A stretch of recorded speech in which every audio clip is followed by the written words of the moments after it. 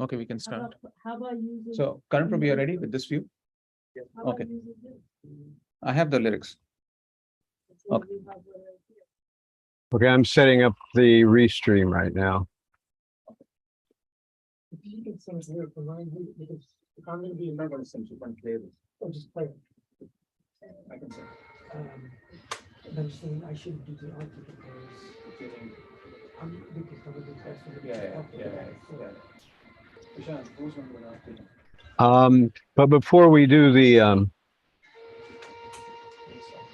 Yeah. Maharaj, maybe you can stop the recording for now.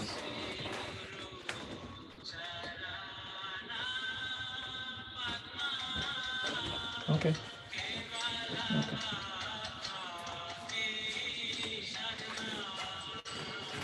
I'm okay with that. Should we just mute that and use this as a speaker? So we don't have to sit there. I'll have to sit there. You have to be there? Yeah. Then And you will be there a long time? yeah. But look hard. Sit there the whole time. Is this okay or should I turn it off? Yeah, it's okay. You can start it. Just 2 minutes. So if I do Aarti here, Karan Prabhu, will you I'm going to come there. Wait a Okay, minute, okay. Where's the one with the rear? Or is that okay? Like keep playing? You just have to keep the next. okay. So I should be restreaming.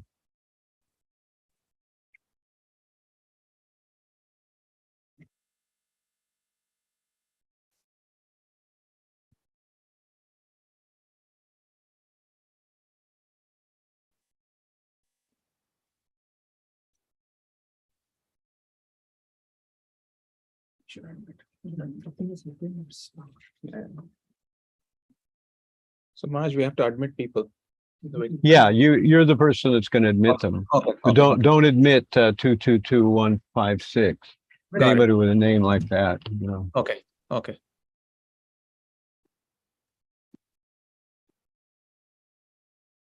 Okay, so here I'm going to start the official Zoom here. You want to turn the camera on for this one? I spotlighted you. You can start. Okay, Maharaj. good. So, Hare Krishna, welcome to our Zoom for Janmashtami and for Vyasa Puja. Today we're going to be doing various devotees hearing their Vyasa Puja offering. But before we get into that, I want to start off with a little segment introducing 26 Second Avenue. We're going to have a live camera at 26 Second Avenue, and some devotees will be actually giving their Vyasa Puja from 26 Second Avenue. So we're going to roll it here.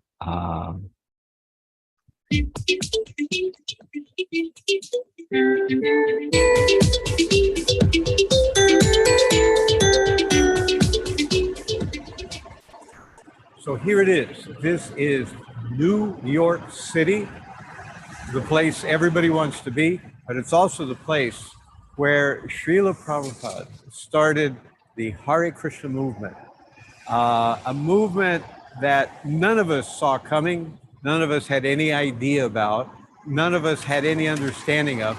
It came apparently from India. It had philosophy that we'd never heard before. And it all started here. And this is the city where they say it never sleeps. There are tall high rises here, scraping buildings, and people walking everywhere, the day or the night. Everybody's looking for something, but most people don't know what they're actually looking for. They're looking for the supreme person in the heart, but they don't know it. However, in a very apparently unremarkable place here at 26 Second Avenue, there was a temple, and the temple started when Prabhupada first came here. It was called Matchless Gifts, and there was, where it says Hare Krishna Temple now, there was a little marquee, and the marquee said, matchless gifts, because at one time, for sale in the front of this display window were little matchboxes. And these matchboxes had different things made out of them and different things made with matches. So that's why it was called matchless gifts.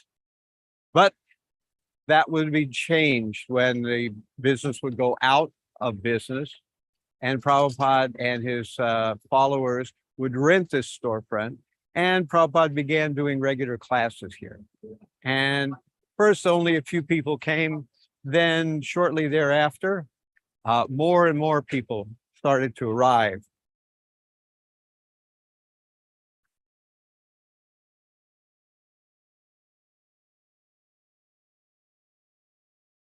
And it wasn't long before this one place became more than one place.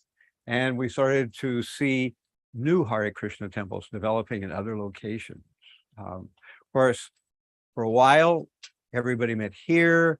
Then there was a place up the street. Then there was a place in Brooklyn. Then eventually there was a place in San Francisco. Then there was a place in other places. And eventually we came to have 108 temples all over the world.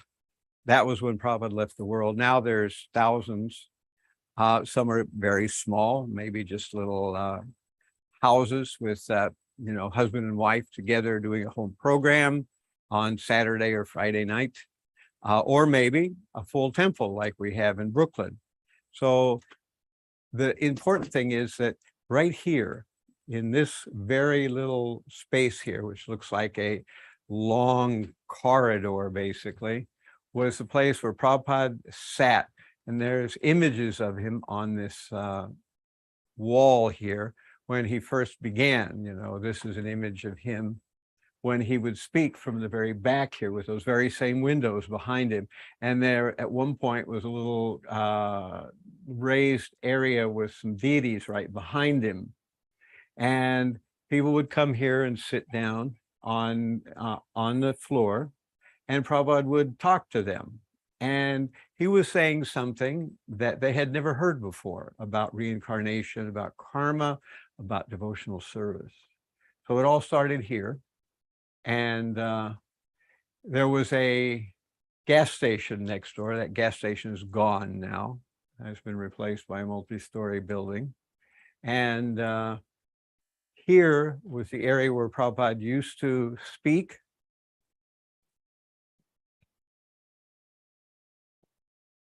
And behind here, through these windows, was a place where Prabhupada actually lived on the second floor here.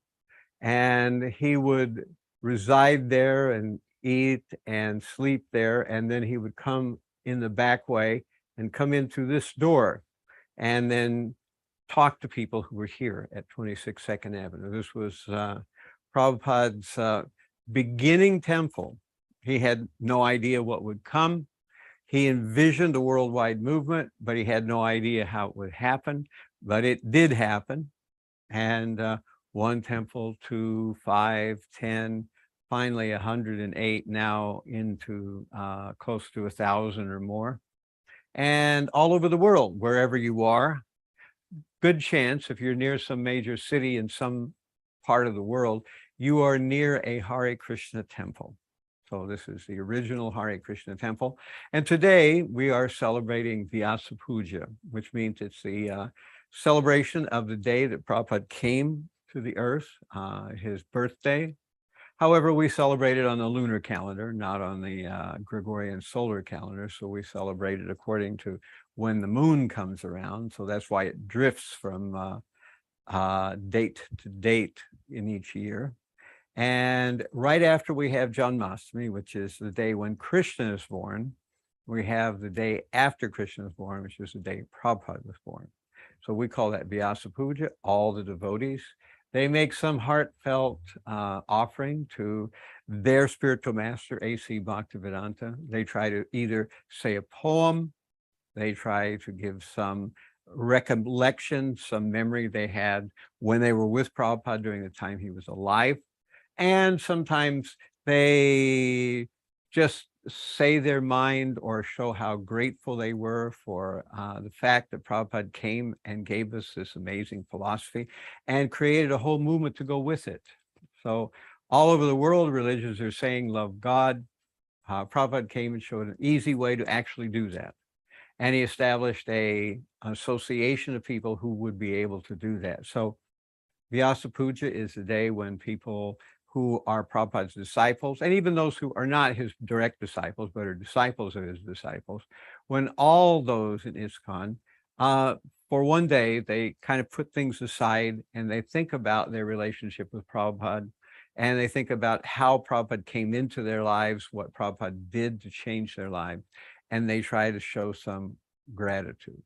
So you can come up here and get a close-in shot of Prabhupada, and then we'll move on to the rest of our Vyasa Puja Zoom live cast.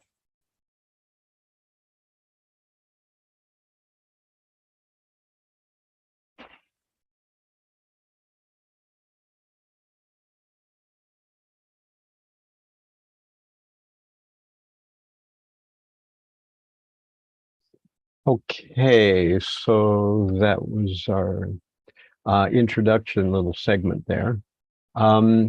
I guess that Pañcaratna and his wife haven't arrived yet. Is that correct? They're here. Hear us? They're here. They're here? Okay, good. So Atītaguṇa, well, actually, we have, we need to go into the Śrī Guru-Vandanā. So take it away there. You can put me off the center screen and we can do the local camera there. Spotlight. Spotlight out. Spotlight here. Go more. Right. Replace spotlight. Do you have any Madanga players? Or No. people who can keep a rhythm. Speaker. And I can show you a very simple way. Anyone who's willing to. Might be able to fake it. Yeah, that's the process, right? We fake it till we make it. I thought it was all about sincerity. Oh, I'm following that.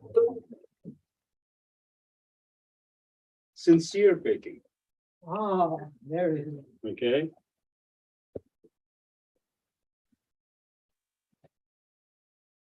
So we're going to sing a special prayer for Guru, called the Guru-Vandanā. And how many of you know the prayer? You know it? Śrī Guru-Vandanā Padma. Right? You know it? No? I don't think you know it. How about you? Do you know the prayer? Some of it. Some of it. All right. Well, I will sing slowly, and you can try to follow along. But anyway, just if you can't sing or repeat it, then just listen. Okay. But it is just in brief. It's a Bengali poem that glorifies and explains the significance of Guru.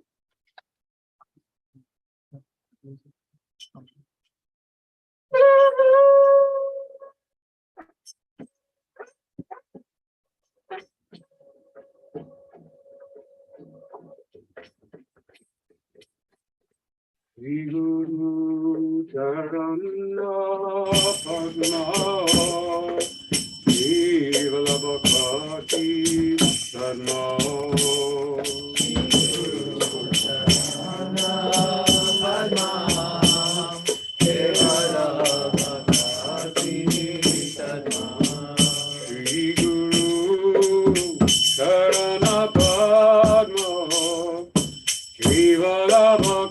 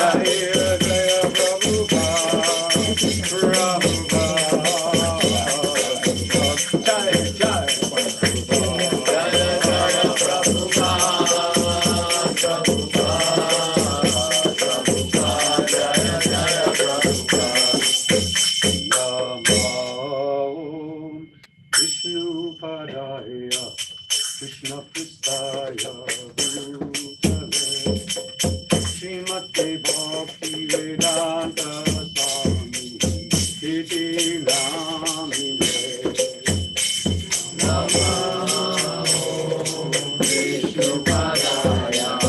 Krishna Prestaya Bhutale Srimate Bhaktivedanta Swami Iti Namine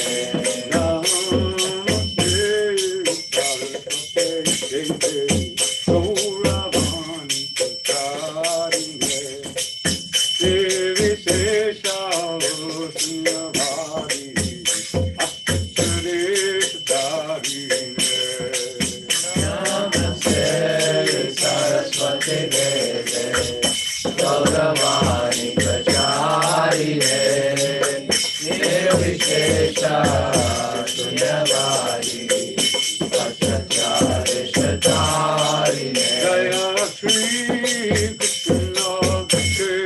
Guru-Vandanā Prabhu Nityananda Advaita Gadadhara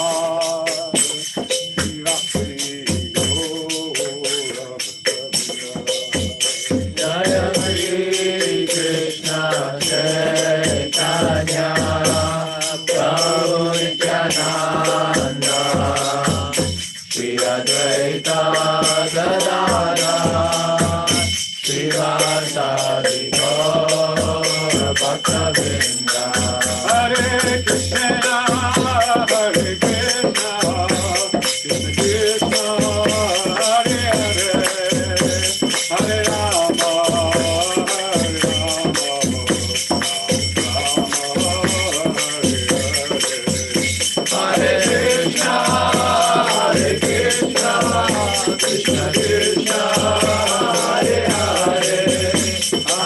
Rama Hare Rama Rama Hare Hare Hare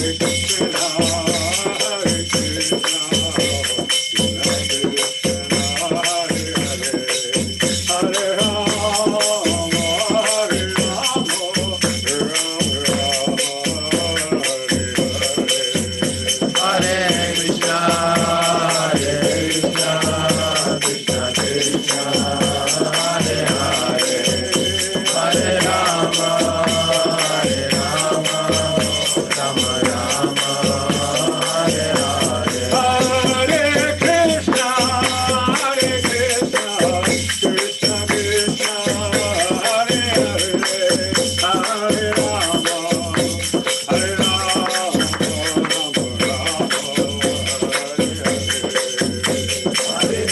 Krishna Hare Krishna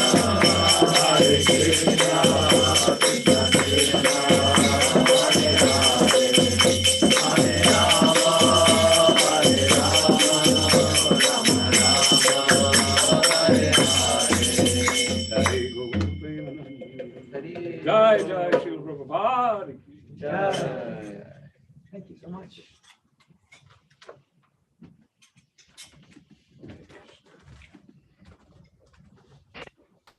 Okay. Okay, so welcome to our Zoom World Transcendental Offerings for Srila Prabhupada.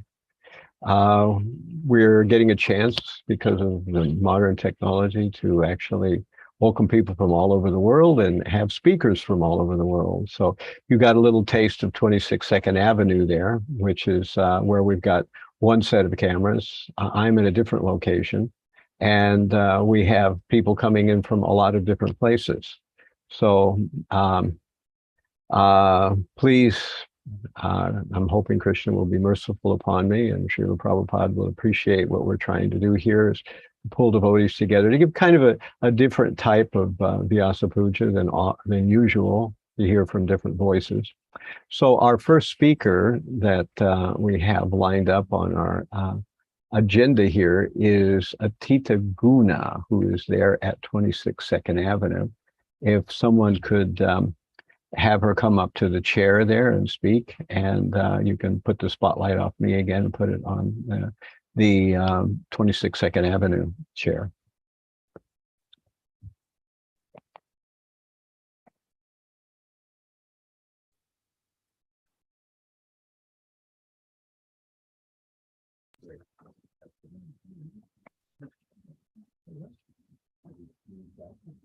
Whatever.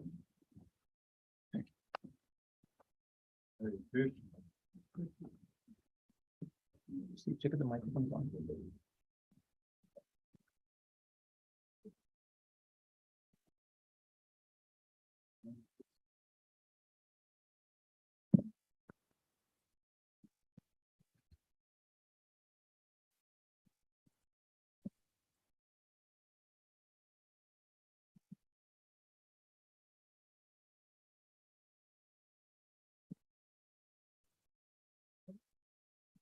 Namo Om Vishnupadaya Krishna Vistaya Bhutale Srimati Bhaktivedanta Swami Tanamane Namaste Saraswati Devi Gauravāṇī Pacharane Nivishesha Shunyavadi Aschacha Desatarane. My dear beloved spiritual master, Guru Maharaj, Srila Prabhupada, please accept my most respectful obeisances in the dust of your lotus feet on this occasion of you celebrating the Vyasa Puja of 126th anniversary. As a few years ago, our resident sannyasi, Chandrasekhar Maharaj, wrote, "Saints like you do something amazing, quite beyond our bounds. Our master has called, and each hears his voice in a different time. A rare swan can bring out the timeless from the past." As you said to us, Srila Prabhupada, in 1976, so if you're engaged, satatam, always in kirtan, then you are safe. Maya will not be able to touch you. I am now living in the New York temple, with the emphasis being on going out every day on Harinam, Sankirtan, and book distribution. The Vaishnava community here is strong and sincere. Everyone has one goal: to serve you, Srila Prabhupada. You would be pleased at the dedication and strength of the devotees here. There is enthusiasm and happiness on every devotee's face, especially in the early hours of the morning at Mangalati. The devotees are dancing and jumping in ecstasy. To dance and chant joyfully is a real medicine for the material disease. The whole world can be united by this process. Lord Chaitanya and Lord Nityananda introduced this simply joyful process. It is especially potent when we chant with firm faith and conviction. You must be smiling with great pleasure at these transcendental activities in New York City and all over the world. Srila Prabhupada, you are my real shelter. You are with me every day of my life. You are the teacher by example. You have given me faith that I may attain Krishna Prem at some time. You have given us a straight talk about this crazy world. As you said, preaching is also not difficult because you don't have to manufacture anything. Everything is there. It is Chaitanya Mahaprabhu's order. Our first duty is to read your books in a proper mood, to remain steadily fixed in Krishna consciousness. It is wonderful to approach them with inquisitiveness, enthusiasm, and a prayerful attitude. Your transcendental Bhaktivedanta purports are ours to take as gifts from you with gratitude. Your books contain everything we need to know to get the spiritual strength to overcome the urges of the senses and the restful mind. Life is meant for God realization and not sense gratification. I want to be full of yearning to please you. Thank you so much for giving us the opportunity to participate in this preaching of mission of Lord Chaitanya. Our prayer is always to serve you and become more dedicated to your mission.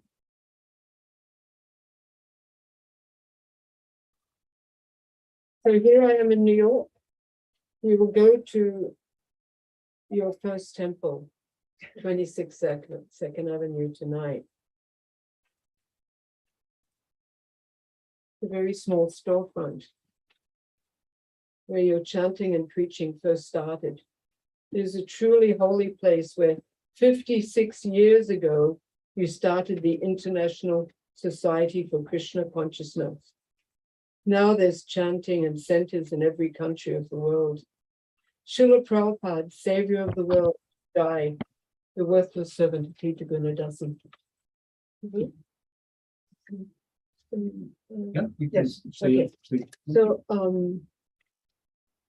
I was thinking, because I was lucky enough to meet Srila Prabhupada personally, that maybe I could share some of his pastimes.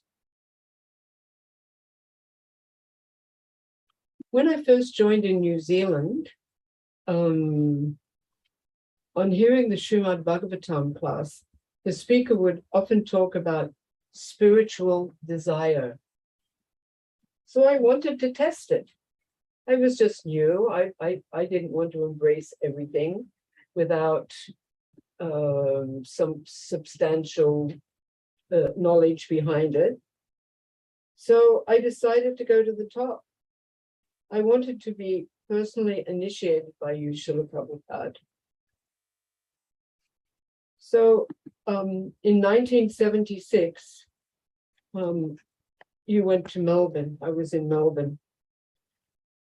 I used to look after a little girl there, and she came up with me to the Vyasa-san.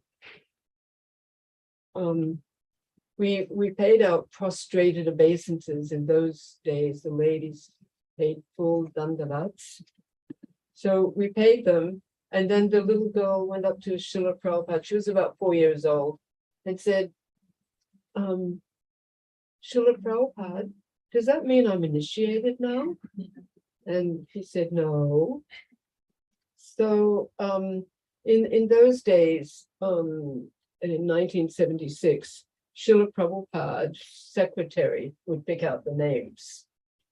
So when we went up there, Srila Prabhupada said, all right, your name is Anita.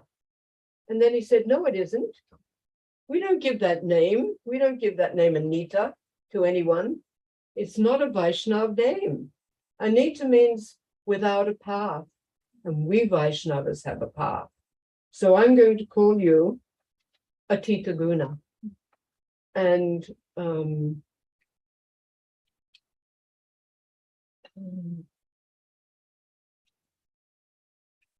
then I realized, Srila Prabhupada, you personally initiated me. That's what I wanted. I tested that desire and it fructified. It came true. So the next day, Srila Prabhupada, everyone knows that Srila Prabhupada liked to go on his morning walks. So the next day, we were going to the Melbourne Botanical Gardens, and they are beautiful. And Srila Prabhupada is very personal. When the joggers came by, he would say hello and like that. And so we were walking, the ladies were in the back, then we couldn't hear anything. But the smart ladies, when Srila Prabhupada stepped on a leaf, they would pick it up and keep it forever. But one adventurous girl grabbed me by the hand and said, "No, we're going down to the front. We want to hear everything." So Srila Prabhupada stopped by a tree and he picked the leaves from the tree and he crushed them and smelt them and said, "What is this tree?" And the devotee said, "Srila Prabhupada, it's a camphor tree." And Srila Prabhupada said, "Yes, Radharani loves camphor. It's her favorite fragrance." So then a devotee came up and said, "Srila Prabhupada, there's a question I want to ask you, because you always say that in the temple we're in Vaikuntha, and Vaikuntha means without anxiety. But Srila Prabhupada, I'm always in anxiety." And Srila Prabhupada said, "Yes, you are in anxiety because you're a human being. Every human being is going to be in anxiety, but you pick what kind of anxiety you want to be in. You can either be in spiritual or material anxiety, so you pick."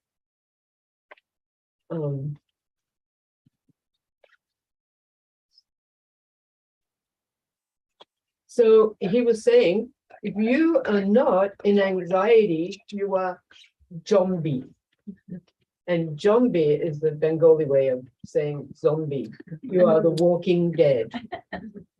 So then in a way, I got to test out Vaikuntha and anxiety. When we got back to the temple, one Mataji said, "Atita, I want you to wash Srila Prabhupada's cloth. Will you do that?" I'm like, "Yeah, I'll do that." And then I thought, I want to do something special for him. I want to make his cloth smell beautiful. And in those days, I was the Pujari assistant, actually Korma's Pujari assistant.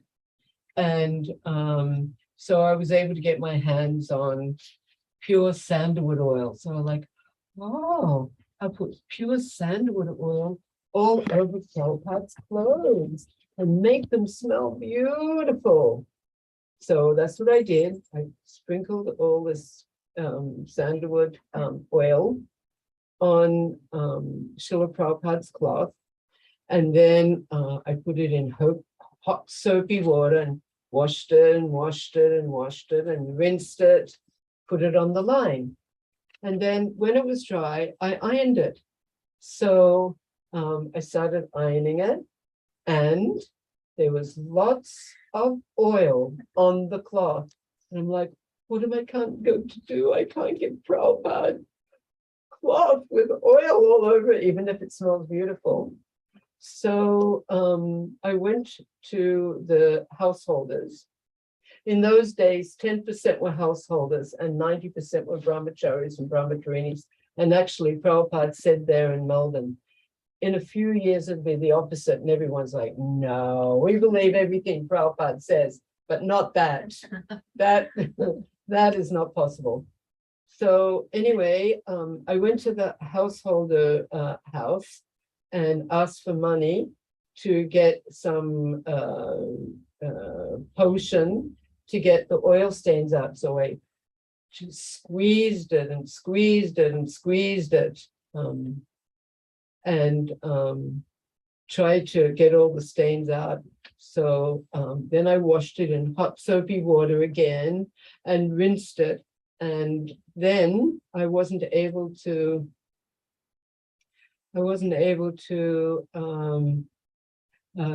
dry it because there was no time.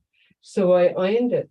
So I got the iron out and I ironed it, and there was lots of oil on the cloth. And then I realized I'm in complete anxiety. What am I going to do? This is my spiritual master's cloth, and I'm going to give it to him, and it's full of oil stains. What am I going to do? And I thought, there's nothing I can do. There's no time. I've just got to go there. So I went to Srila Prabhupada's quarters and gave the cloth to Hari Sori Prabhu, and I went, Hari Sori, I'm very, very sorry, but there's oil stains all over the cloth and I couldn't get them out. And he said, oh, don't worry about it. There's always oil stains on Prabhupada's cloth because he has a massage and he has the oil on his body, and there's always stains on his cloth. Don't worry about it. So I couldn't believe it. It was such relief, you know.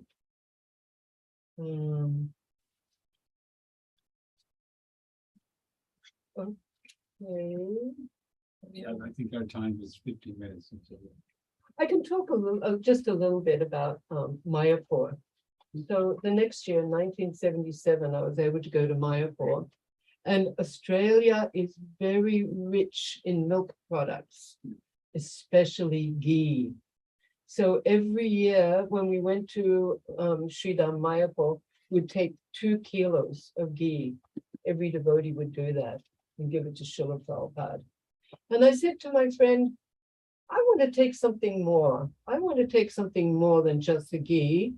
And she said, oh, I know, take full cream powdered milk. And I'm like, full cream powdered milk, you can get it anywhere. It's just lying all over the supermarket shelves. But I'll take her advice and I'll get full cream powdered milk. Okay. So I got that. I didn't realize in America you couldn't get it. It was all skim milk. But in Australia you could get it. It's a milk country. So on that day, 2 ladies were able to spend 2 minutes each with Srila Prabhupada.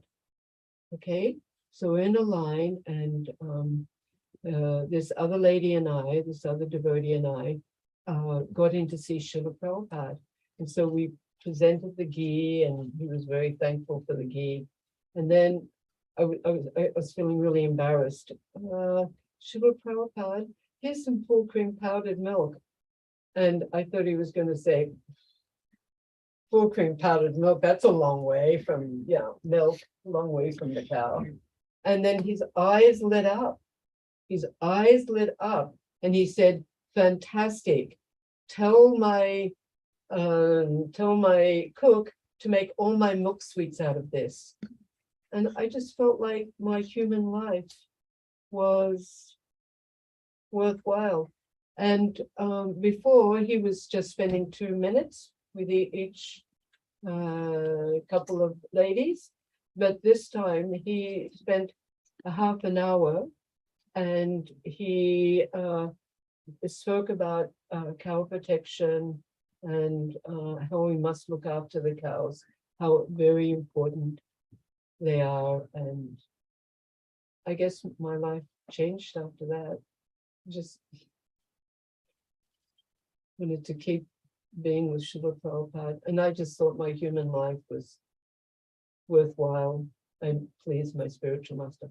Hare Krishna.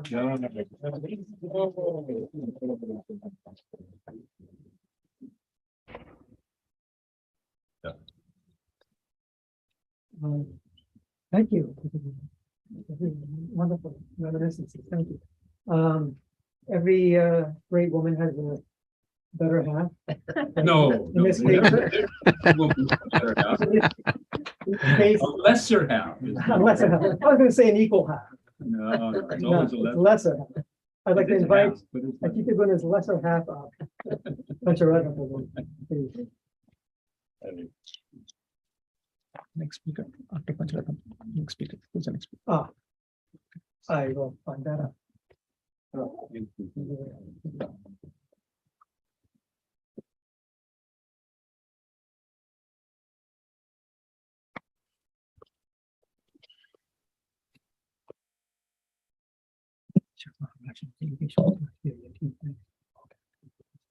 So Hare Krishna. Can you hear well enough?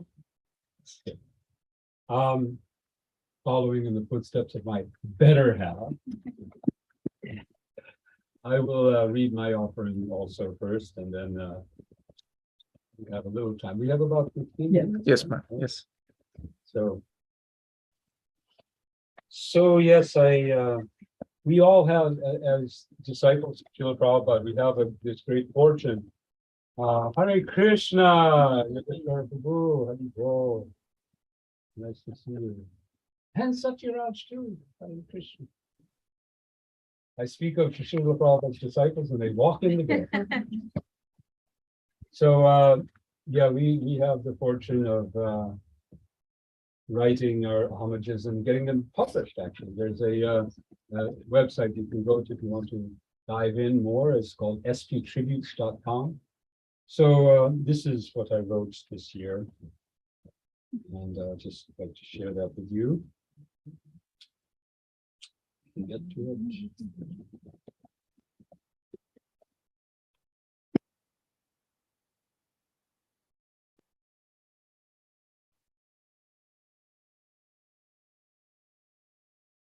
Get to it.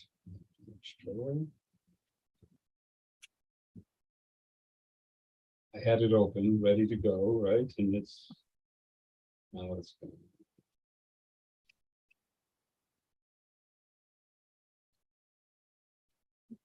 So give me a second. We have this program this morning also at the Prahladananda Mandir.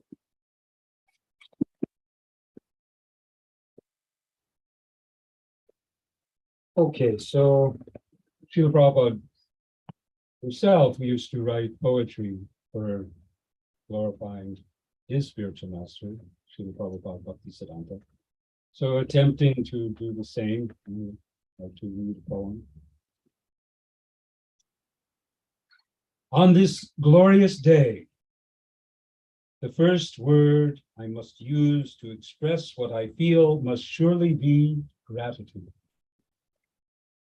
But still this word falls far short of the truth of the simple fact that I owe everything to you. There is no reason, no cause one can see for the mercy you've given again and again to me. No words of thanks can be enough to convey even a token of my debt, impossible to repay. Still, I give you my life. Though alone, it is worthless. Please use it in your mission and give it real purpose. Let each of my actions, with mind, words, and body, express what words can't, my gratitude to you eternally.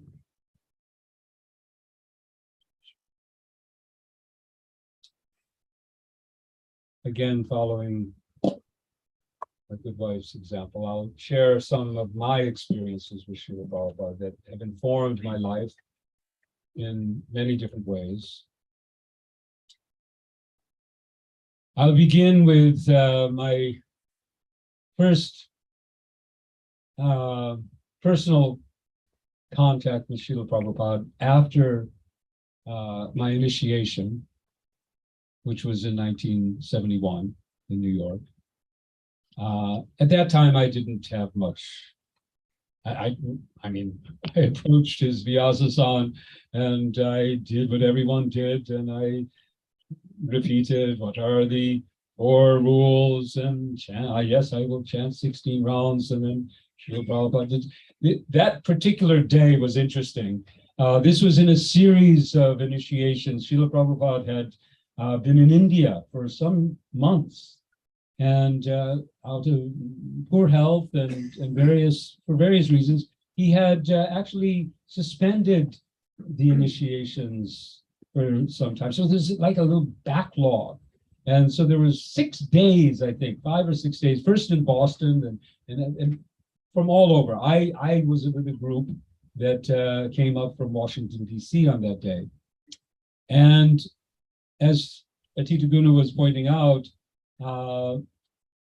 after some years, Srila Prabhupada used to give his secretaries or others the responsibility for selecting names. And as Atītaguṇa was saying, she wanted more. She wanted the personal connection that Srila Prabhupada. Well, I didn't get that. I got the name selection process, and our dear friend and godbrother Pradyumna was at that time traveling with Srila Prabhupada as a Sanskrit editor, and I'm pretty sure I did go to ask him later on. See, he selected, and today he decided to do numbers. So he started off with Dasarath, and then he went to Ashtarath, and then he went to Navarath, and then he went to Saptarath, and then he came to me, Pañcaratna. So Srila Prabhupada said Pañcaratna, Pañcaratna Das, okay. Pañcaratna Das, 5 jewels. Later on, I went to Pradyumna. I said, "What does that mean?" You know? And he said, some king or something, I don't know. I guess he was just, picking out, let's do some numbers today.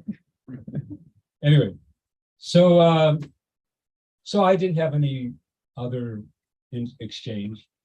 But the following year, I was very fortunate to have a generous mother who donated the substantial money to get what today would be considered to be a toy, which was portable video equipment. This was reel to reel. This wasn't. I mean, you can fit in a 1/8 of an inch here. What took this much, this big here, and this big here, and this much there, of a video camera. And so, anyway. So I was thrilled. I got to tape Srila Prabhupada's lecture.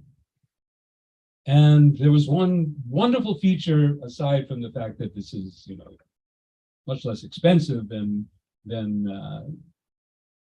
film, is it was silent. The reel-to-reel just, had made no noise. And Srila Prabhupada was a bit sensitive during his speaking to click, click, click, clicks of cameras and movie cameras or still cameras. But I could sit there behind my viewfinder and just watch. And I have to admit that I'm told that my videography was pretty poor because I love to zoom in. I like to try to catch the motion of a hand or the expression. So I spent a lot of time zooming in and out, and later a real photographer told me, well, that's not the way you're supposed to do it. So anyway, afterwards, I was really thrilled, and I was allowed to come and show off my new toy for his service. And we brought the equipment to his room. I still remember the desk that he was sitting behind is there in our Brooklyn temple. You can go there and see it. So I set it up in front of there.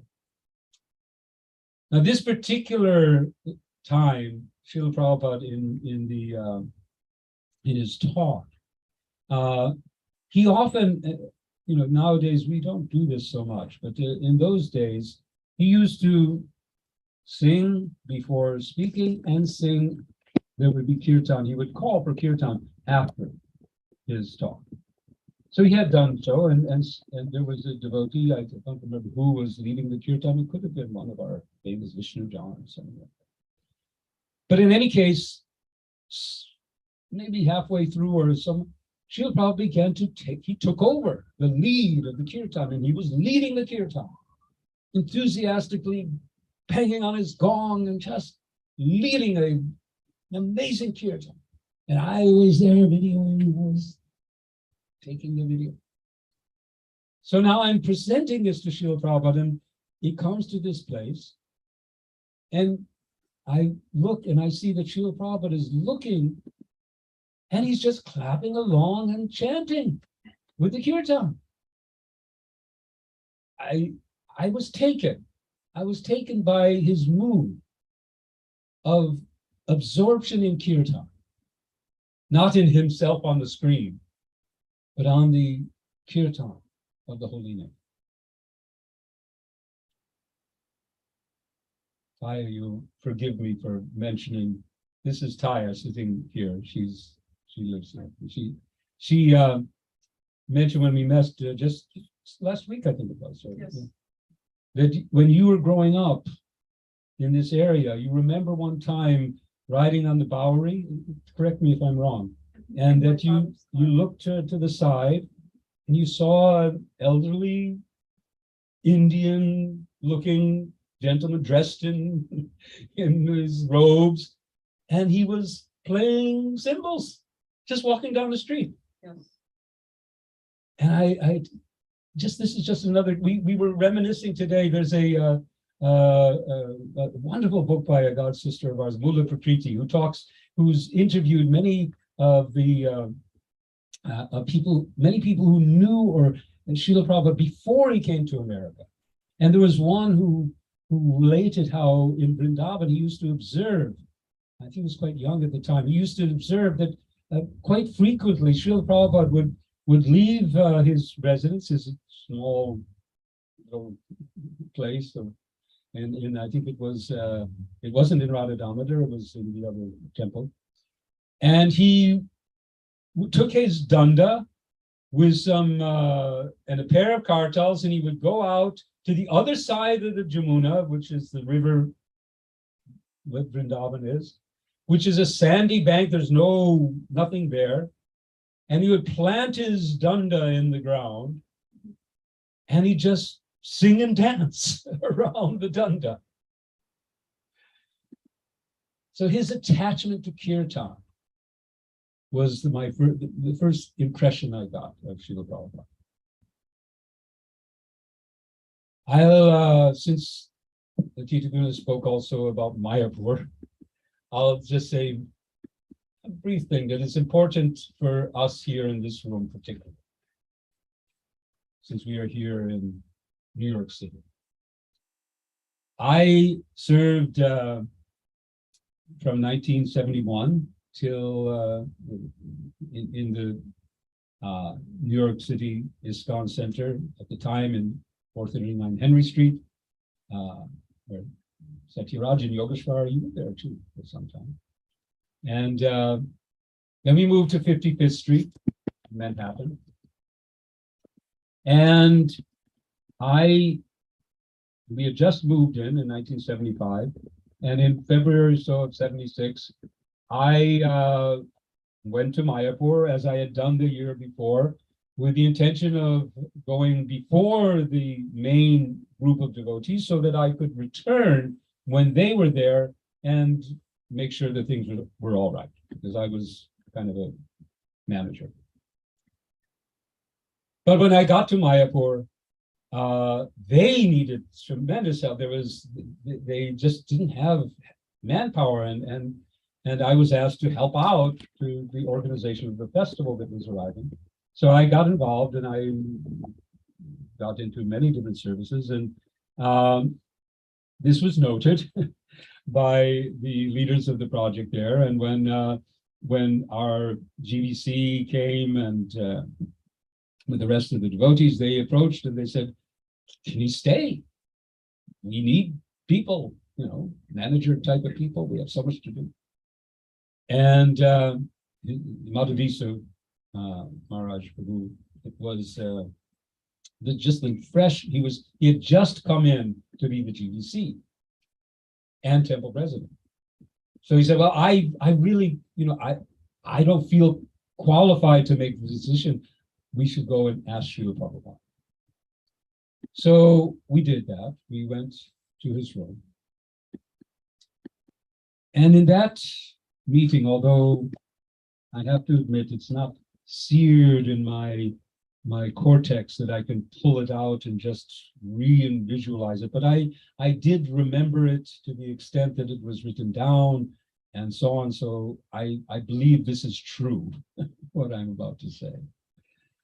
Srila Prabhupada was in an interesting mood. He appeared to be disturbed by the state of the world, particularly in India. And he made the first comment that has stuck with me. He said that we can't expect the whole world to become Krishna conscious, but there should be one ideal place. When he said that, I sensed that he was referring to Mayapur, the Mayapur project. It should be an ideal place. So that's stuck with me. So then Madhavisa began, and he began like this, he kind of following on.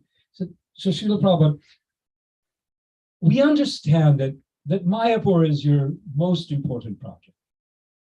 Srila Prabhupada stopped and said, no, New York is my most important project.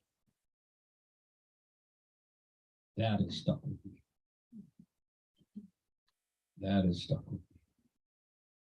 And I think, as I've spent more time here in the last few years, I get the sense that Srila Prabhupada considered that the Krishna consciousness movement, well, first of all, he came here. He started here. He talks about this, how his godbrothers had gone to London, because London was in 1930s and 40s, London was the seat of the empire. But he gave two different things. At one point he said, well, they've gone to London and they failed. So if I'm going to fail, let me go to someplace new and fail. So I'll go to New York. But he also talked about New York in a different respect, that New York is, and I think at least those in this room will probably agree, maybe not you from Toronto, that New York is the capital of the world. He agrees. New York, the Big Apple. So yes, if we can succeed to spread Krishna consciousness, succeed to do something, to serve this such diverse melting pot of humanity that is congregated in this great big city, then it will have its effects all over the world. So those are some reflections, reminiscences, and I thank you very, very much for allowing me to say that.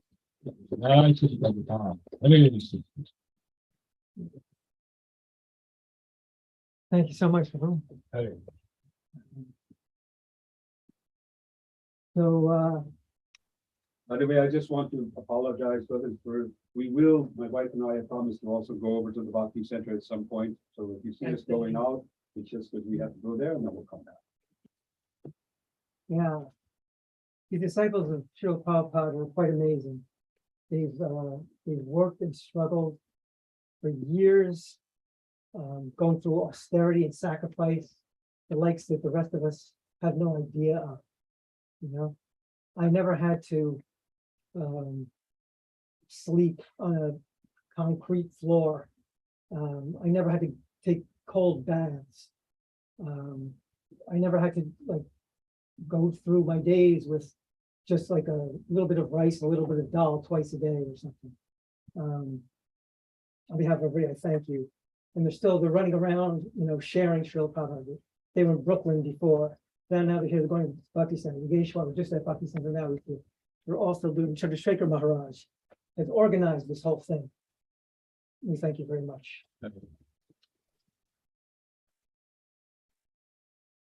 To show you how conditioned I still am, when I think of Yogeśvara, I don't think, oh, Prabhupada disciple. The first thing I think is, oh, he recorded with the Beatles. And then I think, oh, Prabhupada disciple. So I'm still working on that. hopefully by next year, I can turn that around. So Yogeśvara, please come up and share your reminiscences.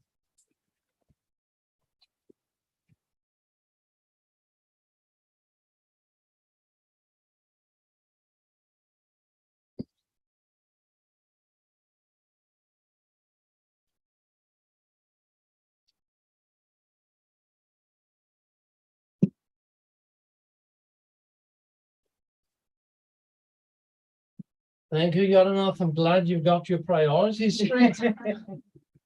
First things first, after all.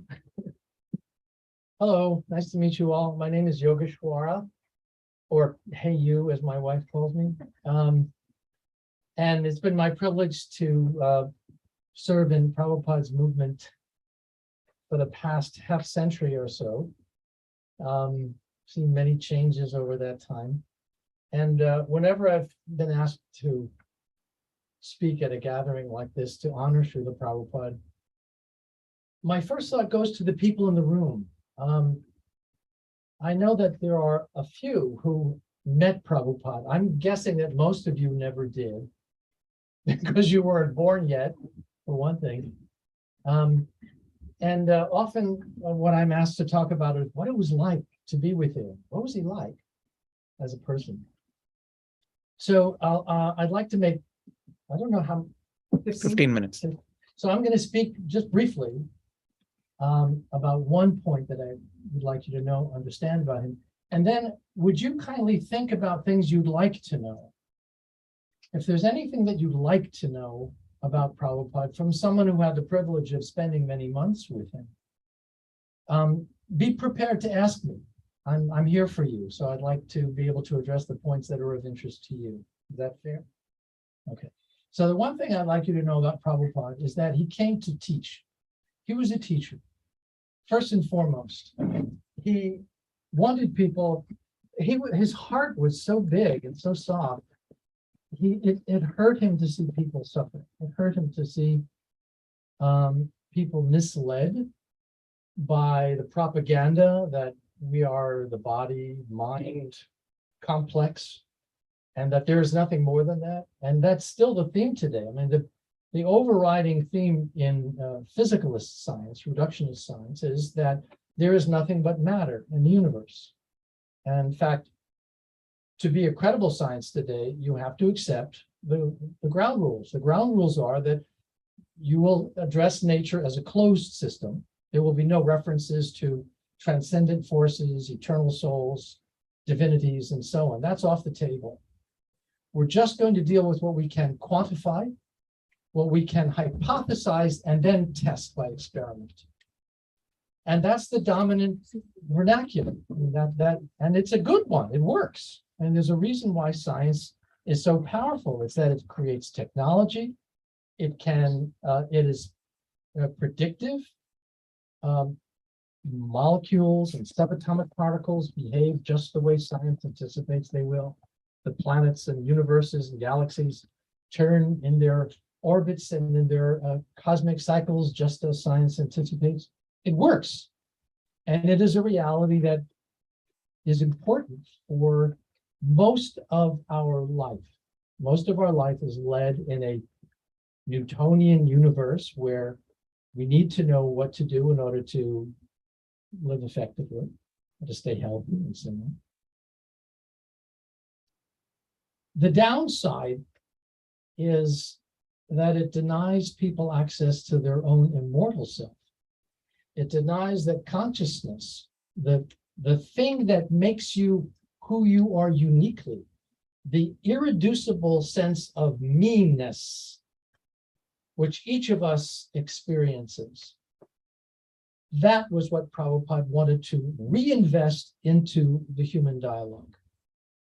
He was concerned that by stripping that dimension away, people were left with no alternative except the sadness of their life.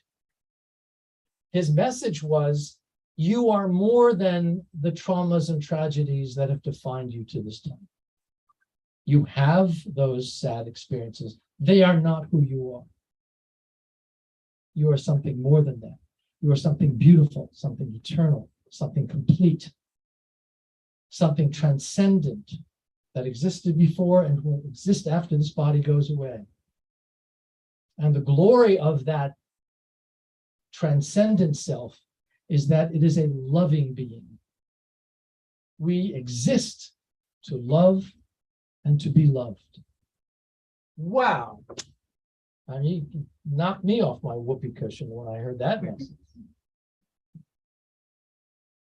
And if there's one thing that I would try to convey to you is that every moment with him was a learning experience. There wasn't anything that transpired in Prabhupada's company that didn't have some valuable takeaway. It could be the tiniest little thing. He evoked from that moment its lasting value. Anything and everything had deeper meaning for him. That was an extraordinary thing to see. We'd be on a morning walk and we'd go by in a park, and there'd be trees and bushes, and then one dead tree lying on the path. And he'd say, "What's the difference between this tree and the other trees?" We're just taking a walk in the park. What's the difference between this tree and these other trees? He says, the life force has left this tree. Therefore, the body is inert. It doesn't move. He lifts his finger and he says, like my finger. My fingernail is dead. It's inert. There's no sensation there. If you just go a half inch lower, there's sensation. The skin is alive. So we are looking for the Krishna sensation, the life sensation. I mean, everything was like that about him. We would talk, he would sometimes posit a thing, like, we're all God, now discuss. And we go, well, no, we're not. And we say, oh, yes, we are. And so there was a purpose to that. Faith, if it's going to be effective, it's actually going to make a difference in life. It has to be grounded in knowledge. It has to be grounded in something substantial. How is it that we are not God? Well, what is the definition of spirit? Spirit is the antithesis of matter. If matter is divisible, if matter can deteriorate, then by definition, spirit is that which does not deteriorate. It's immortal. Is it indestructible? Now, what does it mean that the self, the Atman, consciousness, is indestructible? It means that if you're an individual being now, you must be an individual eternally. There cannot have been a moment in cosmic history when the indestructible energy, Brahman, pervasive energy of creation, got somehow magically cut up into little beings that were then dispersed across creation. And that at some point in the future, when you perfect your yoga, you get crazy glued back onto this indestructible Brahman energy. It's a contradiction in terms. If you are an individual now, you are an individual eternally, because matter is spirit is indestructible. So there's a wealth of knowledge behind the lifestyle of a Krishna devotee. So that's the formal part of this. I hope you've been thinking about what you'd like to know. And you can ask anything. No questions are off the table. Yes, please give me your name. I'm Gaurav. Gaurav. Haribol. So first of all, I really miss your Gita classes on Tuesday. Me too. I missed your company on Tuesday. So very happy to see you. And I had one question, like when you said like Prabhupada gave us like an alternative to modern science. Yes. And so, but as I understand, like he was encouraging, it wasn't just people were rejecting modern science, but they were still intellectual. They were still like, thinking from this, from Shastras, So it wasn't, so was he like really he did ask us to just reject modern science? No, quite the opposite. In fact, I wouldn't even say that he was offering an alternative to science. Mhm. I would say he was adding the missing piece. Prabhupada never denied the miracles of science. Yeah. I mean, he was a pharmacist. He was a scientist himself as a young man. He understood what science was capable of doing. Okay. And he encouraged us to make use of technology in Krishna's service. There was never any antithetical feeling towards science. That's a misunderstanding. Where he had a problem was with those individual scientists who, out of ego, pride, whatever, dared to claim that their knowledge was complete, because that was doing harm to people. To deny people access to their own immortal self is shameful. It's reprehensible. That he had a problem with. But he never had any problem with science. So he respected like scientists. He was so proud of his scientist students. They were his pride and joy. The one project that he gave money to without the stipulation that this should be reimbursed, was the science group. He said, you have an important project. And it was interesting as well. He said, our worship of Krishna, that's our own internal business. That's not your job. Your job is to establish the non-material nature of consciousness. That life comes from life, not from matter. That was critical to him. Any thinking person, that's the starting point. What am I? So he wanted us to be able to offer a substantial answer to that, backed up by study, by research, by science. That's what's called the Bhaktivedanta Institute, based in Gainesville, Florida. Good question. Yeah, thanks for clearing up, because I didn't know he was adding the missing piece. You know, I had this misconception. From Oh, there was no antipathy here. There was no tension between. I mean, Krishna consciousness, as Prabhupada presented it, is consonant with the best principles of science. They're complementary. That's what makes it so marvelous. Thank you. So we have, well, I think I have 2 minutes, 3 minutes. Any other questions? Yes, what's your name? Radha Bhakti. Haribol, Radha Bhakti. Well, for you personally, where and when do you feel Srila Prabhupada's presence the most? Oh, you asked a lot on the first group.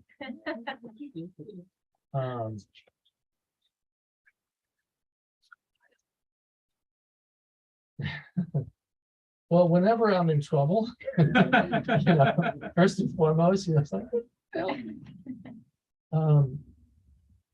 I feel Prabhupada's presence when I slow down, when I get caught up with the business of life, and it's kind of like an automatic pilot. It's sometimes I forget. Well, for a lot of it. But when I slow down enough to kind of step back away from the immediacy of the details, and I go, oh my gosh, what a miracle life is. We're surrounded by miracles. That's what I remember. I remember being on a morning walk with him in London. And we were outside, I think it was Hyde Park or someplace. I said, Prabhupada, what does a pure devotee see when he looks at a tree? I could be a little brazen like that, ask things that maybe were impolite or whatever. So being the humble person he was, he distanced himself from the question by saying, well, a pure devotee, meaning not me, but pure devotee, when a pure devotee looks at a tree, they don't exactly see the tree body there. They see that a soul has taken up residence in the tree body. So they're seeing the soul. And they don't stop there. They see that within the heart of the soul, there's the super soul. Krishna is present. So they're not seeing a tree, they're seeing Krishna. That sometimes, when I take a deep breath and look around, out by my home on Long Island, there's some lovely trees and flowers, especially this time of year. And they remind me of him. The first time I met him in Paris, 71, I guess it was. I asked him, what is art in Vaishnav life? How do you define art? And he took a rose from a vase on his desk and he twirled it around. And he said, look at the work of the artist, Krishna. Isn't it beautiful? The symmetry of the petals. and he smelled it, he sniffed it. He said, there are so many fragrances in the earth. How did this flower know to take this one particular fragrance?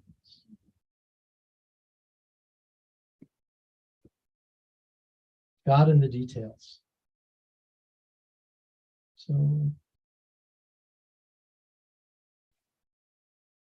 I try to remember him all the time.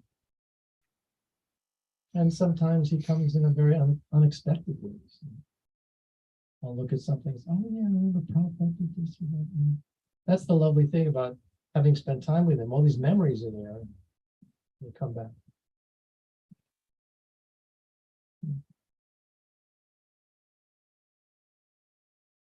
Okay. Yes. All right. Thank you very much.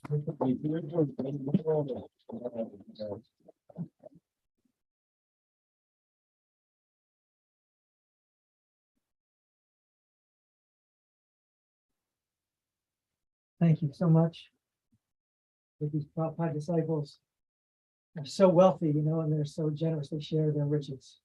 We're going to switch to screen mode now, and another Prabhupada disciple who is always running around for Prabhupada, doing so many things at once for Prabhupada, is Anuttamā Prabhu. Keyed up? Yes, ready to go. Okay, thank you. Anuttamā Prabhu. Hare Krishna.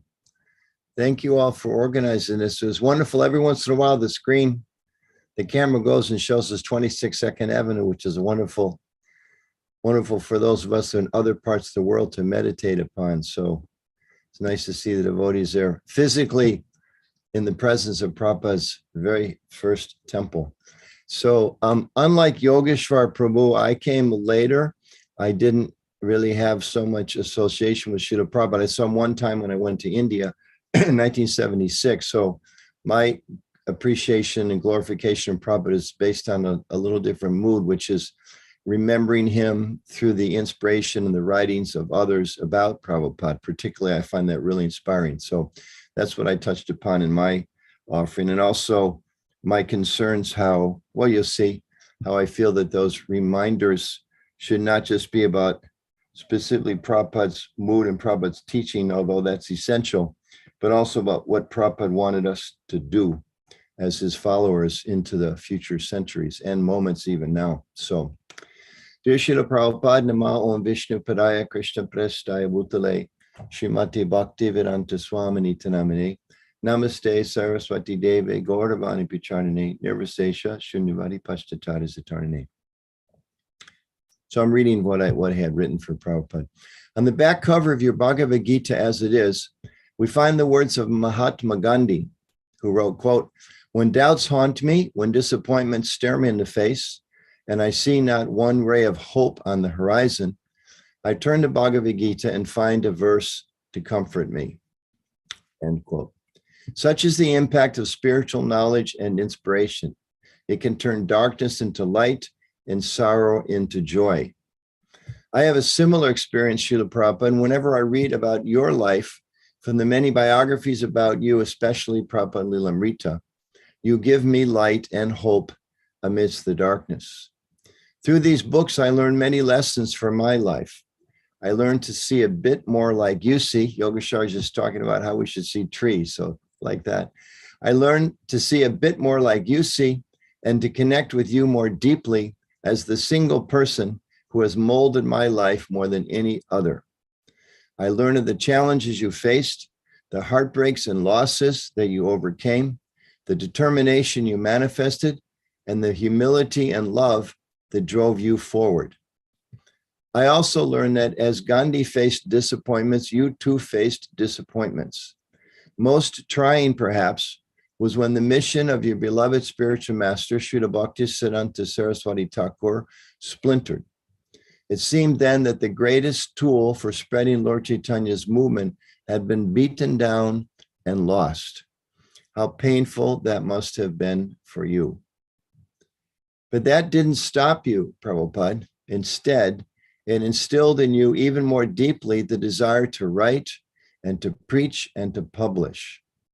and it instilled in you a resounding conviction of the paramount need for cooperation amongst the Vaishnavas, the Rupanugas, the Prabhupada-nugas, and all the disciples and grand disciples of the Acharya. Studying your life further, we learn that years later, as you built your International Society for Krishna Consciousness to continue the mission of Srila Bhaktisiddhanta Saraswati Thakur, you carried that message of cooperation forward, and you implanted it throughout your society. As stated within the 7 purposes of ISKCON, your society would propagate the values that will achieve real unity and peace in the world. You stated twice therein that your society will bring the members together. Yours would be a society to teach and encourage the Sankirtan movement, congregational chanting. That is, by definition, cooperative chanting. Even your leadership model was based on cooperation. You created the Governing Body Commission, empowered not one man nor one acharya, but carefully crafted a system of collective leadership to be the ultimate managing authority of ISKCON in perpetuity. And you instructed the GBC and other leaders of your society to come together every year in Mayapur to discuss unity in diversity. Those who pray to make whatever is dear to you to be the dearmost to them are always reminded of your prediction that your love for me will be shown by how much you cooperate together after I'm gone. That cooperation is being sorely tested today, Prabhupada. We struggle to stay together, unified under your leadership and the banner of Sri Krishna and Sri Chaitanya Mahaprabhu. But if we read of the pain that you felt upon the splintering of the Gaudiya Math, if we humble ourselves at your feet and ask whatever service we can render you, if we bring your desires into our hearts to replace the urge for power and prestige that may rot there today, we cannot help but see that your desire for a cooperative global society to spread Krishna consciousness must be our primary goal, guide, and most pressing mission. Please bless us to study, remember, and drink more deeply of your examples, Srila Prabhupada. Bless us to see how you struggled for decades to bring the full opportunity of Krishna consciousness to the Africans, to the Europeans, to the Indians, and others across the world. Bless us to see how and why you struggled to bring the full opportunity of Krishna consciousness to the rich and the famous, the poor and the destitute, the black and the white and the brown, and the women as well as the men, regardless of race, religion, gender, or nation. If we keep your life's practical example in our hearts, Srila Prabhupada, we will find that the love for one another that you felt can be awakened in our hearts too. Guide us to serve humbly as instruments in your vision and your demand for a cooperative global society of servants. Let us be bound together with the desire to serve one another and the world and Lord Krishna. Let us do so in remembrance of your example, your sacrifices, and your deep desire to please your Guru Maharaj by building an international society pledged to cooperation and unity in diversity. Jai Srila Prabhupada. So thank you for the opportunity to share my humble offering with all the Vaishnavas. And I pray that this really special day, I woke up today and was just thinking, this actually is the happiest day of my life, the day that Prabhupada appeared, because how could we be more happy than remembering that he came on this day specifically to help all of us and to give us an opportunity to realize our relationship with Krishna. So there's no day more auspicious for members of ISKCON than this day. So thank you very much for the opportunity to be with you. Jai Śrīla Prabhupada.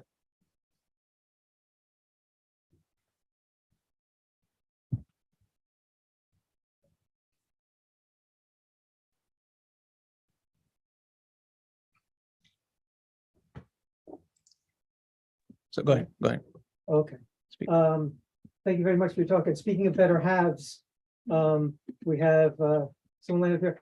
We're in Second Avenue here, 26 Second Avenue, in the actual room. And on the wall, near the front door, is a photograph. And that photograph is Prabhupada in his regal sort of way of walking, you know. And he's walking right in front of the storefront here. And behind him is a telephone booth. Kids, ask your grandparents. And also you see a sign in the window, and it's sort of cut off. And the sign says in the photograph, it says something like Ved Avenue, something like that. But what the sign actually said was moved to 61 Second Avenue, because the congregation had gotten too big at 26 Second Avenue and had to find a bigger space. So they moved out of here, found something a few blocks up the road at 4th Street. We're here between 1st and 2nd Street.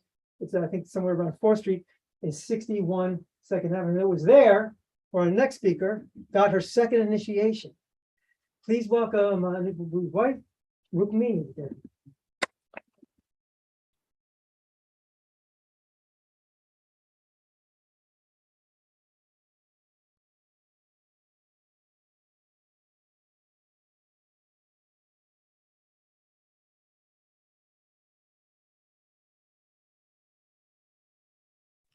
Hare Krishna. Thank you so much for this opportunity to glorify Srila Prabhupada. My dear Eternal Father and Master Srila Prabhupada, Nama Om Vishnu Padaya Krishna Prestaya Bhutale Srimate Bhaktivedanta Swami Iti Namane Namaste Saraswate Deve Gauravāṇī Pracharane Nirvishesha Sunyavadi Paschata Deshatarane. This year, 2022, is the celebration of the 50th anniversary of Sri Sri Radha Govindaji's arrival and installation in New York's Brooklyn Temple on Henry Street, where I was serving as Pujari at that time. I made grievous offenses to their lordships at that time, and we heard that you were furious about all that we'd done at my instigation. I was ignorant, but as I've heard you say many times, ignorance is no excuse. Fire will burn even an innocent child if she comes too close. I was that ignorant child, and I was so remorseful after hearing about your anger. I felt that my spiritual life was over and that I would surely die. I wrote you a letter expressing my grief and shame. But your compassion and forgiveness surpassed my comprehension and imagination. Your return letter never mentioned my offenses, but rather stunned me with undeserved praise. And here's a quote from Chaitanya Charitamrita. If by chance a servant falls down and goes somewhere else, glorious is that master who captures him and brings him back by the hair. End quote. That's from Chaitanya Charitamrita, Antya Lila, chapter 4, verse 47. Later that year, you personally came to our Brooklyn temple. Sri Sri Radha Govindaji were dressed in a simple outfit, Govindaji in his classic yellow dhoti, and Srimati Radharani in a Vrindavan-style skirt and chuni. The temple room was crammed with guests, eager to hear your Sunday lecture. You entered the long, narrow temple room and walked to the front, where you stood with folded hands, gazing at your worshipful lords for a very long time. I had just finished performing the Arti ceremony, and I hid behind the left-hand curtain, trying to be invisible. As you started to bow down to offer your obeisances, I saw tears shoot out of your eyes like a syringe, as we'd seen in pictures of Lord Chaitanya at Ratha Yatra. The devotees on the far right side of the temple room were splashed and blessed by your tears. I saw them looking around to see where the water had come from. Had the pujari thrown water from the Arti ceremony over their heads? As you so humbly bowed down, I jumped off the side of the altar, telling my friend Palika, "Those are Srila Prabhupada's tears." We both gathered your precious sacred teardrops up from the floor and smeared them on our heads again and again. When shall my eyes be decorated with tears of love such as yours? When shall my heart be decorated with compassion and forgiveness such as yours? When will that day be mine? Thank you for your glorious, divine, amazing grace and forgiveness, which is fathomless and beyond my comprehension, without which my life would be meaningless. I beg to remain your servant eternally, Rukmiṇī Devi Dasi. Thank you so much. Hare Krishna.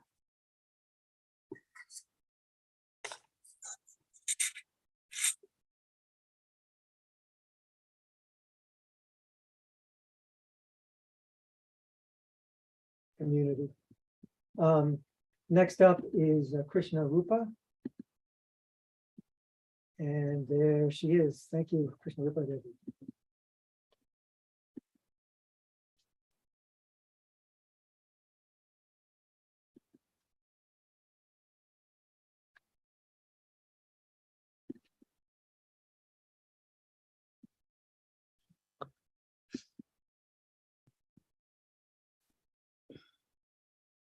Am I unmuted now? It's terrible for me to be muted. Anyone who knows me that I like to talk. So please accept my humble obeisances, everyone. Jai Srila Prabhupada. First off, I'd really like to thank Chandrasekhar Maharaj for, again this year, asking me to be part of this august group of devotees and the opportunity to glorify Srila Prabhupada. And here in Australia, of course, we had Vyasa Puja yesterday. So it's even more fortunate for me that I get the glorifications yesterday to hear and be immersed in Srila Prabhupada, and then again today. And I've been listening, from quite early. I joined the group when Atītaguṇa, my old friend from Mayapur, was speaking. So it was very wonderful. And I just would like to say a couple of things before I read my offering. And of course, I was in Mayapur in the early days, in the pioneer days. And I remember when the devotees from Australia would bring their cans of ghee. And for a couple of years, they actually bought huge buckets of ghee in the yellow buckets. And we were always so astounded about the ghee, because in India, especially in those times, you couldn't get pure ghee. It was just maybe some buffalo ghee concoction. So it was something that was very joyful to get the ghee for Prabhupada. And I also remember seeing Pañcaratna Prabhu for the first time, and we were there in Prabhupada's room having darshan, and this young gentleman from New York, Prabhupada was asking him to give a report on New York. So these two old friends of mine, we go back a long way, and they're very, very wonderful devotees and very inspiring to me. And yesterday, when we were going through all the different Vyasa Puja offerings to Prabhupada, it was a very interesting experience that I noticed more this year than in previous years. And usually on Srila Prabhupada's disappearance day, of course, it's, very painful for all of Prabhupada's disciples, and there's a lot of tears. But I noticed yesterday we had a lot of Prabhupada disciples had come to the temple at New Govardhan, and everyone was getting so overwhelmed. We were all crying. And one devotee was saying that actually this movement is a movement of the heart. And of course, in the very early days in ISKCON, some of my godbrothers and godsisters may recall this, we were very focused on ourselves. It was, our spiritual life, our service to Srila Prabhupada, our service to Krishna. And if some devotees fell by the wayside, they were blooped and not really people you wanted to associate with. And it's taken a long time for us to turn that consciousness around. And I remember listening to a lecture, last year, a lecture of Srila Prabhupada's, and it was in 1967, I think, way back. And Prabhupada was saying that we are a family. And when a member of our family becomes ill, we must care for them. But we didn't really absorb that so much, or at least I didn't. And it's only in the last maybe 10 years that we've become much more aware of Vaishnava care and, looking after devotees. And then the wonderful Yogeśvara Prabhu came online. Now, Yogeśvara Prabhu does not know me. He would not remember me, but I remember him.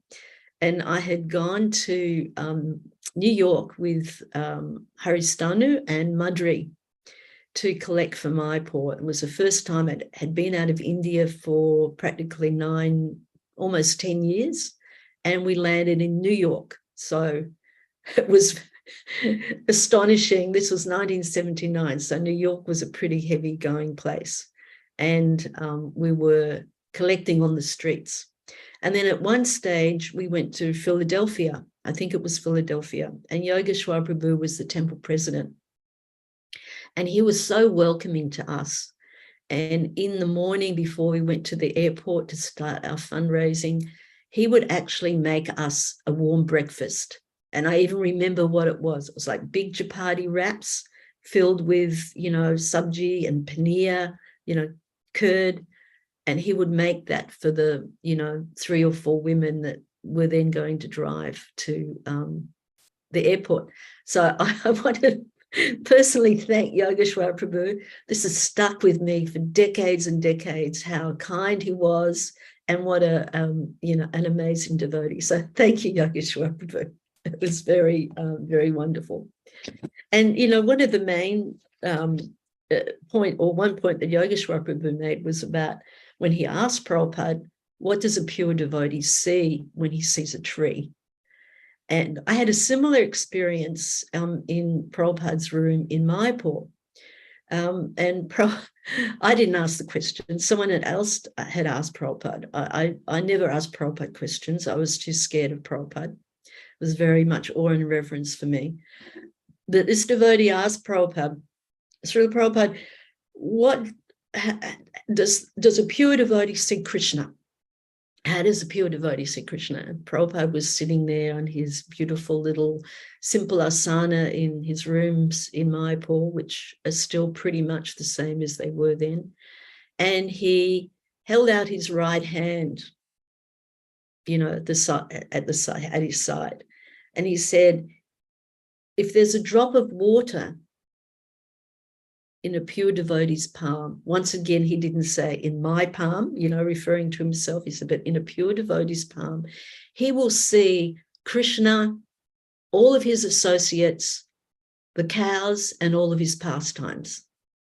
So how can we grasp Srila Prabhupada, his amazing, words fail me. Words fail us all, no matter how articulate or poetic you can be. And Srila Prabhupada's Vani, of course, he always instructed us, is the most important. But how do we not treasure the vapu of seeing Prabhupada? I have this picture you can see in my virtual background of Prabhupada. It's, of course, my back is to him. That's a little offensive, but I always feel like he's looking over my shoulder. And I recently found out from Mukunda Maharaj that garland was a garland of chrysanthemums, and it was presented to him by by Mukunda Maharaj when he was a young man in the UK, and he garlanded Prabhupada with that beautiful garland. So yesterday, in one of the offerings to Prabhupada here in Australia, at New Govardhan, the devotee was talking about Prabhupada's Vapu. It was actually Gunanava Prabhu, and many of you will know Gunanava, who was there in the early days in Vrindavan, and he had a lot of association with Prabhupada. And he was saying that, he was reminding us all of Srila Prabhupada's transcendental elegance and his spiritual beauty. And, it's, I guess, an indication of how powerful Srila Prabhupada is that, we are, most of us, many of us are now at the age Srila Prabhupada left to start this movement in America. I turned 70 in May, and Prabhupada turned 70 on the Jaladuta. And, you know, what Prabhupada achieved in such a short time is beyond material calculation. So we're so blessed that we're part of Prabhupada's family, that we're connected with the Parampara. And just like Prabhupada said, his spiritual master never left him. We know that Prabhupada has not left us, because despite, you know, the problems that material life throw at us, you know, we've all had different, you know, kinds of suffering that have hit us from when we were young, 19, 20, 21-year-olds, and in Rukmiṇī's case, a young 16-year-old girl. We've all had our, you know, vicissitudes in life thrown at us, but somehow or other, Prabhupada is our anchor. He's keeping us connected. And yesterday I was thinking, you know, meditating on what Vyasa Puja means, what Jamashtami means, of course, for all of us. And to me, it was like, okay, this is like a new birth for me. This is a new year. And things that I felt that I wasn't strong enough in the preceding year, you know, physical body gets weaker, you get tireder. So my, you know, Mangalati attendance had suffered. So all of these things, I was meditating about how I can, with renewed vigor, try and take up Prabhupada's mission. So for all of us, we can think like that. This is, you know, a fresh year, a new year, and we can, whatever, you know, weaknesses we might have displayed, then we can cast those aside for everyone, for all of us, not just Prabhupada disciples, and, you know, take up Prabhupada's mission with, you know, great enthusiasm. Just like Prabhupada, he was always enthusiastic. So I'll just finish off by reading my offering.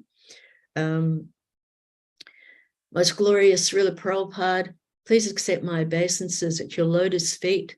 May I prostrate myself at your feet, birth after birth, until I am again reunited with you and your followers in the spiritual world.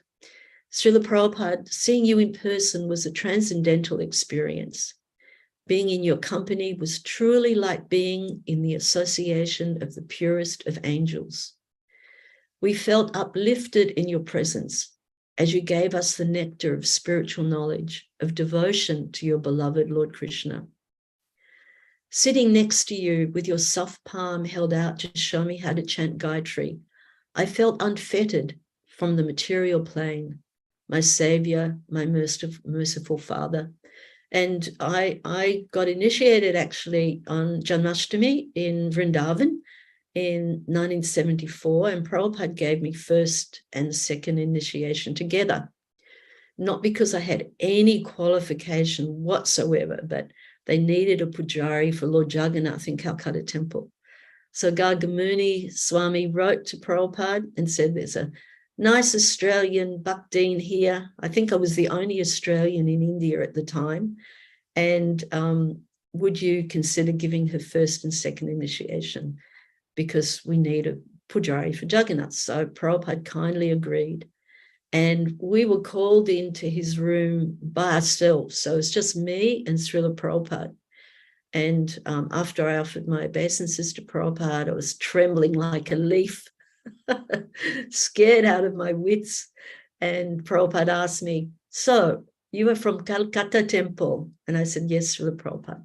He said, and the Calcutta Temple residence for the ladies was awful, and we'd have to go through the men's bathroom to get to the temple.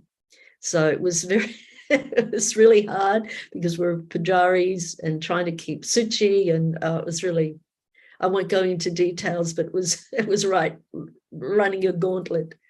And Prabhupada knew that, and he was very sympathetic. So he was asking me about Calcutta Temple. He was asking me if any men ever went up to the women's quarters. He was very concerned to see that we were our well-being. And then he called me over, and I had to go behind his desk and sit right next to Prabhupada. I was literally an inch from his body, and he held out the palm of his hand, and it was so soft and rosy pink and plump, like a young person's hands. And he showed me how to count the Gayatri, and then he repeated the Gayatri in my right ear, and I repeated after him. And I don't know how I did it without making a mistake. I somehow or other did it correctly. And that has sustained me. Those experiences sustained me for, 48 years later or something. So it was a very wonderful experience. And I'll go back to my offering. I did some silly things in your presence, yet you never chastised me. Sprinkling rose water in front of you as you climb the stairs in Calcutta Temple, my spiritual exaltation increasing with each step at being so close to your physical presence, led me to stop sprinkling the water and throwing the fragrant water before your feet. By Krishna's grace, you didn't slip and you didn't glare at me. Just calmly climb further up the stairs and further into my heart. And that occasion, Palika was there in Calcutta Temple. And I said to Palika, oh, Palika, I really want to do something so I can get close to Prabhupada. What can I do? Because in those days, if you're in a woman's body, you had no chance unless you cooked for Prabhupada or something. And she said, I know what you can do. She was very merciful. She said, get one of the brass pots from the paraphernalia room, not pots, but like nice brass container. Said, fill it with rose water and be waiting at the stairs, or big wooden stairs in Calcutta Temple. Be waiting at the stairs, and when Prabhupada arrives, run up a couple of stairs and then sprinkle the rose water in front of Prabhupada as he walked up the stairs. And I could only see like the top of Prabhupada's head. He was looking down as he was walking up the stairs. And that was really the first close proximity I was able to get to Srila Prabhupada. And it was just amazing. And those little sprinkles became like huge palmfuls of water. You were quietly taking breakfast prasad in your bedroom one morning in Mayapur. Prabhupada always ate his breakfast in his sleeping room. Shruti-Rupa, who would cook that morning, was standing slightly behind you, waiting to see if you were happy with what she'd cooked. The cucumber was bitter, Prabhupada, and you spat it out. Have you not tasted this? You asked. Should I taste it first, Srila Prabhupada, before you? Came the incredulous reply. Yes, he said. I was stunned, and so was the cook, to think that the cook would taste something before they gave it to Prabhupada. And being as quiet as I could, I was cleaning the same room, the same room at that time, swabbing the floor more and more slowly, so I could be in your divine presence that little bit longer. You didn't chastise me, but the same day you later declared as a general instruction that all cleaning must be done early. One day, I had a small katal bag I'd embroidered to give you, Srila Prabhupada. I wanted to please you. I wanted to get noticed by you. But when my god sister handed it to you, Shruti-Rupa once again, with me peeping over the shoulder, you said, what is this? Holding it up like he couldn't figure out, what is this thing that I'd made? Internally, I laughed at my foolishness. Prabhupada, you read our hearts and our minds. Thank you for that lesson, because I was wanting praise from Prabhupada, and Prabhupada knew. I wanted recognition, and Prabhupada knew. So he didn't give it to me, but he gave me a very, very powerful lesson. I could list many small incidences like this, but what I really want to do by giving these examples was that despite being charged with such responsibility by Krishna, you always had time for insignificant devotees like myself. When you looked into our eyes, we knew that you truly knew us and how we had suffered birth after birth. And now we have found you, or you found us. We hold fast to you, Srila Prabhupada, the savior of the whole world. Jai Srila Prabhupada, Hare Krishna. Thank you so much. Thank you, Mr. Rupa, for those beautiful reminiscences. Thank you. At this point, let's see if Ravīndrasvarūpa Prabhu is available. Yes. He is there. Okay. Here we are in Manhattan. Ravīndrasvarūpa Prabhu is in the opposite end of the state from us in upstate New York. Okay, now we got sound, huh? Yes, we do. One Thank you, Maharaj. One second. Hare Krishna, Vanchakalpatrubhyascha, Kripa Sindhubhyevacha, Patitanam, Pavanebhyo, Vaishnavebhyo, Namo Namaha. I'll just read this homage I wrote. It's fairly short. Nama Om Vishnupadaya Krishna Prasthaya Bhutale, Srimati Bhaktivedanta Swami Namane, Namaste Saraswate Deve, Gauravāṇī Pacharane, Nirvishesha Shunyavadi Paschacha De Satarane. Dearest Srila Prabhupada, you are the embodiment of the Lord's intervention to salvage our world's headlong rush toward desolation and destruction on all sides, a ruination encompassing all civilized peoples and all tribal and aboriginal humans as well, all animals, all fish and fowl, all crawling, creeping, and flying insects, all vegetation from giant sequoia to the algae in the ditches and ponds. Even the lifeless minerals are ravaged. This world is a dangerous and precarious place, and it is burdened with a huge and ever-growing accumulation of evil deeds and wicked schemes that your faithful servants will, above all, be directed and guided to overcome. Servants who will even sacrifice their own futures for that of the overwhelmed earth and its afflicted residents.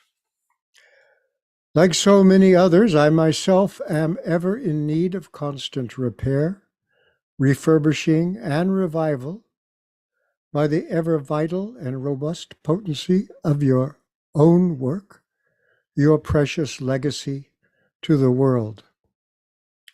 We have been blessed to see what you could do in a very short time, in countries not your own, among people very different from you, even while you are hampered by the adversities of old age and disease.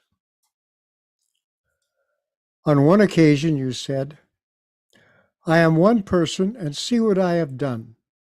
Now each of you become just like me and see what can be done." If we can receive your legacy, we will find we have all that we need, even in difficulty, or especially in difficulty. In December of this year, a serious fall introduced several fractures near the top of the humerus bone of my right arm. This one. And I spent 2 months with the afflicted arm immobilized in a sling. Now I have been undergoing physical therapy twice a week, therapy that is gradually but steadily restoring my afflicted limb to full function. It requires steady practice, patience, and determination, carefully following the expertise of the physical therapist. This steady, persevering, and determined application works. And of course, I have realized that my own badly fallen spiritual self requires a similar dedication to a parallel expert treatment. The steady practice, patience, and determination in the expert spiritual therapy you have graciously given to us and to the world. With endless gratitude, your patient, Ravīndrasvarūpa Das.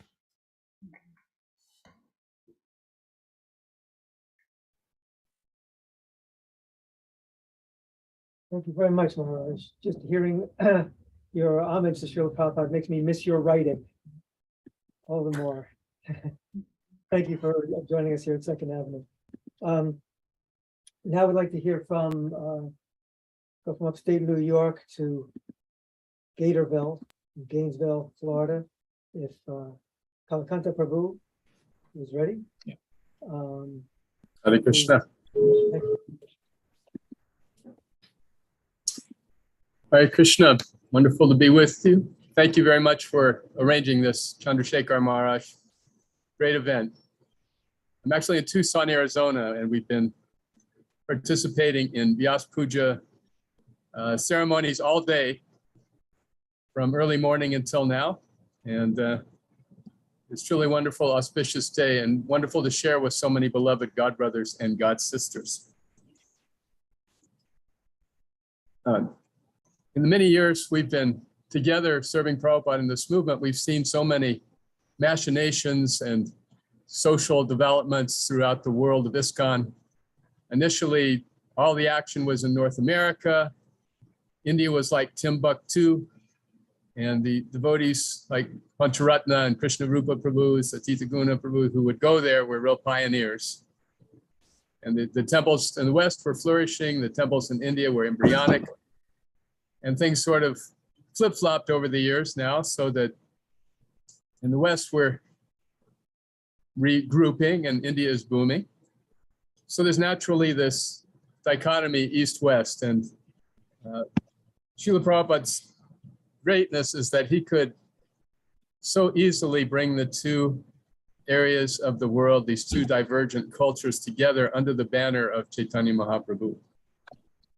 But this year for my Vyasa Puja offering, I was focusing on those days before Prabhupada came to the West, the sort of reception that he got initially there. And it's in the form of a poem, so I'll read that for you.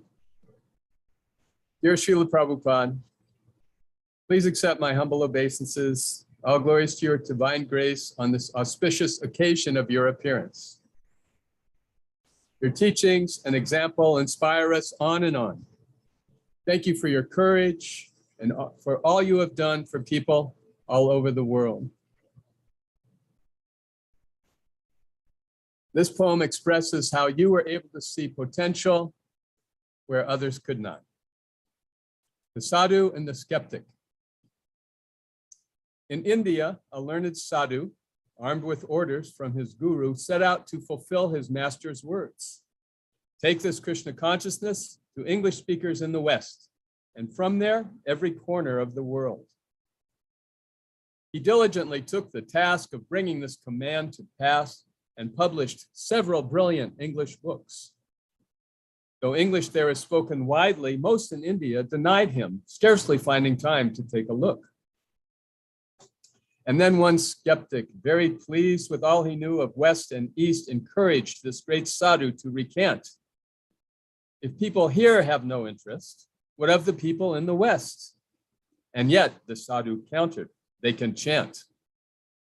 You've never sailed, the skeptic claimed. If you go west, you'll have to change and give up wearing robes for wearing pants. And once you reach a Western port, you'll have to eat with knife and fork. Not me, replied the sadhu, but they'll chant.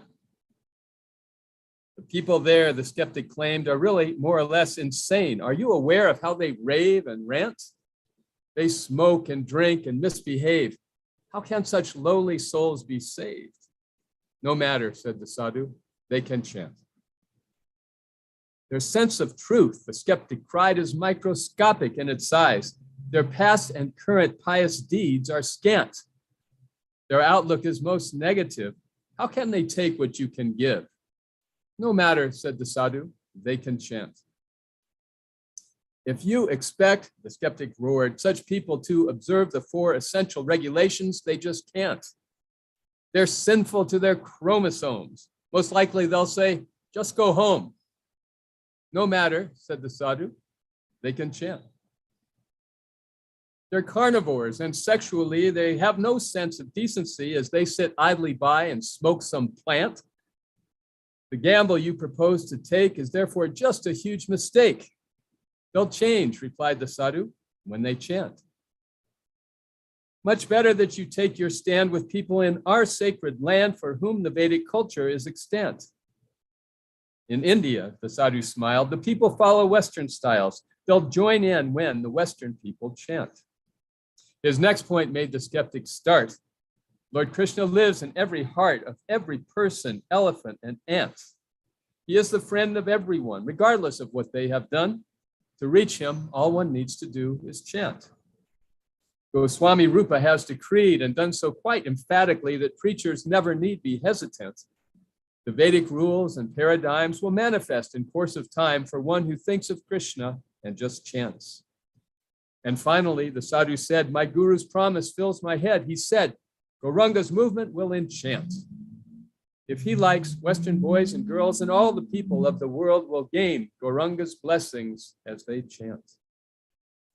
The skeptic scoffed and walked away. It's useless, he was heard to say, to teach the Gita in a land of sin. One's birth defines one's purity and chance to reach divinity. And no one ever heard from him again. The sadhu, on the other hand, sailed boldly to the Western lands, and very soon he managed to implant the seeds of love of Godhead in communities of lowly men by somehow just inducing them to chant. The sadhu's legacy is such that even now the lowly, touched by his ecstatic words, feel love of God.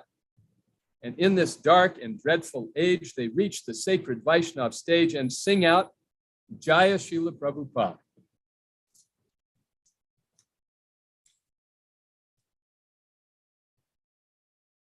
In fundraising years ago, I learned that what is really important for the fundraiser is not the first, but the second donation. If someone gives a one-time gift, that's great. But if they give again, that means they have really bought in and you have captured their heart. So similarly, our amazing first generation of devotees from Srila Prabhupada's personal presence were all graced by his vapu and by this inspiration that just permeated our society in his presence physically. But now that we're speaking in his absence, we're teaching Krishna consciousness in his physical absence. The enthusiasm of the successive generations is truly inspiring. The young men and women become attached to Srila Prabhupada just as the first generation did. That's when we know that this movement is really taking root. So I thank you today, Srila Prabhupada. This is my life and soul of your service, and your service to try to find those young men and women, discover the Brahman on every street corner, as you once said, and to share with them the great gifts that you have bestowed on us, Krishna consciousness. Hare Krishna. Thank you very much. Thank you, Kalakaṇṭha. It was wonderful. If you liked the poem he recited, I should bring your attention to something. 26th Avenue, we don't have there's no central community in 26th Avenue. Bhakti Center is right on the other side of the block, and we support them, and they support us. Prashad will be served over there on our behalf after this event. So we sustain this place, we maintain this place by donations that devotees give. So it's not like people who come here every week are keeping the place alive and open, but rather devotees from around the world who understand the importance of 26 Second Avenue are donating so that we can keep the doors open and to remember this historic place, since this is where Prabhupada started the worldwide Hare Krishna movement. It's such a humble storefront. So I bring that up now because if anyone is interested, you can sign up to give a monthly donation, as Kalakaṇṭha was talking about. The second time, that means they're really committed. So we welcome those. You can go to KrishnaNYC.com/donate and sign up. Or of course, one-time donations are more than welcome. The reason why I was segueing this from Kalakaṇṭha Prabhu is we have a few books for sale in the back of the room. If anyone is interested, please let me know. We have I'll Build You a Temple by his Holiness Jayādvaita Swami. Tells the whole Jew story, the amazing story of building a temple. We have Bhakti Shakti, which is a great book by Prahladananda. She did, was it, I'm blanking on the name of her first book, Wise Love. Wise Love. Two great books. We have Bhakti Shakti. It's especially, that book is particularly good for people who are sort of interested in Krishna consciousness, don't know much about it. She's very clear. She speaks a contemporary language to people. And Bhakti Shakti deals with the feminine aspect of God, right? So especially if you have any friends who are like, feminists, or like, why is religion so patriarchal, get a copy of Bhakti Shakti for them, because it really explains how the highest conception of God for what we do is feminine aspect.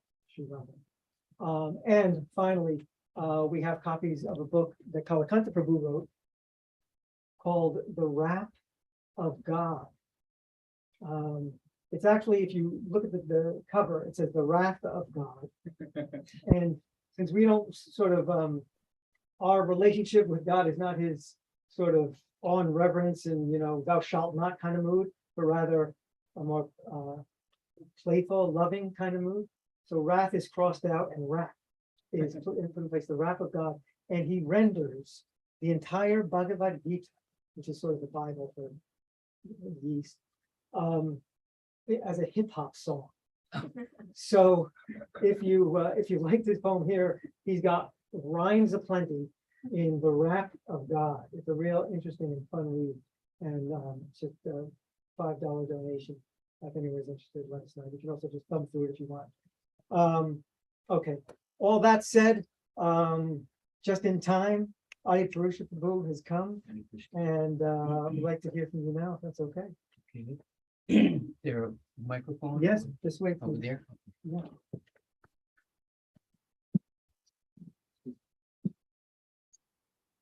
We're passing out. Well, there's different kinds of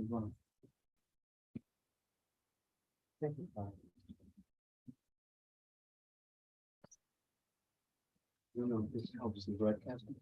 Yes, yes. Hare Krishna. You can hear okay? There are different kinds of Vyasa Puja offerings. Sometimes people speak about Śrīla Prabhupada. Speaking in the third person. Which is fantastic. How wonderful is Prabhupada? Can everybody say how wonderful is Śrīla Prabhupada? How wonderful is Śrīla Prabhupada. There are Vyasa Puja offerings to Śrīla Prabhupada. Śrīla Prabhupada, you're so wonderful. Can everybody say that? Śrīla Prabhupada, you're so wonderful. In the Krishna consciousness movement, Śrīla Prabhupada is encouraging us, and the Vaishnava literature is encouraging us to awaken our love for Krishna, about a personal relationship development. And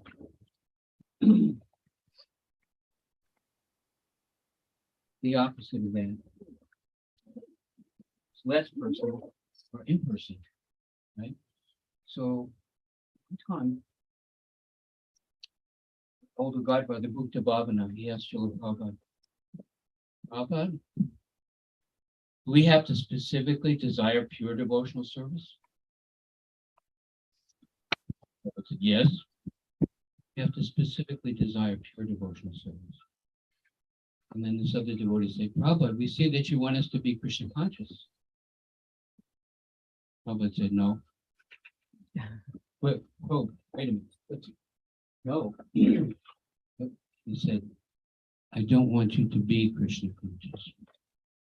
I want you to give Krishna consciousness. It's fantastic that the Bhajan Anandi, sitting on the banks of the Radhakund, is chanting the holy name days and nights for decades, and there's a calling for that, and it's appropriate. But if you want to be my disciple, I'm asking you to chant 16 rounds and then to vigorously preach. We have to give the mercy in order to get the mercy. Yes, Maharaj. Hare Krishna, Guru Gauranga. Sorry, but looks like we're about Hello? 50. Can you hear me?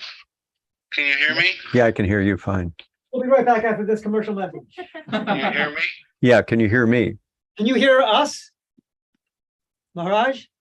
Can you hear us, Maharaj? Yeah, I can hear you. We can hear your conversation, Maharaj. Oh, you can. Okay, sorry. Thank you.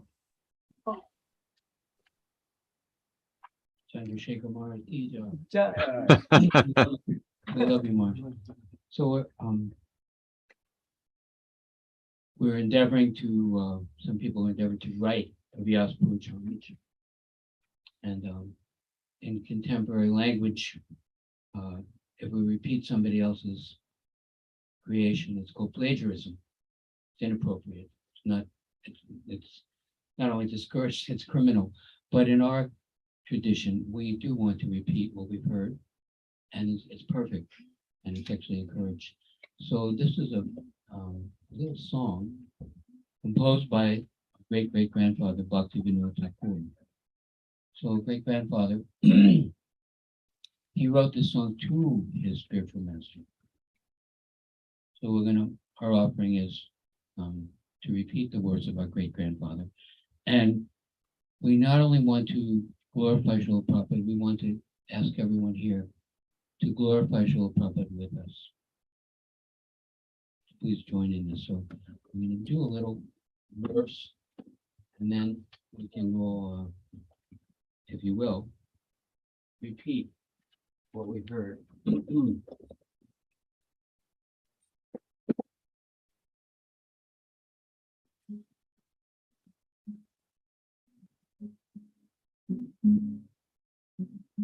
We'll do it first. Gurudev, with a drop of your mercy, make this servant always abide.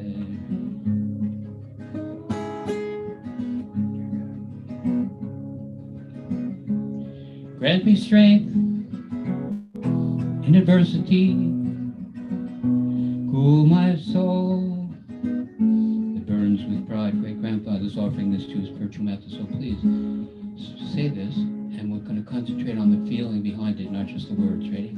Gurudev, with the drop of your mercy, make this servant always abide. Grant me strength in adversity, cool my soul that burns with pride. Let's do it again, a little louder, a little deeper feeling. Gurudev, with a drop of your mercy, make this servant always abide. Grant me strength in adversity, cool my soul that burns with pride. Let's keep going a little deeper. Feeling. Gurudev, with a drop of your mercy, make this servant always abide. Grant me strength in adversity, cool my soul that burns with pride. Nice, very good. Second verse. Gurudev, in Krishna's creation, let me be a vessel of your peace, chanting the holy name in jubilation. Only then will all my offenses cease. Try that one. Gurudev, in Krishna's creation, let me be a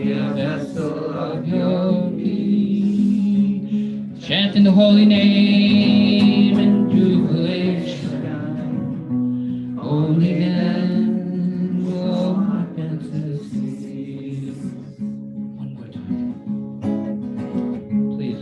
Gurudev in Krishna's creation, let me be a vessel of your peace.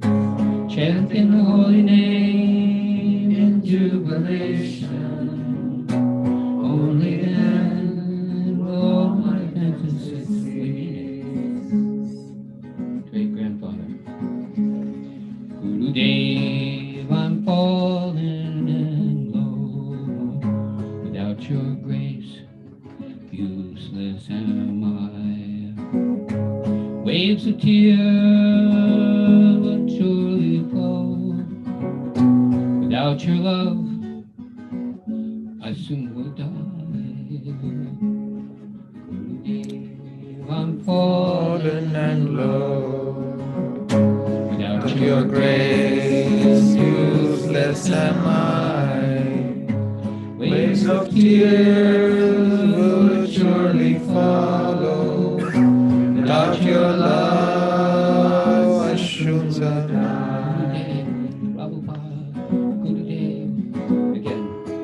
Gurudev, I'm fallen and low. Without your grace, useless am I. Waves of tears would surely flow. Without your grace, I soon would die. Okay, one more verse. Gurudev, your sweet mercy, please bestow this wretched sinner forever to save. You're a swan, I'm just a crow. Keep me as your beloved slave. Gurudev, I'm fallen. Gurudev, your sweet mercy, please bestow this wretched sinner forever to save. You're a swan, I'm just a crow. Keep me as your beloved slave. Ready? Hare Krishna, Hare Krishna, Krishna Krishna, Hare Hare, Hare Rama, Hare Rama, Rama Rama, Hare Hare, Hare Krishna, Hare Krishna, Krishna Krishna, Hare Hare, Hare Rama, Hare Rama, Rama Rama, Hare Hare.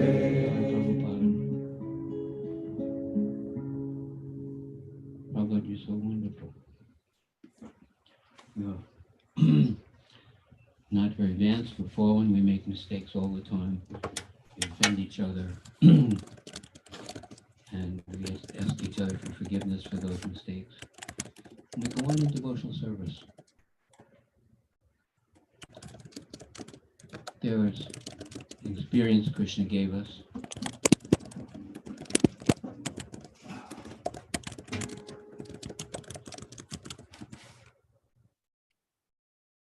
The end of whatever we have to share here. If you find yourself saying, how wonderful is Srila Prabhupada. Prabhupada, you're so wonderful. That's where we're going with this. We may speak about things we've seen. Krishna has given us experiences, but the purport is that Srila Prabhupada has helped us to understand these experiences and help to inspire us to give ourselves in Krishna service, whatever small way we can. So I was in a temple, and there was this really nice devotee, Mālatī. Beautiful girl, beautiful, beautiful smile. Sankirtan book distributing Maharati. He was coming out of the temple, and this devotee was going in. And this is a leadership person, one of my older godbrothers, a fantastic, famous, empowered, mature, respected management person. And as he was coming in and he approached this girl, he got down on his knees. With folded hands, he said, "Please, you're such a wonderful devotee. You're so attractive. Please, will you marry me?" Now in the right in the middle of the temple, in the back of the temple, there were guests coming in, there were devotees coming out, and he's kneeling there, right in the public. Now in the Hollywood version, this is like the highest love, the coolest thing, you know, the most intimate and sweetest loving exchange you can imagine, you know. "Will you marry me?" And then the girl says, "Yes, John will." You know, and the kids and everything. And I was thinking, of course, right there in the public, if this girl says no, it's going to be like, because he was just opening his heart, completely vulnerable, confessing his affection and respect and attraction to this girl. So she sat down. And of course, it had grabbed everyone's attention when he got on his knees. So people started sitting down one by one. Next thing you know, all these people are sitting down, and she's sitting there, and he's kneeling there. She said, "Of course I love you. I love you so much. Everyone loves you." I was like, "Whoa." This is too much, you know. And then she's sitting there like this, and this little girl comes and sits down in her lap. Sweet little devotee girl, and started, you know. And she says, "And you know, love has many faces." And where we're going with this, right? Sometimes on the YouTube channel or something, they always have a title for the class, right? How wonderful is Śrīla Prabhupada. Because this would be, Prabhupada has given us a greater love. She said, "I love you so much." And she said, "Love has many faces." Very sweetly, she said, "I love you. I really, really love you. And everyone loves you. They're so grateful for your service, and they respect you and everything. And love has many faces, so we love our children." She hugged the little girl. We love each other. We love Krishna. We love Śrīla. And when I'm doing book distribution, Krishna's love is flowing through me to every single person. Doesn't matter what they look like, old, young, fat, skinny, wealthy, ragged, smelly. I just go to them because Krishna loves them, and because Krishna's love is flowing through me. And it's a greater love even than this wonderful love that could be between man and woman. So she didn't exactly reject him, but she said, "Prabhupada has given us a great love, a greater love." Samasabeshu Bhuteshu. It says, Rupa Goswami says, if we reawaken our love for Krishna, our genuine affection for every living entity is awakened. Huh? Cool, eh?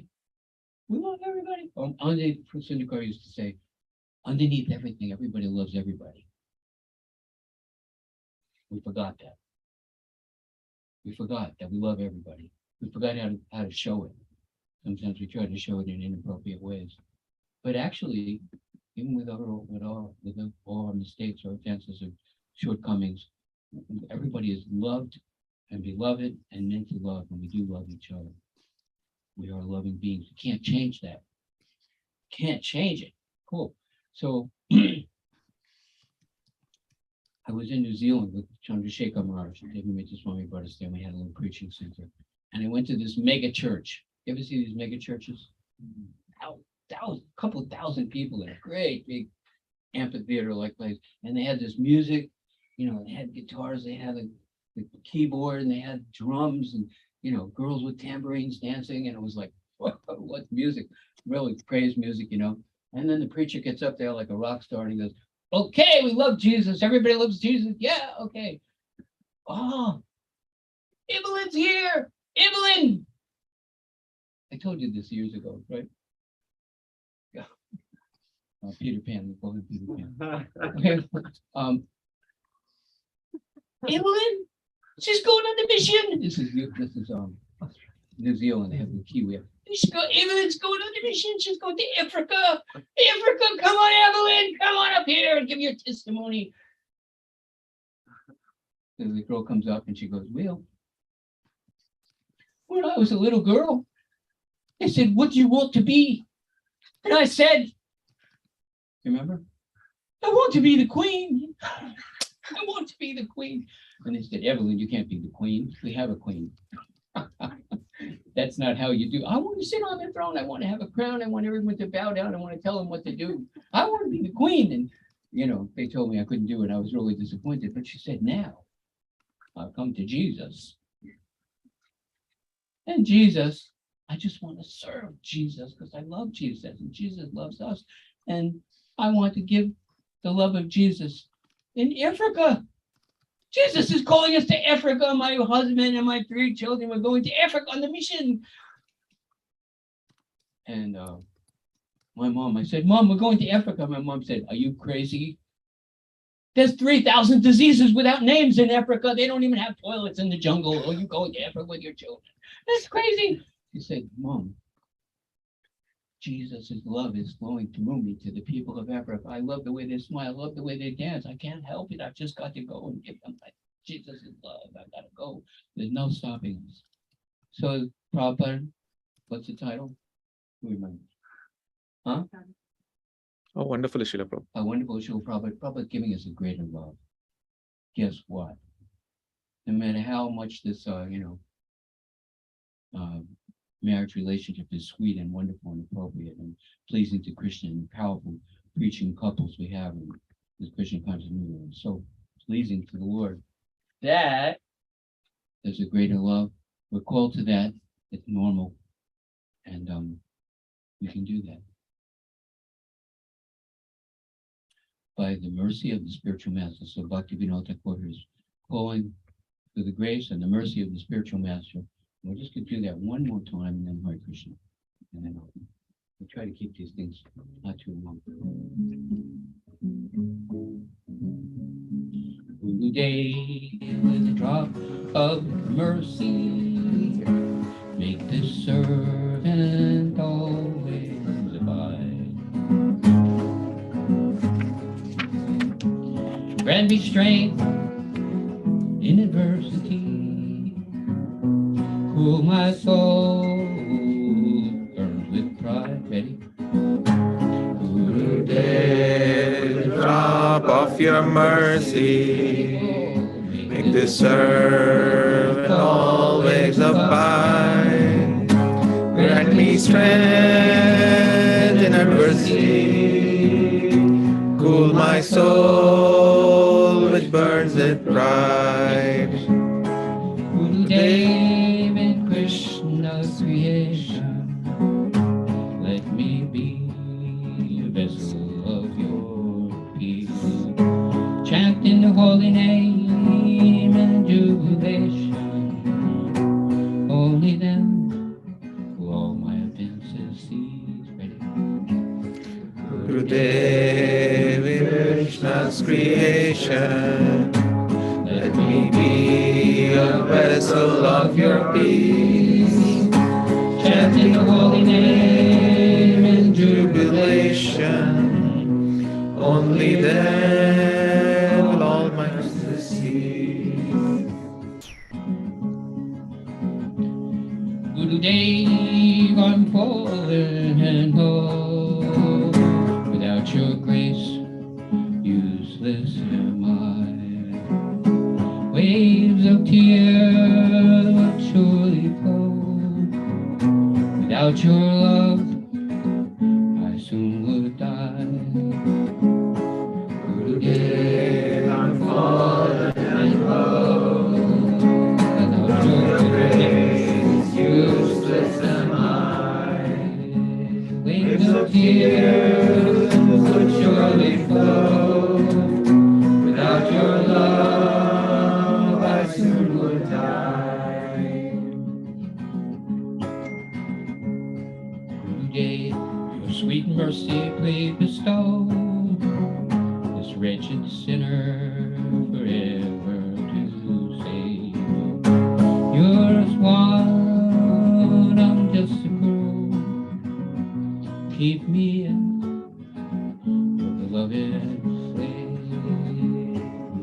Today, mercy please bestow this wretched sinner forever to save.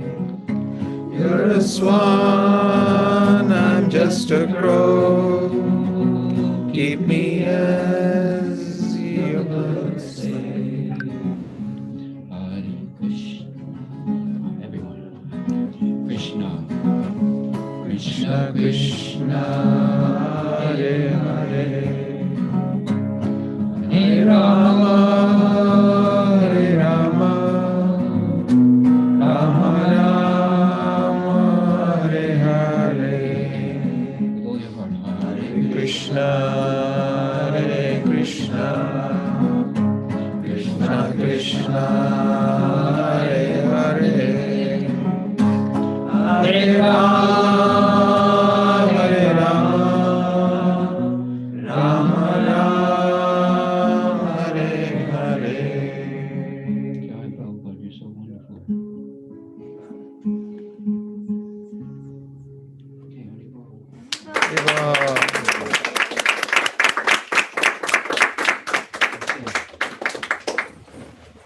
I should be clapping for you. That was so nice. You can hear the sincerity, right? Hare Krishna. Thank you so much, Ādipuruṣa, taking time out from feeding the homeless to come by and glorify Prabhupada. Yeah, you're all welcome. We take care of distributing Krishna's prasad for the homeless people on the street. And I'll give you the cards if you want to get in touch with us. Is it Monday, Wednesday, Friday still? Yeah.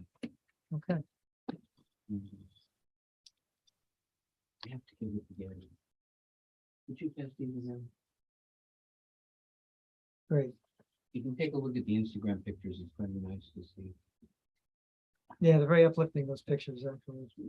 Seeing the look on the people's faces, getting that. It's Prabhupada's grace. Prabhupada started that program right here, peeling an apple, sitting right here. That's right. And we're still going.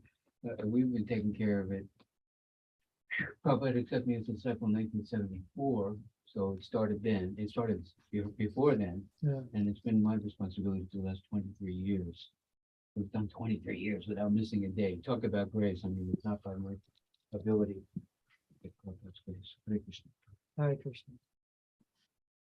Beautiful. Yeah, those pictures, the look on the people's faces who were receiving the prasad. Prasad was sanctified food, and the spiritual life by being offered to Krishna, God. And also the look on the people's faces who were giving, the devotees who are giving it. The look on their faces, they're so joyous. Krishna's love is flowing through them. It's flowing through them. You can see that they love giving it as much as the others love receiving.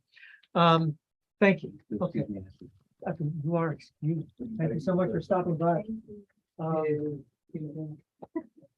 So another great friend of New York is coming up now. Second started right straight on the morning. See you here. Come on, Peter Pan, you gotta let go of him sometime. Another great friend of New York, Gauranga Prabhu. He was singing Guru Gauranga. Guru Gauranga. I said Guru Gauranga Prabhu.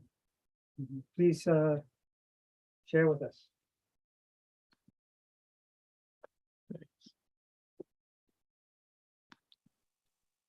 Hare Krishna.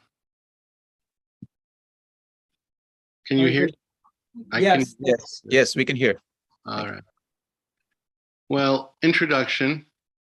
Over the years, I've made Vyasa Puja offerings that were philosophical. I've made others that were more like classes, more appropriate as classes, sometimes anecdotal. This year, I'm going to do something different, something I've never done before. I've been working on a memoir of Srila Prabhupada and my service to His Divine Grace in Switzerland from 1971 to 1986. So I'm going to read an excerpt from my draft memoir, still in progress, for the first time in public. Nama Om Vishnu Padaya Krishna Prastaya Bhutale Srimate Bhaktivedanta Swami Iti Namine Namaste Saraswati Devi Gauravāṇī Pracharine Nirvishesha Shunyavadi Paschatya Deshatarine. On May 30th, 1974, Srila Prabhupada took an early morning flight from Rome, Italy to Geneva, Switzerland. He arrived for a 10-day visit to his small but budding ISKCON temple and for an official welcome ceremony in his honor, hosted by the President of the Council of State of the Canton of Geneva, often misnamed as the Mayor of Geneva. This event took place in an ornate ceremonial room in the Palace of Government in Geneva, in the same room where Pope Paul VI, the first non-Protestant religious leader to be officially received in the city of Calvin, took place 5 years earlier. Nearly 1 year after Prabhupada's June 1974 visit to Geneva, it was once again time for the annual pilgrimage to the Mayapur Vrindavan festival. I was scheduled to fly to India with 2 other Swiss devotees and had booked our Air India flight from Geneva to Calcutta with a stopover in Bombay. When our overnight flight landed at Santa Cruz Airport in Bombay in the early morning hours of March 19, we were mercifully processed through Indian passport and visa control without a hitch. We collected our bags, exited the one terminal airport, and hailed a waiting taxi.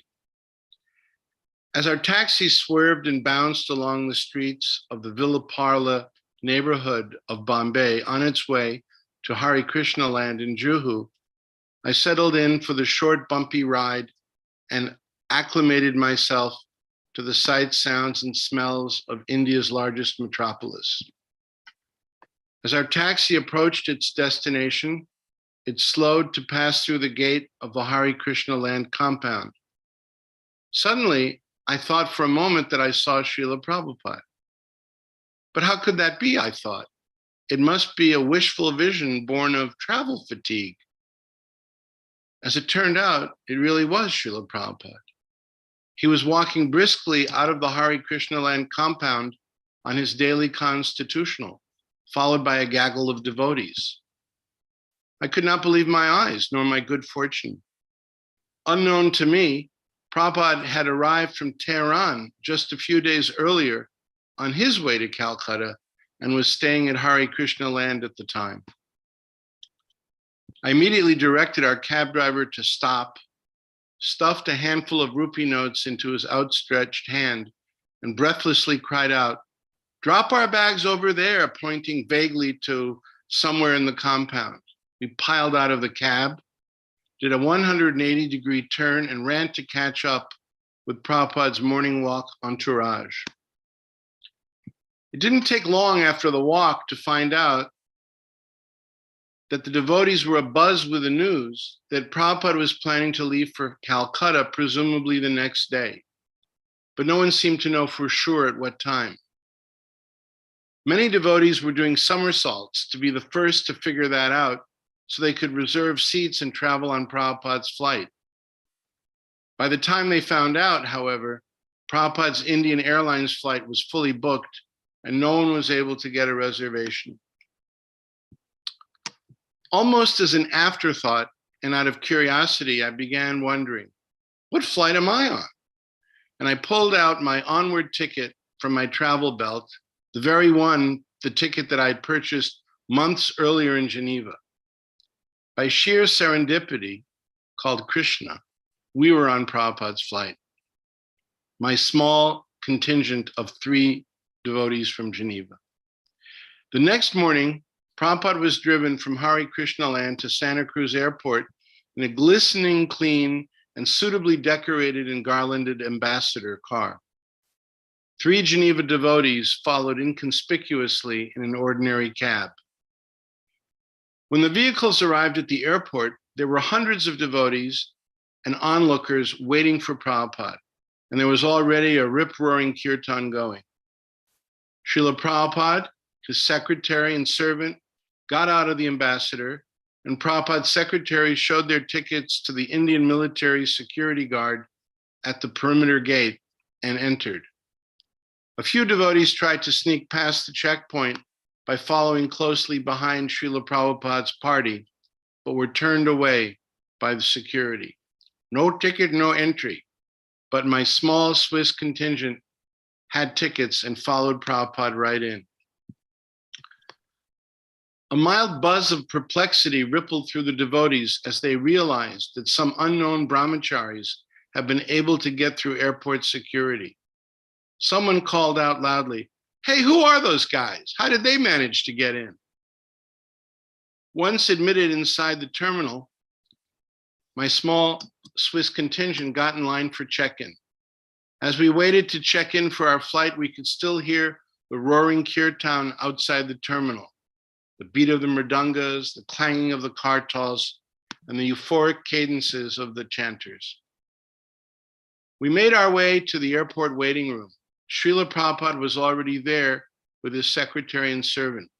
There were no other devotees in that small airport waiting room. I didn't really know how to feel about my good fortune at that point. I was tingling with joy, self-consciousness, and even some embarrassment that I had gotten in and others had not. I quickly decided that my top priority was to be on my very best Krishna conscious behavior. Since we were in such close quarters with Srila Prabhupada, I thought that he might notice me, and I sure didn't want to look like I was in Maya. So I resumed chanting my unfinished japa and found what I thought was an inconspicuous spot along the far wall of the waiting room where I could pace back and forth chanting japa quietly. Every time I would turn to pace back, I would try to steal a glimpse of Prabhupada to see what he was doing. Prabhupada was calmly seated on an ordinary cushioned waiting room bench with his hand in his bead bag chanting softly. The next time I turned to pace back and steal another glimpse of Prabhupada, he was looking right at me. At least it sure seemed that way. Then it appeared as if Prabhupada were gesturing toward me with his right hand. I felt I was in a movie scene where I had to look over my shoulders to verify that there was no one behind me to whom Prabhupada was really gesturing. But there was no one, just me. Me? I was incredulous, especially when Prabhupada beckoned for me to approach. So I walked over to where Prabhupada was seated. Without saying a word, Prabhupada began tapping the blue vinyl cushion of the empty seat beside him with his right palm, indicating that I should sit down. For a split second, I hesitated, thinking that it would be offensive for me to sit at the same level as His Divine Grace. Almost instantly, though, I realized that it would be an even greater offense to disobey the direct instruction of the spiritual master, to sit down right next to him. So I sat down next to Srila Prabhupada. Leaning gently over and looking me straight in the face, Prabhupada inquired, "So, is the mayor of Geneva still worried about what will happen to the Swiss economy if all the Swiss young people join our movement?" I was overwhelmed and speechless. That was the very question that the president of the Geneva Council of State had asked Srila Prabhupada 10 months earlier. What will happen to the Swiss economy if all the Swiss young people join your movement, your divine grace? He actually called Prabhupada your divine grace, which not every dignitary had the ability to do that. I have to give the man credit for that. Anyway, back to the narrative. First of all, I wasn't sure that Prabhupada knew who I was, at least not by name. Secondly, I was surprised that Prabhupada clearly remembered that I was his, quote, man in Switzerland, in Geneva, unquote. Thirdly, I was surprised that Prabhupada called me over for a personal conversation. But most of all, I was amazed that Prabhupada remembered everything that had happened, everything that took place and was said 10 months earlier. We talked a little longer. Then, before getting up to walk to the gate to board our flight, Prabhupada said to me, "If you can get a meeting at the United Nations, I will come anytime." Thank you very much. End of excerpt.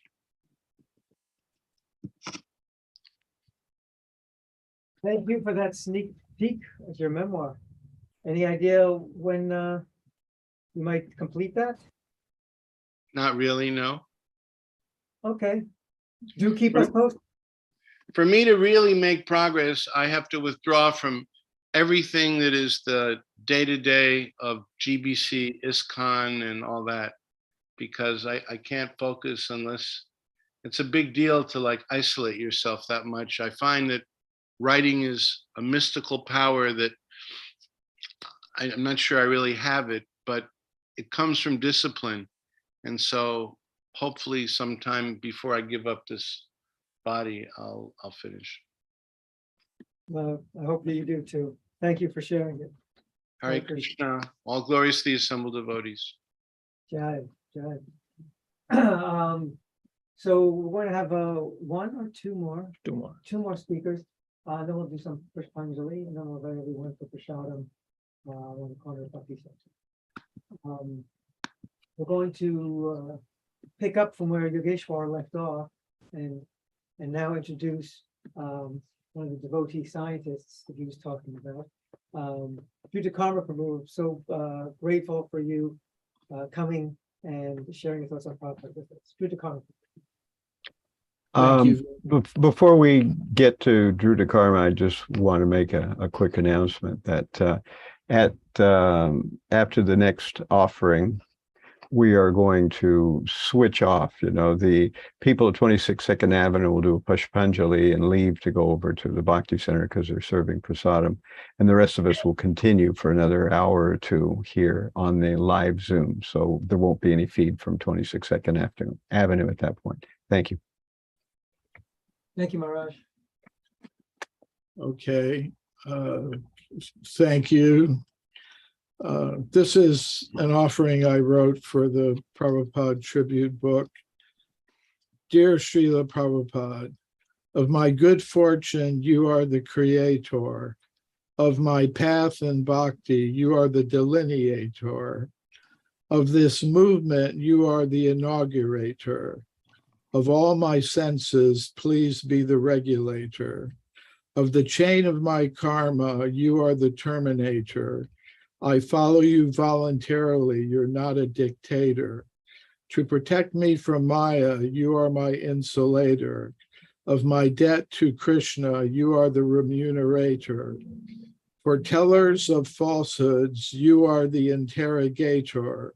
Of the seed of bhakti, you are the germinator. Of my service, you are the facilitator. Of your orders, I won't be a violator. Of impersonalism, you are the exterminator. Of false ego, you are the incinerator. You are never a prevaricator, neither are you a procrastinator. Of Krishna's teachings, you are the propagator. You are his best communicator. Of the parampara teachings, you're the true replicator. Among your friends, you were the predominator. Of Krishna's qualities, you are the investigator. Of his festivals, you are the chief celebrator. Of principles of bhakti, you are the demonstrator. Of rival teachings, you are the eliminator. For our advancement higher, you are the escalator. In controversy, you are the greatest debater. Of bold preaching, you are the instigator. Of my offenses, you are the annihilator. Of astonishing acts, you are the perpetrator. Of the tradition, you are the innovator, but also the greatest conservator. Of Krishna's pastimes, you are the illustrator. Of my ignorance, you are the illuminator. In management, you are the chief operator. Of words of wisdom, you are the translator. Of our laws, you are the legislator. Of plans to please Krishna, you are the incubator. Of disputes among your disciples, you are the mediator. You are for ISKCON the best administrator. For the fallen, you are the elevator. Of my relation with Krishna, you are the renovator. Of my service, you are the accelerator. On the boat of my life, you are the navigator. With Krishna's desire, you are the cooperator. Of the teachings of bhakti, you are the collator. To your guru's order, you were never a traitor. For my deliverance, you always labor. You guide me as Paramatma's external collaborator. For illusions captives, you are the liberator. Of guides and masters, there is none greater. May I follow your orders sooner than later. Your servant, Drutakarma Das.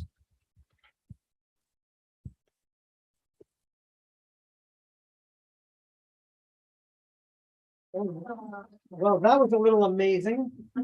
Thank you so much. You're quite the narrator. That was wonderful. Thank you. Okay, we are going to move forward. So are we not sure if Satyanarayana is here? He's not here yet. Not there yet. Chandrasekhar Maharaj, who should we do next?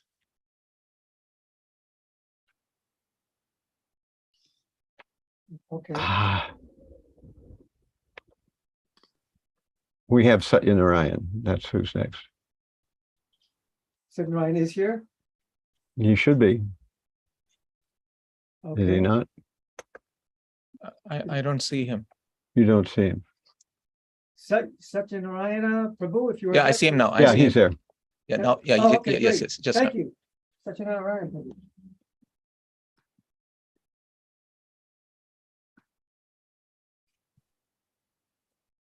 Can Hare we? Krishna. Is it possible to make him able to show images? I'm gonna see if I. Yes, Maharaj, I can do that. Okay, you're gonna give him permission to share his screen. Yes, you Thank should be you. able to share his screen, Prabhu. Thank you. So are we, is Drutakarma Prabhu speaking now? He just finished. Wow, that's good timing. How many wonderful Vaishnavas are here?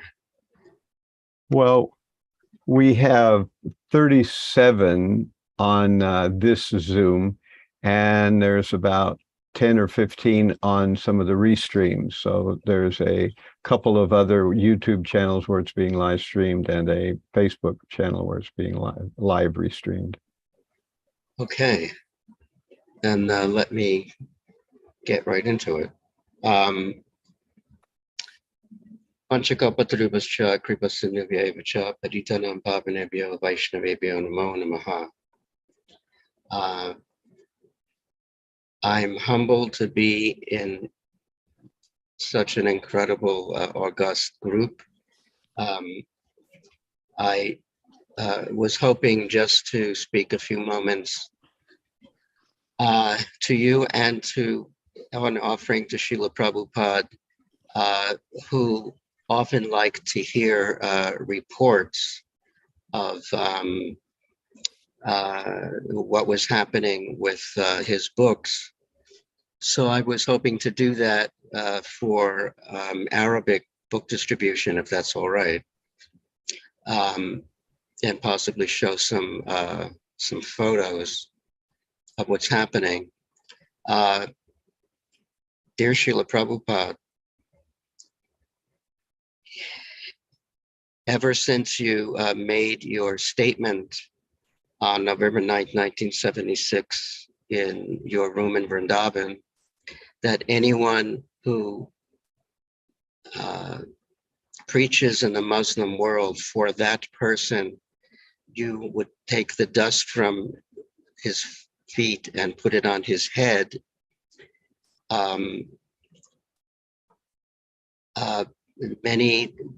Some devotees have attempted to work in the Arabic world with some levels of success.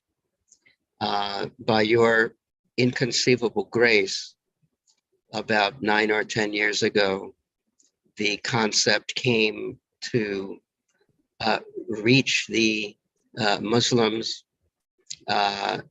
when they visit the Western world, and they come as tourists or students, or they're currently residents. And this started, we had to get over the fear of the devotees first, because of so many difficult events that happened in the world. But finally it caught on, and we managed to raise the book points, as you know, Srila Prabhupada, and which you originally instituted. And some of the Arabic books are now up to 12 times the book points of any other language.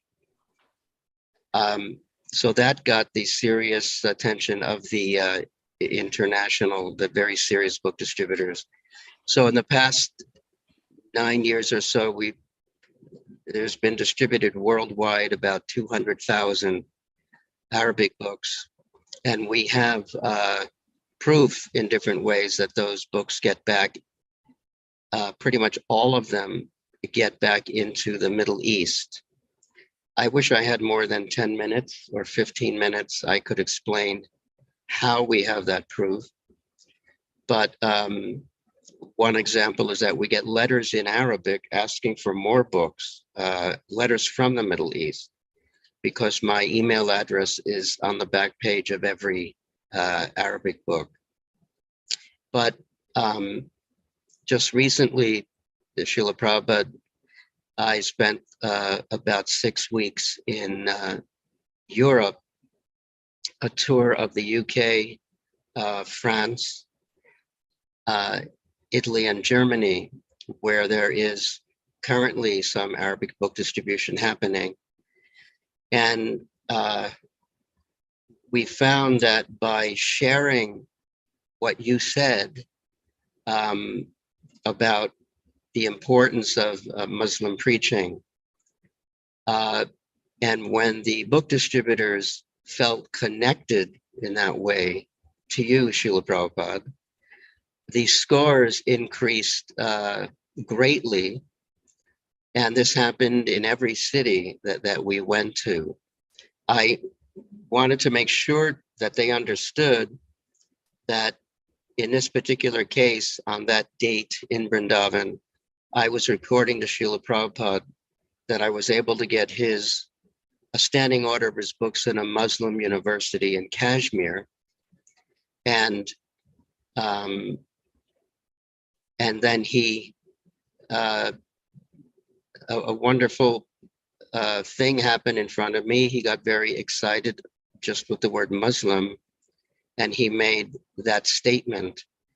But I've been sharing with the book distributors that I am 100% certain he was talking about them, because wherever you have a book distributor, Arabic Farsi book distributor, giving a Middle East language book to an Arab, let's say a Muslim, that right there is the Muslim world. It doesn't matter if it's in Saudi Arabia or Seattle or Mayapur, wherever a tourist might come and get the book, that's the Muslim world. And that is the blessing Srila Prabhupada gave, which to my understanding, I don't know practically anything that he wanted. He wanted so many things to happen, to be accomplished, but to follow that with such an emotional statement that he would take the dust from the feet of his own disciples, at least to me, this seemed very unique. And fortunately, the distributors, tended to agree with this. And I just, wanted to show a few images here if I can get things working right.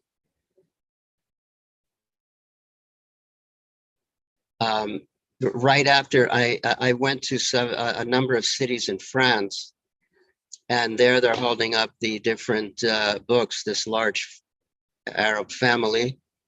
And this is in a small city called Nancy, to the west of Paris. And this, I don't know if you can see my cursor, but the Mataji on the left is the book distributor. Her and one Bhakta, they became the #1 Arabic book distributors in the world a month or two ago. And there she is again. This is Bhaktine Allison, and this is Bhakta Jad. And we noticed there was kind of a miracle happening. The word Jad, and there were other book distributors we saw on the World Sankirtan newsletter in the Arabic sections that had very unique names like Samir and like that. And when my Arabic book translator from Lebanon saw that, he said, "Do you know what you're looking at?"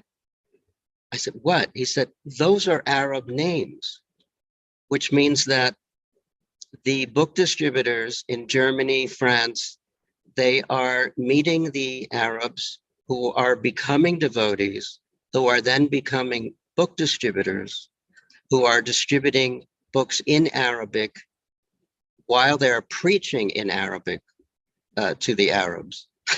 And that's probably why they're becoming the best book distributors. Who could explain it better? In fact, this Bhakta Jad here, who's gave the perfect questions, perfect answers to this child, the parents paid for it. He even knows Quranic verses which support that he said, and he's giving me the references. But one floored me. He said that the Gita is mentioned in the Quran, and he said, "I'm going to prove that to you." But these are just examples of your mercy, Srila Prabhupada, because all that had to happen was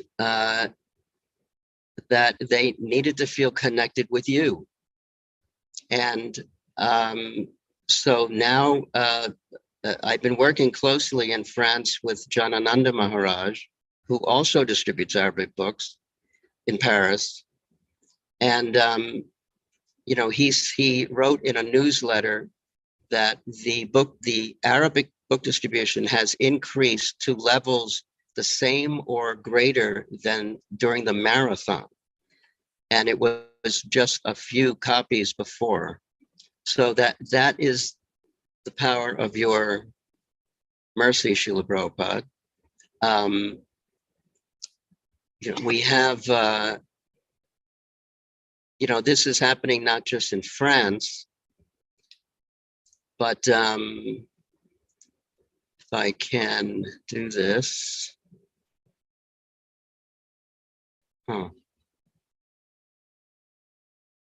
Just trying to get back to my site.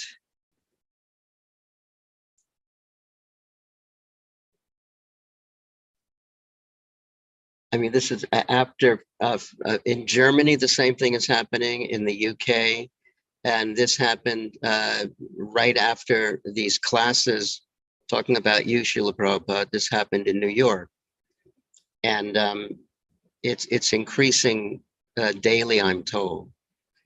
So this is all 100% your mercy. Srila Prabhupada. And we and the book distributors are very enthused. Of course, when you made such a statement that taking the dust from on your head, it's a pretty much a horrible image. What we understand that actually means is that anyone who does this, they are getting your dust and the dust of the whole parampara. Of course, there's a tradition in our parampara, Rupa and Sanatana, we're Muslim, Haridas Thakur, and it is kind of considered, in my understanding, to be one of the last frontiers on earth. China was, there are many devotees in China now. It's not saying it's easy, but there's something happening there. And Russia, of course, before all this happened. So I think we could agree that at least one of the major frontiers is the Arabic world. There's no temples in Saudi Arabia or these countries, but who could better preach there than the sons and daughters, cousins and brothers who are returning back to the Middle East after getting Arabic books from Europe, from the USA, and their heart, our experience is that they're very moved to get a book in their mother tongue. They consider Arabic is a sacred language, and no one gives them anything in Arabic. So this is an event that they recall, and they want to share it with their friends and family back home. So this is a little attempt under your mercy, Srila Prabhupada. We pray that it will expand and that the requests we have laid for support, because of course we don't have any temples in our areas, just to double our funds. So we're always, blessed with the need to raise funds for books, which have been translated for years now, and we even have orders for them. So it's looking good. We had some good response at the Bhaktivedanta Manor, and we may be getting help soon. But thank you, Srila Prabhupada, for letting this happen. And we beg for your continued mercy with this very important mission, according to your own blessed words. Srila Prabhupada ki jai. Hare Krishna. Thank you all.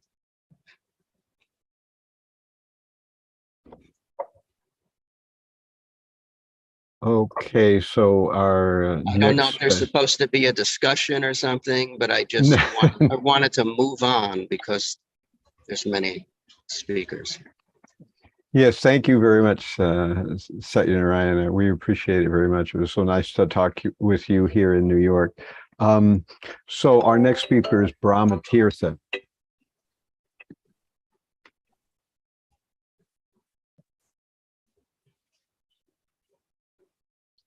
You're on mute, Prabhu.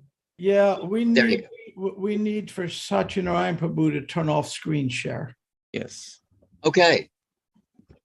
Good point. Okay, thank you.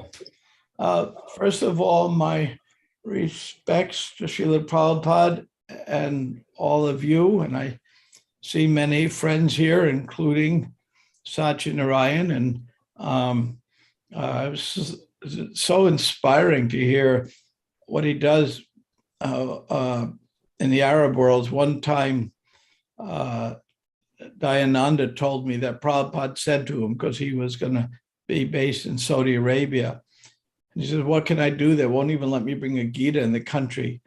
And Prabhupada said, "Just being there is preaching. It's such a difficult field." So what I thought I would do in the few minutes is I would reminisce a little about some adventures with Prabhupada through telling a story or two and talk about the future. So we'll begin with reminiscing some stories.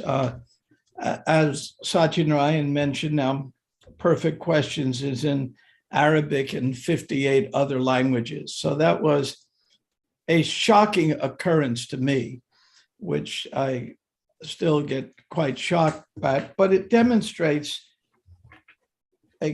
one aspect of Prabhupada that's so important.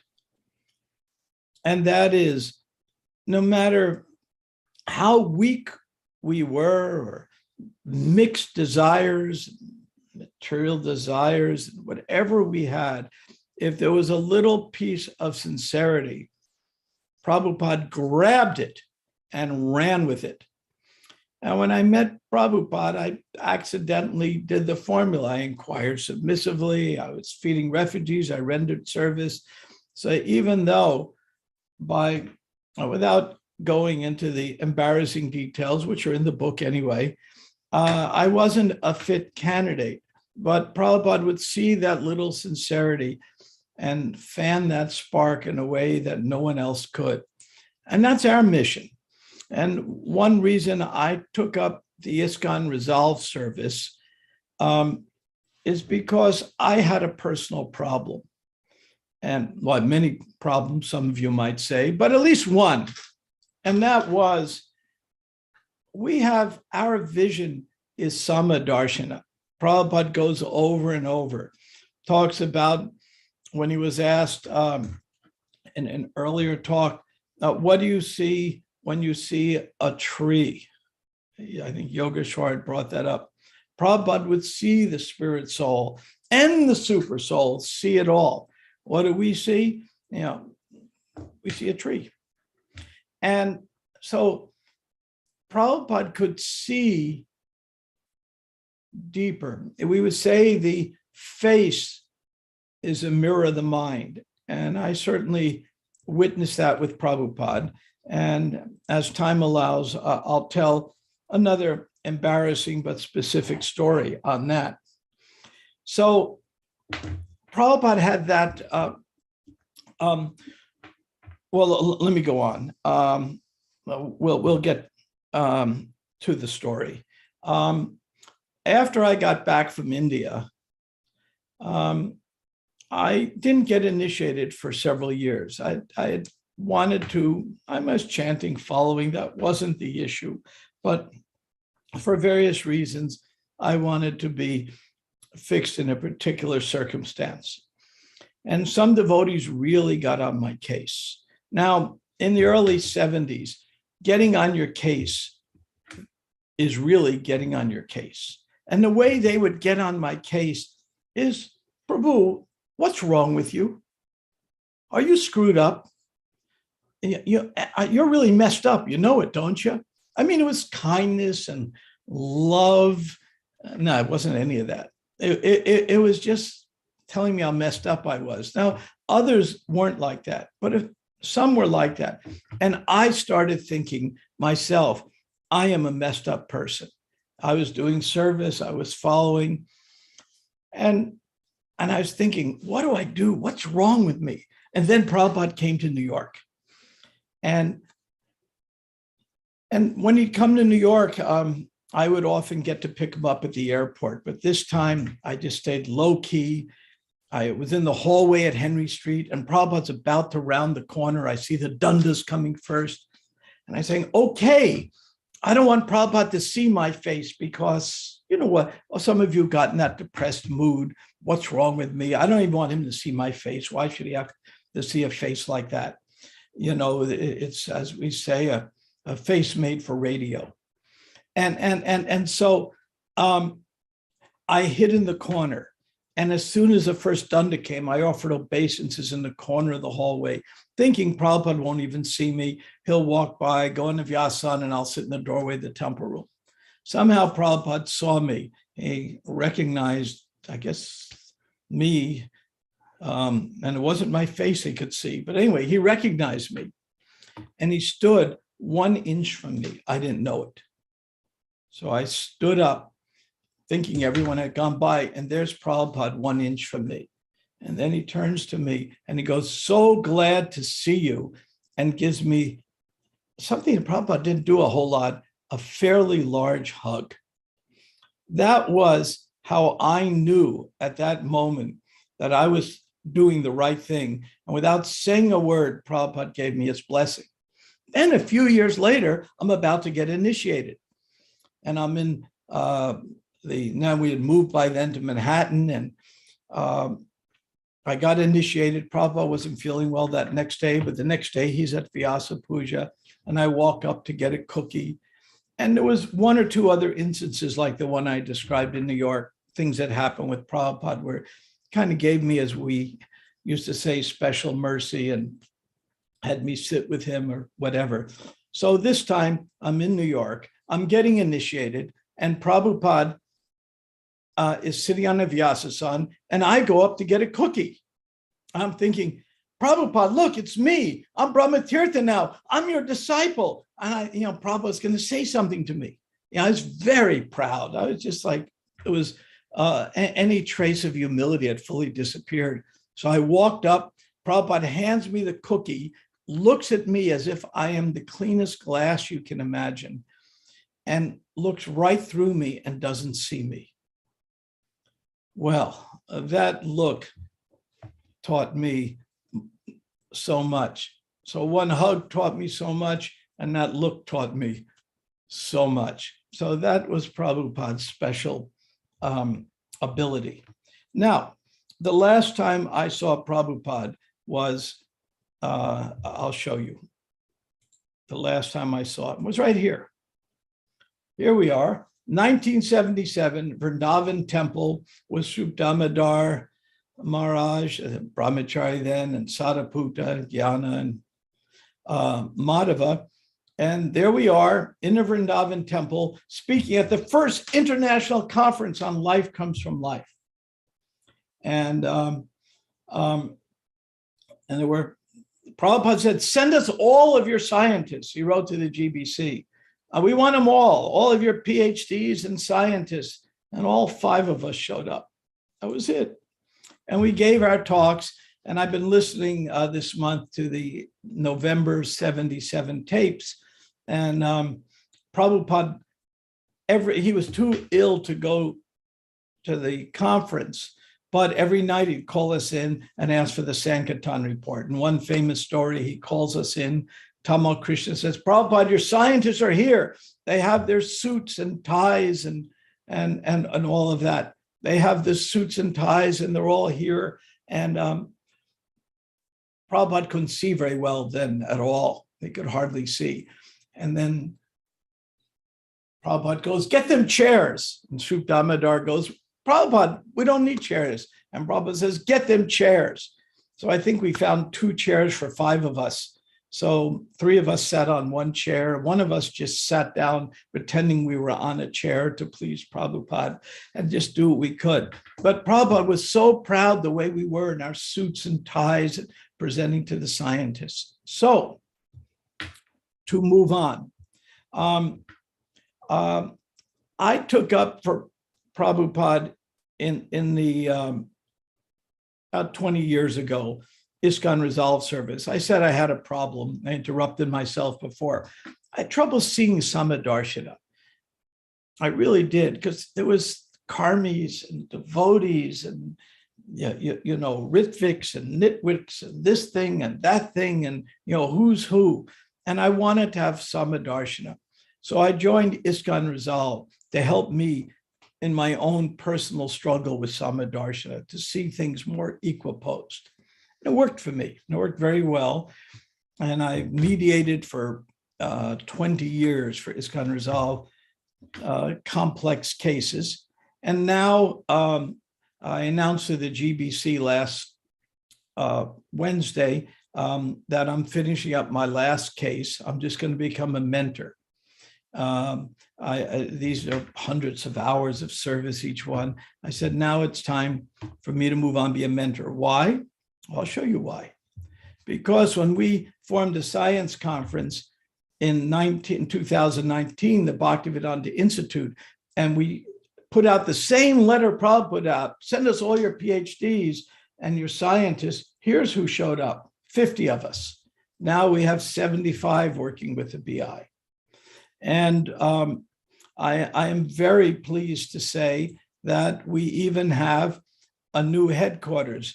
With the generosity of Hṛdayānanda Maharaj's family trust, we have our headquarters here. It used to be the president's house for the University of Florida back in the 40s. And right after that, the president went off to India to redo their education system after the British left. So funny how it makes a full circle. And that's our headquarters. So I tell this story because as the generation of Prabhupada disciples were aging out, as Borajan expressed it to me, the age of tears has begun. You know, as some of us leave. I remember when the first devotee, when Jayānanda left, I was shocked that somebody could actually die. It was shocking news to me. I mean, I was stunned. And then some other devotees died. I was like really stunned. But wait, that doesn't happen. Obviously it does. So we have to consider, what do each of us want to do for our contribution to Prabhupada? And I'm not talking to Prabhupada disciples now, I'm talking to everyone. There's no distinction, Prabhupada disciple or not. It's really, what do we actually want to do for Prabhupada and how do we focus on it? Satyanarayana Prabhu has dedicated himself, as you saw, to BBT. Yogeśvara worked his tail off doing a code of ethics for ISKCON, serves on the board of BI. Many of these devotees do so much for Prabhupada. But as we reach our final stage, we say, what are we going to focus on so we can leave a legacy for Prabhupada's glory, not our own? If we try to do it for our own glory, we end up like me when I went to get the cookie from Prabhupada, and I never want to go through that again this life, not that way. And Prabhupada can still give me that look. So the future for me in service to Prabhupada is the Bhaktivedanta Institute.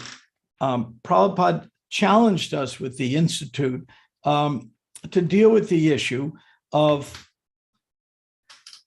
does life come from life or does life come from matter? Are all of you just a bottle of kombucha waiting to be poured down the drain, or is there something more to you than that? Are you just a chemical machine? And Prabhupada was horrified by the idea that we're just chemical machines. And he wanted us to, at the BI, to establish through science and philosophy, using both, that we are more than just chemical machines. So the mission we have at the BI is to establish that. And we do other things, work on cosmology and cosmography and various other fields. But the core of the BI is to demonstrate to those who have some ability to discern that we are much, much more than this body. And we have something, there are many other institutes, Galileo Institute, the Noetic Institute, the Discovery Institute. There are many groups, Ubiquity College, people we work with, we know, they're our friends, we have great relations that are working on the same issue, but we have something they don't have. The best they can get to, the non-physical, is panpsychism. And we have what Prabhupada has actually given us, which is a deeper understanding of the personal nature of ourselves and the personal nature of the Supreme. And due to that personalism, we have an edge that no one else has. So what we rack our brains out at the BI, how can we leverage this edge we have? We're not necessarily smarter than other people. We don't know science better, but we do have that one edge, and how can we use it? So I told something from the past, gave some remnants, gave some Prabhupada story from New York, because we are in New York now, so I have to give at least one Prabhupada story from New York, and talked about what I would like my future to be for serving Prabhupada. And with that, I'll stop here. And I thank you all for your attention. And it's lovely to be with you all in Second Avenue. My only lament is I'm not there personally, especially as I see on here, so many of my good friends are here. Hare Krishna. Hare Krishna. So I'm going to jump in here. I've been letting our very gifted Yadurnath do the emceeing here.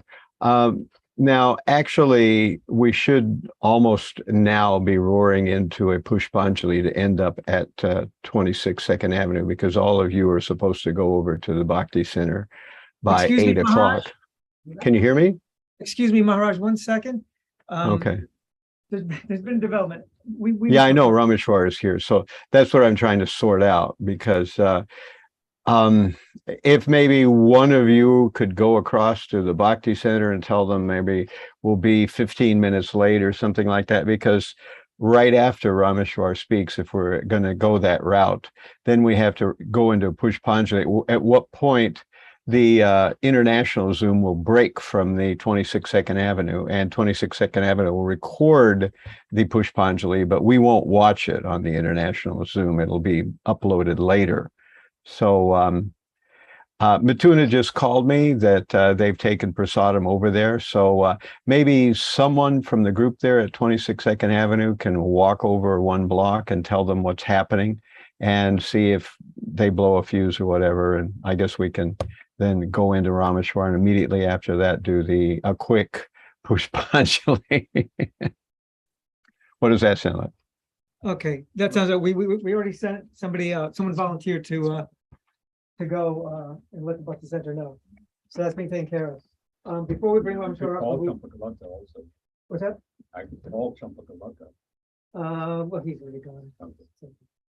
Thank you.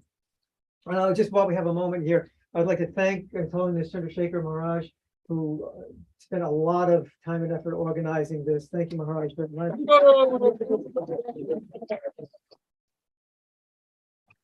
like to thank Gaur Kumar, Karen, and Vishal, who are also handling the tech. I'd like to thank Kalakaṇṭha Bhakti and Mangalarti, who helped with the flower arrangements. And I'd like to thank the devotees at Radha Govinda Mandir, who were just wonderful in helping us to pull this off, making so many arrangements. So thank you. And now, Rameśvara Prabhu, if you wouldn't mind. I know you'd prefer that we cut right to Pushpanjali, but oh, please come up. Yeah. He kept on saying like, no, it's okay. I don't have to speak. We do want to hear from you. I am holding up your program. No. Please, we want to. After you speak, we'll do a quick Pushpanjali. Yeah, try to keep it to 15 minutes. How about that? I won't. We're very good at. I won't speak, then I'll just read, because if I speak, it'll go on to days. Okay, that's a deal. So once you got to where we go. More than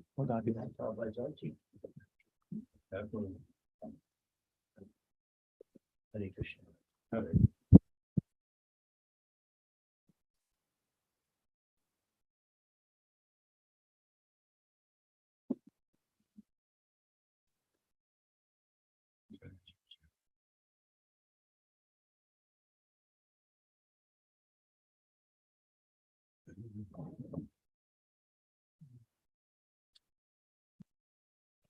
Namo Vishnupadaya Krishna Krishnaya Bhutale Srimate Bhaktivedanta Swami Prabhupāda.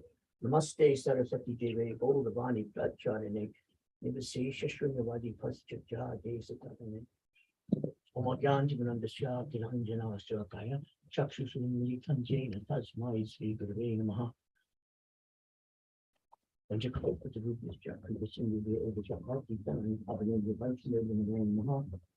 Jai Shri Krishna Chaitanya, Prabhu Nityananda, Śrī Gadadhara, Śrī Vyasa Ādipuruṣa, Hare Krishna, Krishna Krishna, Hare Hare, Hare Rama, Hare Rama,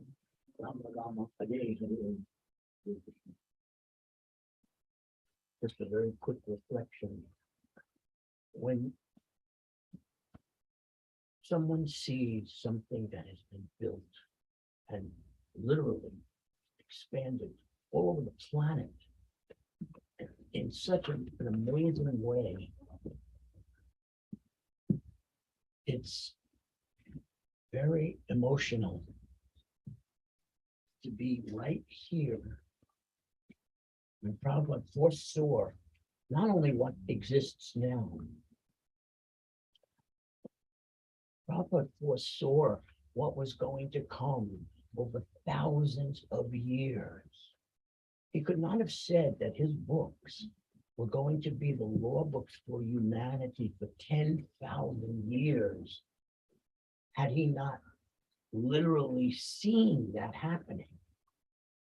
So we can't even imagine the future of this Krishna consciousness movement and how Prabhupada, you may have heard this quote, he told me one day at the height of our book distribution, he said, historians will note this period, how through this massive Sankirtan Yajna, we have changed the whole world, the history of the world.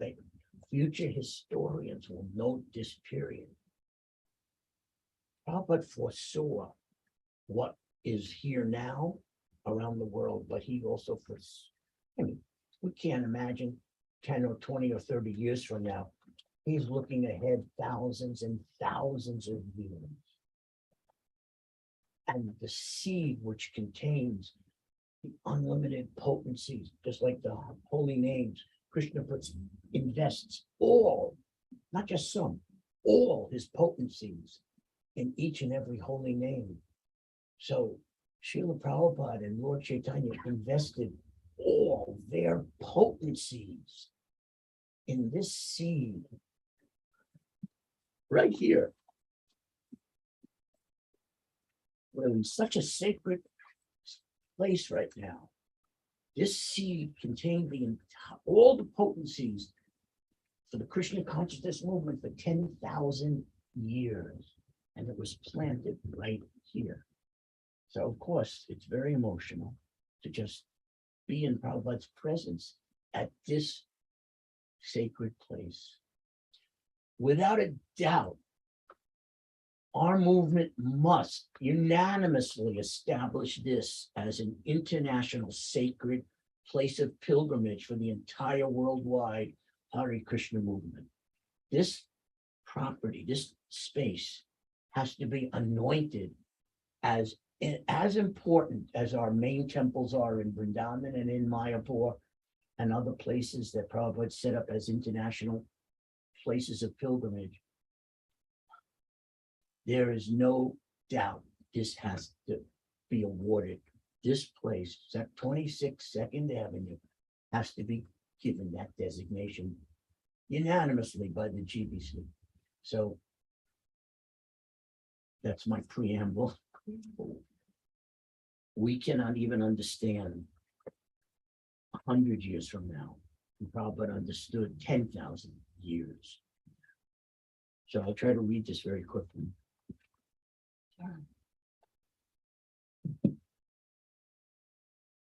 Dear Srila Prabhupada, my eternal spiritual father and my eternal master, I offer you my eternal obeisances and pray daily that in each of my coming births, I may be used by you in any way that pleases you. Birth after birth, my prayer is to always take birth as your lifelong servant. As you lead us by your transcendental instructions and teachings found in your divine books, those transcendental literatures that you personally left for us will guide the mission of Sri Chaitanya Mahaprabhu and become law books for all humanity for the next 10,000 years. You often warned that godless mechanistic science is the greatest demon of this age and destroys the real purpose of human life. In the name of science and advancement of knowledge, so-called scientists focus exclusively on the material energy, material particles, material potencies. In their ignorance, they have no knowledge of the Atma, the soul, and they vehemently avoid considering that spirit has anything to do with the origin of the universe, the origin of planetary systems and stars, the origin of life, the origin of different species, the origin of consciousness, or the true nature of evolution of consciousness. Without any reference to the soul, they never understand the actual purpose of life and the actual needs of every living entity. In their version of nature and existence, they leave humanity ignorant, hopeless, purposeless, isolated, and alone. In such a godless civilization, there's no accountability or enduring consequence for committing volumes of sinful activities. Thus, these impersonators of actual teachers or actual scientists lead, in their misguided way, human society on a path that turns humans back into animals or even lower species when this current human body is finished.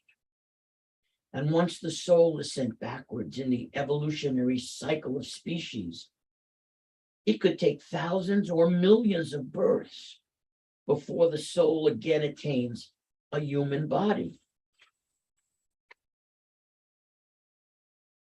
You have written, quote, "The misunderstanding of the conditioned soul is the bodily conception of life.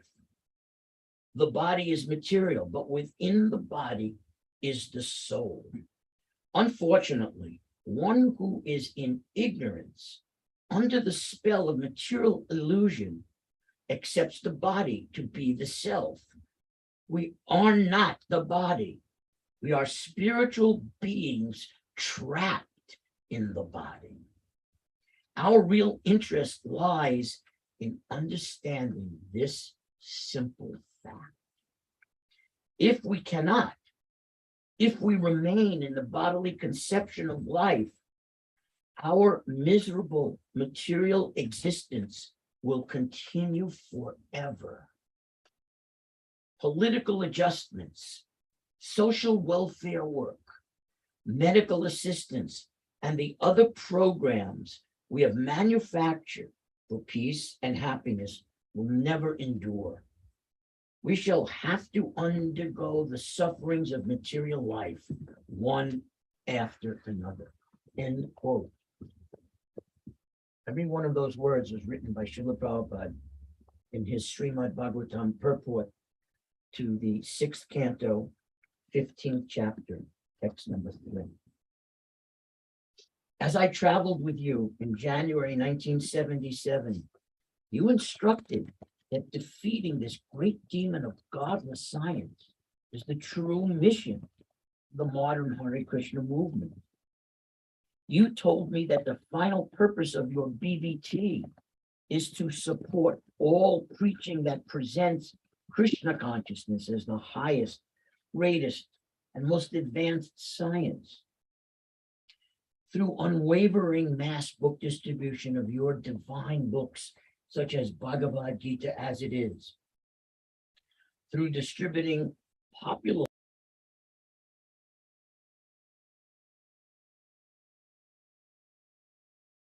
Bhaktivedanta Institute, through scientific exhibitions being planned for your Temple of Vedic Planetarium, through unwavering commitment to exposing the failings of Darwinian evolutionary conceptions in its original and mutated forms. Through unwavering commitment, we can save all embodied human conditioned souls. Srila Prabhupada, I pray every day to be used in this way, to be an instrument for unlimited mass distribution of your transcendental literatures. You once wrote to me that I should not divert my mind for even a moment from this. So I pray to Lord Chaitanya, Lord Nityananda, to Sri Pañcaratna, to Lord Paramatma within my heart, to please cause me to take all my future births in this Sankirtan movement as Srila Prabhupada's humble, eternal Sankirtan and book distribution servant. I remain your most unworthy, aspiring servant, Rameśvara.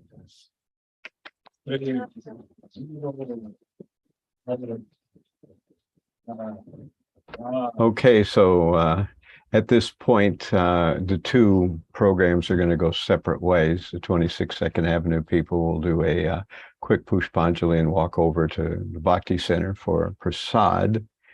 Thank you very much, Rameśvara, for speaking. And the rest of us who are on the international Zoom will continue. If there's a television over there at 26th Avenue, someone can input the URL for this live Zoom, and you can watch the remainder of it over there. But I thank you all, and we'll part ways. And the next speaker will be Jayādvaita Swami. I have a recorded Jayādvaita Swami, but we have the real Jayādvaita Swami as well.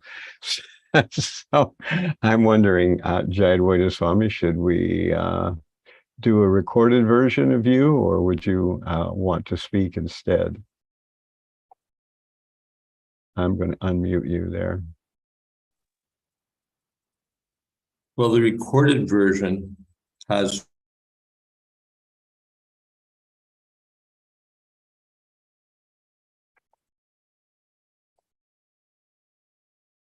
Okay. Are we hearing you now?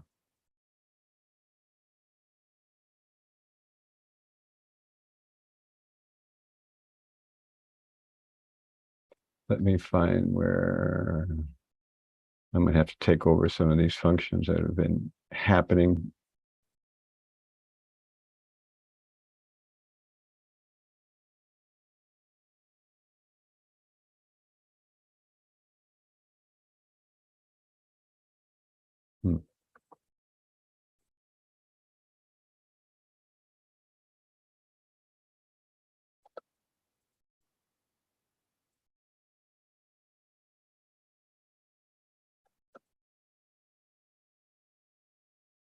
It should be, let me try again, see if I can allow you to unmute yourself.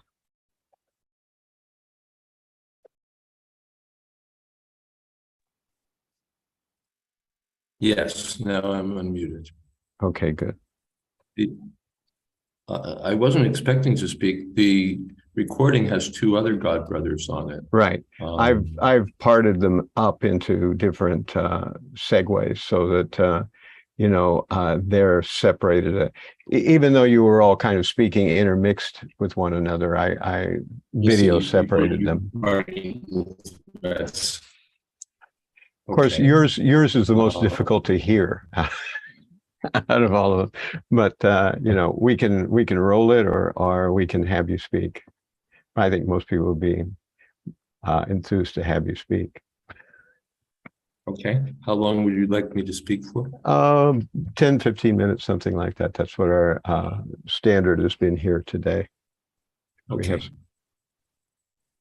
Om Jnana-Timirandasya Gyananjana Shalakaya Chakshun Viditam Jena Tasmai Śrī Guru-Vandanā Śrī Chaitanyam Manopistam Sthapitam Jena Bhutale Swayam Rupa Kadāmayam Dadāti Chapadantikam Panchako Pitarupyascha Kripasindhopyevacha Patitanam Pavanebhyo Vaishnavebhyo Namo Namaः.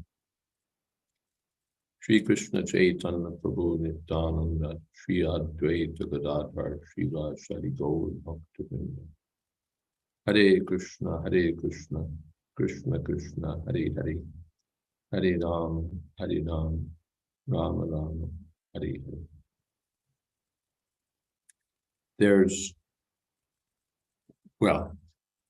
my reflection of late has been on Srila Prabhupada's having given us the holy name of Krishna, and on Krishna's being non-different from his holy name. Everything finally rests on Krishna, and everything finally depends on the holy name of Krishna. Prabhupada's campaign at 26 Second Avenue began from his kirtan, his chanting of Hare Krishna, and he engaged us, especially through the chanting of Krishna's holy name. Prabhupada's chanting of the holy name of Krishna was pure, and ours may or may not be so pure. The Prabhupada translated Chaitanya Mahaprabhu's prayer that you put all of your energies in the holy name. But I'm so unfortunate that I commit 10 kinds of offenses while chanting the holy name. And of course, that was one of the items that Srila Prabhupada gave at 26 Second Avenue. He wrote out the 10 offenses and instructed us to avoid them. The inattention we hear is the first, the granddaddy, as it were, of all the other offenses. And when we're inattentive to the sound of Krishna's holy name, essentially we're inattentive to Krishna. Krishna is there, or the gift of Krishna's presence that Srila Prabhupada has given us is there, but we check our Facebook feeds, we look at this or that, and we're not focused on chanting. Our minds, or even if we're not physically checking our phones, our minds are going here or there, and we may slight the presence of Krishna. But if we can just chant the holy name of Krishna with some focus and attention, everything is there for us. The we especially means me, but it's a principle. All these things are principles. So they're all principles. I can mention, just as that brings to mind, I remember Srila Prabhupada's last visit to New York, when he was staying at 55th Street, his quarters there. And I noted that, now this is what, 1976, and so Srila Prabhupada's last year or so. And I noted that in every spare moment, he had his beads and he was chanting. And we will say, well, yes, Prabhupada was always chanting, but in previous years, he was always chanting Hare Krishna. He was always speaking about Krishna. But I noticed that in that final visit, whenever he had a moment, Hare Krishna, he would pick up his beads and chant. And of course, I connect that with his understanding that his life was in this world was coming to an end. And so he was focusing even more on the chanting of Hare Krishna. And I noted it at that time. It was striking that he was that he was chanting, focusing in that way on the chanting of holy name of Krishna.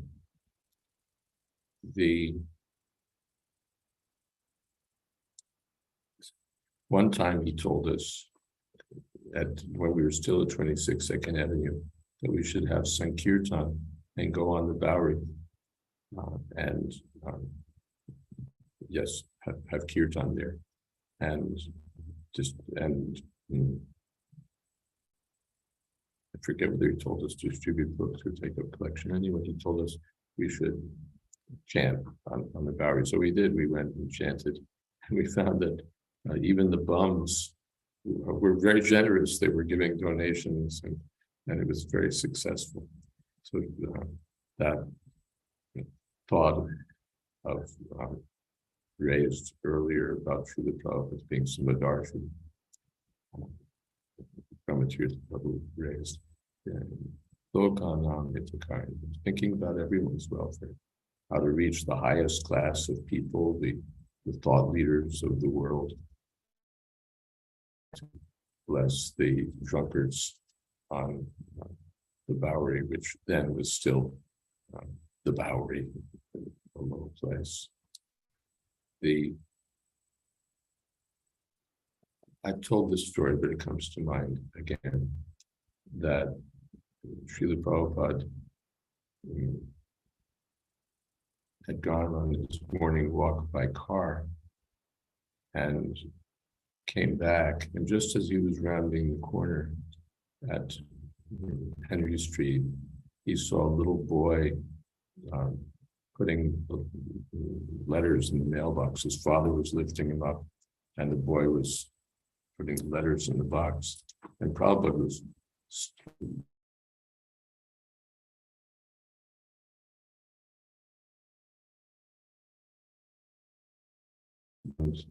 I was wondering, what is Prabhupada thinking about? Is he maybe remembering his childhood in Calcutta, or what?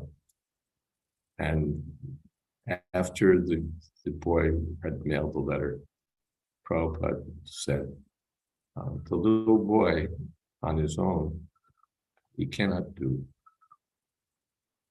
But the affectionate father, when he helps, then it is possible. So you can take it that that's our relationship with Krishna. Unless Krishna helps us, there's not much we can do, not anything we can do. Or our relationship with our spiritual master, our relationship with Srila Prabhupada. On our own, what will we do? You know, like a little kid, can't even reach the door of the box. But when the affectionate father helps, then success is entirely within reach. So everything becomes possible for us by the grace of Srila Prabhupada. And we've seen that devotees have done and are doing wonderful things by the grace of Srila Prabhupada. And that means by the grace of Krishna. With Krishna's blessings, Krishna's power comes to the devotees through the Parampara system. So we're all working not by our own strength. We bring our own efforts or whatever assets we have, but on our own we can't do anything of note. And on our own we're useless. What credit do we have just as independent individuals? But when we're connected with Srila Prabhupada, when we're connected with the Parampara system, then we have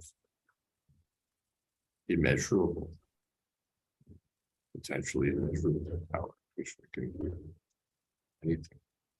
I remember there was one incident in New York. There was some court case, I forget what it was about. It was minor compared to today's these kind of court cases. I forget whether it was obstructing traffic or some other matter. The devotees were hauled into court. And somebody, I guess a lawyer, made insulting comments about Krishna. And Nanda Kishore, our godbrother Nanda Kishore, who is not particularly eloquent or spoke out and just lashed the lawyer for insulting Krishna. Just lashed him, and very effectively. And Srila Prabhupada was pleased. Insults to Krishna should not be tolerated. And Krishna had empowered him to speak strongly. So we see that Krishna empowers his devotees, that Srila Prabhupada empowers his devotees, and then wonderful things become possible.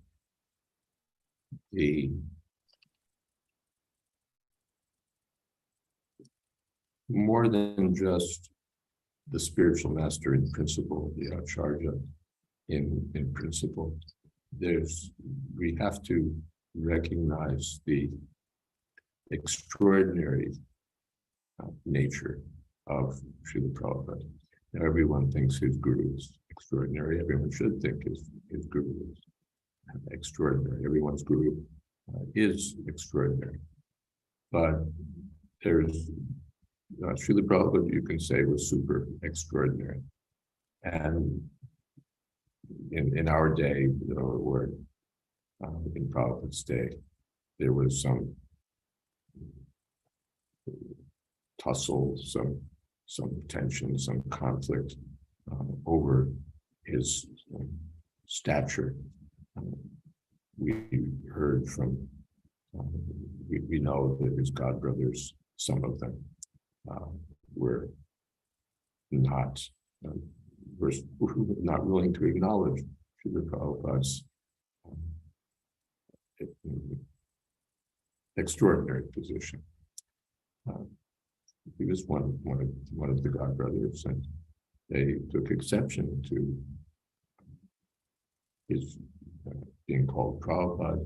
They were not all delighted that the Krishna consciousness movement was spreading all over the world. Prabhupada even considered some of them envious and said that they were trying to block him. That, of course, is old history, but and not the happiest of history. But I bring it up only to say that now that's old history, because everyone has acknowledged Srila Prabhupada's preeminence. Everyone has acknowledged Srila Prabhupada's preeminence. There's no going but where you can go. And they say Swami Maharaj was kind of one of the batch. They all must acknowledge, and in some cases are not very happy to acknowledge that Srila Prabhupada was empowered by his spiritual master to do extraordinary things, to spread the Krishna consciousness movement all over the world. I remember Srila B.R. Sridhar Maharaj said that when I think of what Swami Maharaj has done, my heart, my chest swells with pride. Appreciate it.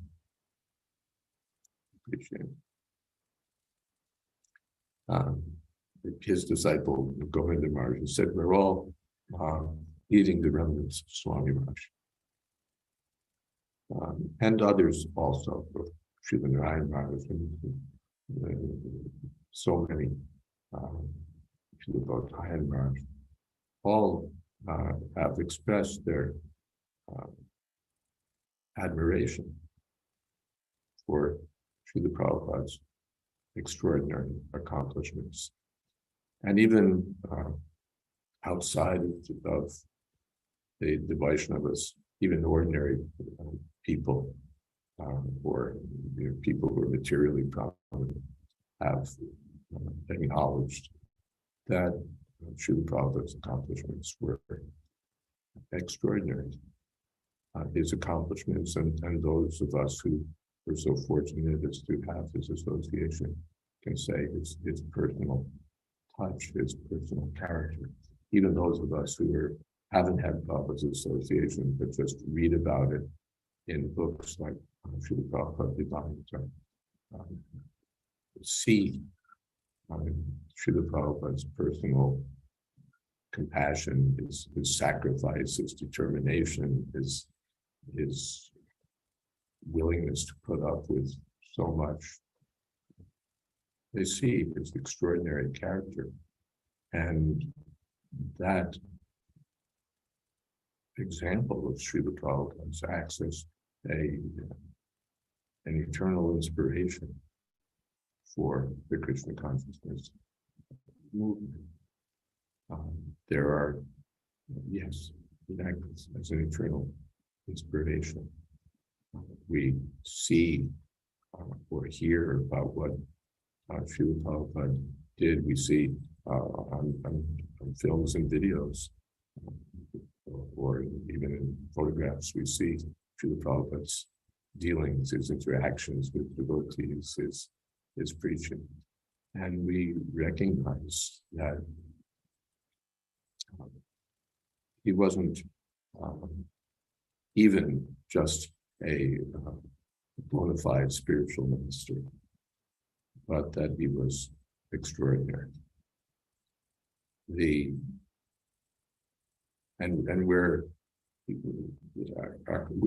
sort of churning the butter of that extraordinary character of Srila Prabhupada, his extraordinary merciful nature, and so on.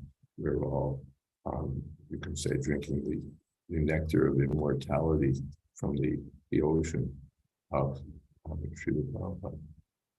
And that's our good fortune, which we're meant to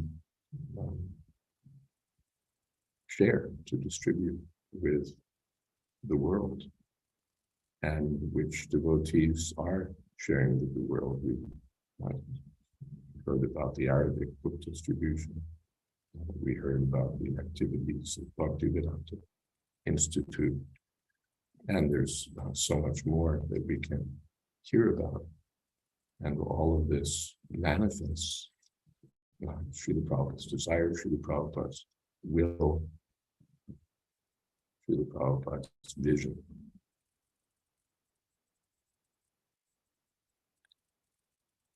Shall I stop here?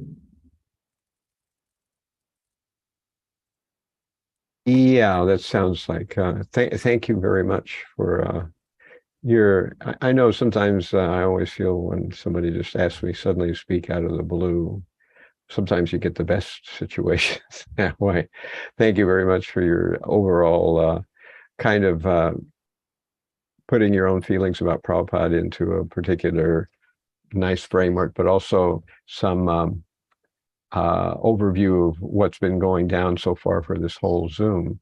Now, actually, what's interesting is I'm putting a taped message from Prahladananda Swami on next, and it says some of the same things. So here, I'm going to roll it now so that we'll see Prahladananda Swami. Then after him will be Mālatī, and then Hṛdayānanda Swami, and then Yogeśvara. So those are the lineup of who's yet to come here. So here we're going to roll it. Let me get to where the view is speaker view. Okay. So do you want to take it away at this point, or you need a minute for prepare? Okay. Thank you very much. Krishna Prasthaya Bhutale, Srimate Bhaktivedanta Swami Namane, Namaste Saraswatam Deve, Gauravāṇī Pracharane, Nirvishesha Srinivadi, Paskadyade Siddharane. Hare Krishna, the subject of my offering to Srila Prabhupada will be a description of his exalted position and the problems that ISKCON faced and is still facing due to its general misunderstanding of who Srila Prabhupada is and what his position is presently within the movement and within the devotees' lives within the movement. I'll begin with a quote from the Chaitanya Charitamrita. Tandra Chite Krishna Prema Karya Udoy, Tandra Vakya Kriya Mudra, Vigeta Nabudhaya. Even the most learned man cannot understand the words, activities, and symptoms of a person situated in love of God. So, underlying practically all the controversies in the past that faced Prabhupada's disciples and devotees is an essential philosophical question. Was His Divine Grace A.C. Bhaktivedanta Swami Prabhupāda, Nityasiddha Mahabhagavat, and Saktavesh Avatar and Sampradaya Acharya, or was he Siddha, pure devotee attaining perfection in this life, as sometimes he's depicted in even some of his biographies and the memories of some of his followers and disciples. When I first joined the movement let me say that Srila Prabhupada depicted himself as the Nityasiddha Sampradaya Acharya. Therefore, he insisted that his title be the founder Acharya of the International Society for Krishna Consciousness. And whenever this question came up, what is Prabhupada's position? For instance, in a conversation with Sasrup Maharaj and Jayādvaita Swami, and in a morning walk, Jayādvaita Swami asked Prabhupada that, let me see the date for this, it was Mayapur, April 8, 1975. Jayādvaita, they know everything and that they're perfect in everything, but sometimes from our material viewpoint, we see some discrepancies. Just like we think that Prabhupada, because material viewpoint, the viewpoint is wrong. Therefore, you find discrepancies. Jayādvaita. So we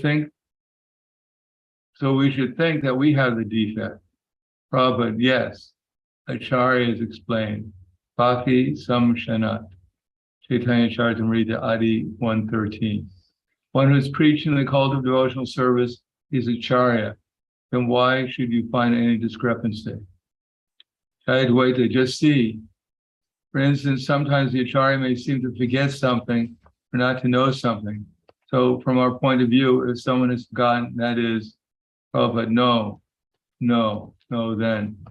Jayādvaita, and an imperfection, Prabhupada, that is not then you do not understand. Acharya is not God, omniscient. He is servant of God. His business is to preach bhakti cult. That is Acharya. Advaita, and that is the perfection. Prabhupada, that is the perfection. Hare Krishna. Jayādvaita. So we have a misunderstanding about what perfection is. Prabhupada, yes. Perfection is there. How he is preaching the bhakti cult. That's all. In other words, Prabhupada was a perfect instrument for Lord Chaitanya Mahaprabhu for spreading Krishna consciousness.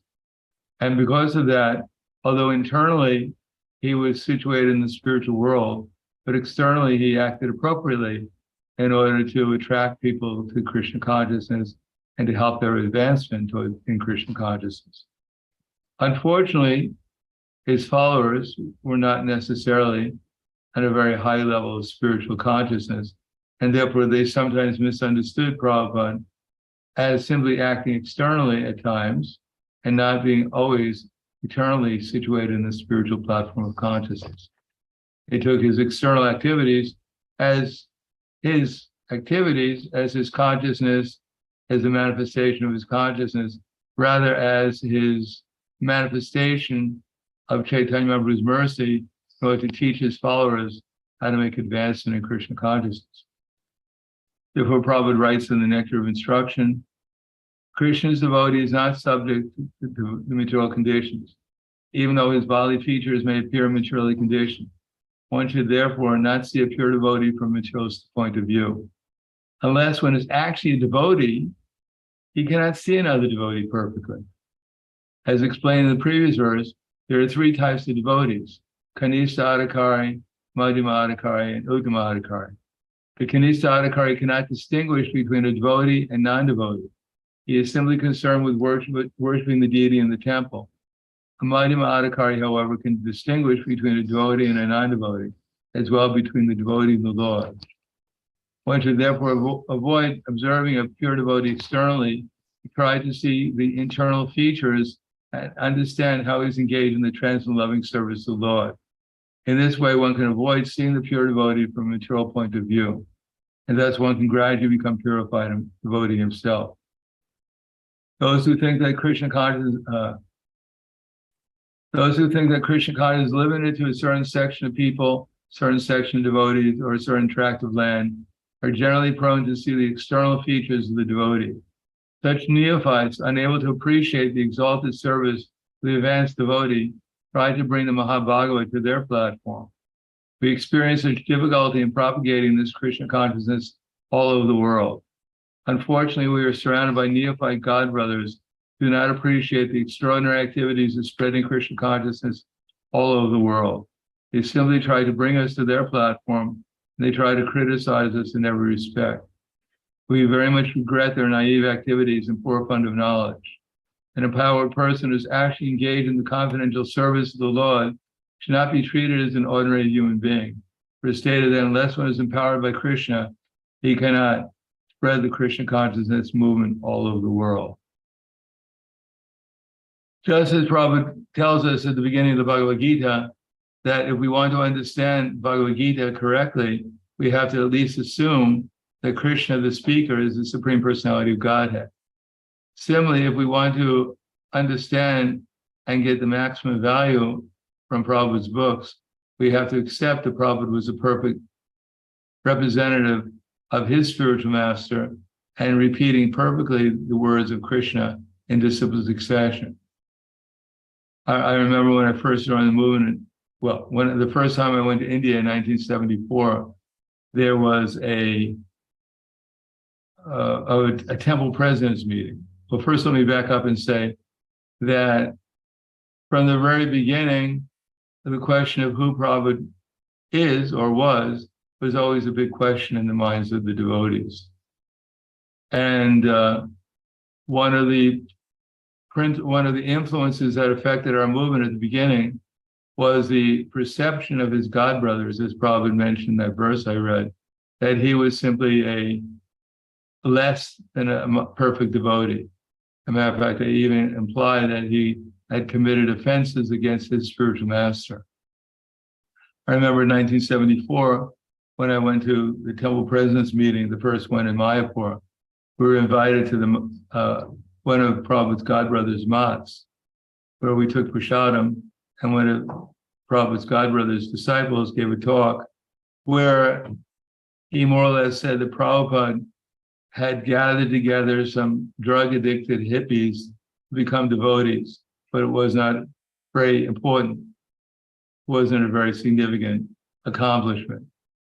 When we went back to the Sri Mayapur Dham, and Prabhupada's, one of his servants told Prabhupada what his godbrother's disciple had said, Prabhupada's comment was that anyone who heard this particular godbrother's disciple was spiritually scarred for life.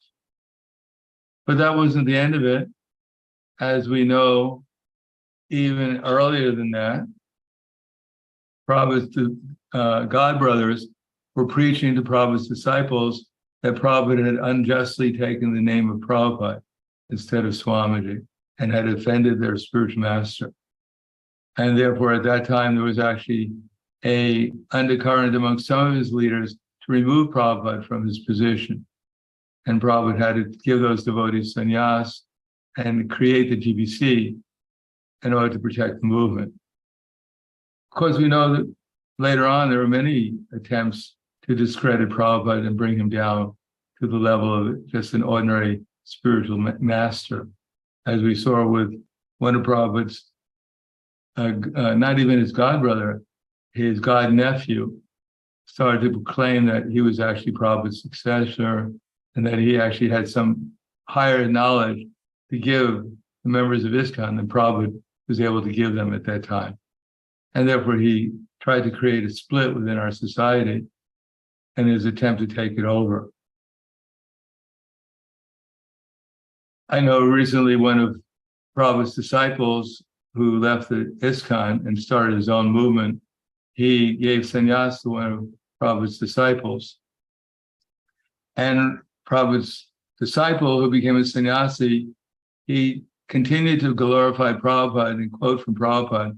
But this particular sannyasi, this sannyasi, Prabhupada's disciple also, who had given him sannyas, called him and allegedly criticized him for speaking about Prabhupada too much, rather than speaking about his teachings, this sannyasi's teachings. So this particular sannyasi disciple of Prabhupada, he left that devotee and now is rejoining ISKCON. Now we find that after Prabhupada left, that even the biographies and even the testimonies about Prabhupada are full of assumptions that Prabhupada was less than a Nityasiddha devotee, that he appears to be depressed sometimes, he's a business failure, he has a horrible family life, he gets, but actually this is due to the fact that unless one is actually an Uttama Adhikari on a higher platform of consciousness, it's very difficult for one to see properly what the exalted position of a Nityasiddha is. And what to speak of when one has ambitions, as the Zonal Acharyas did, in order to take over Prabhupada's position and establish themselves as the new Acharyas in Prabhupada's absence. Or as Prabhupada said, that in absence of a big tree, that sometimes a small bush, like a castor tree, may seem very big. So the idea is, if we want to know Prabhupada, that we should read his books. We should understand, as Prabhupada said, if you want to know me, read my books.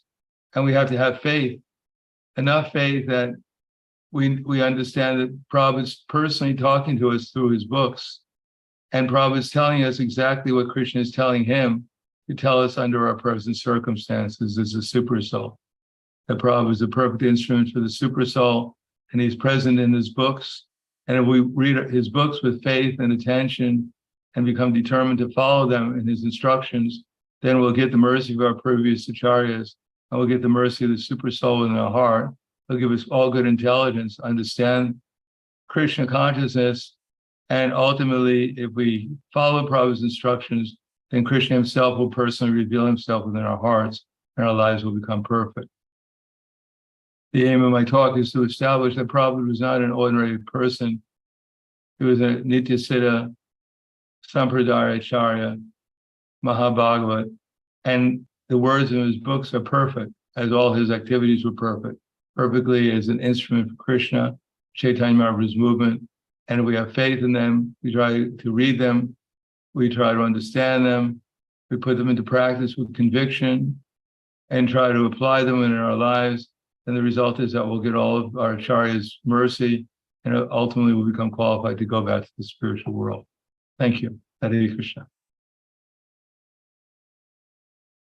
Hare Krishna, Prahladananda Swami. Thank you very much. I couldn't agree more.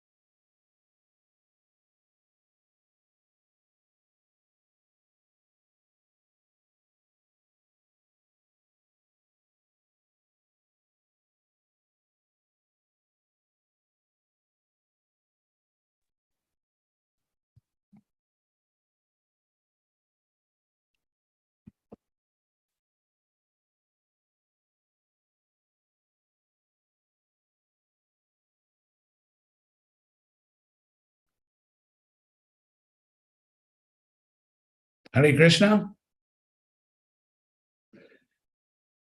For some reason, I can't hear you, Chandrasekhar Maharaj. Now you can. Now you can hear me. I muted myself. Yeah. Right. Yes. Okay. Hare Krishna. So let me.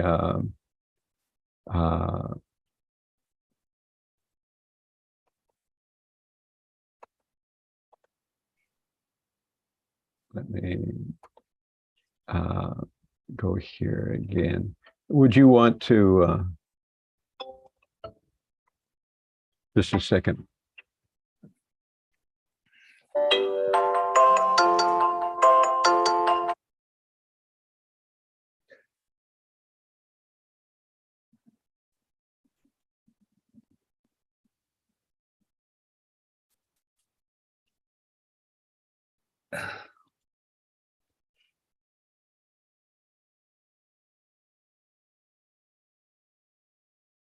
That, that I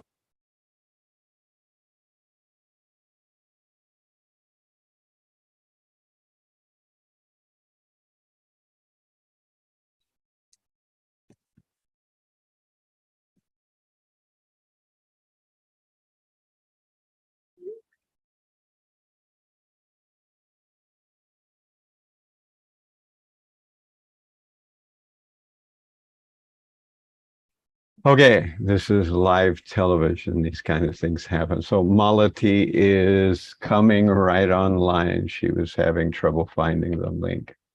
Okay, so yeah. So I had myself muted for a little while. So Mālatī should be on in a second or two here. There she is. I can. Okay. It really looks like Mālatī. Okay. Can you unmute yourself? mute or unmute. Unmute. You're unmuted. Okay, so good. Unmute. So it's your slot. Thank you very much for coming and sharing. This is such an interesting collection of devotees from everywhere. Really. So I offer my humble obeisances to one and all, and particularly to Chandrasekhar Swami, who is doing the hero's work here. And I also offer you the obeisances from Narottam Das, who, that's where I was when you called me.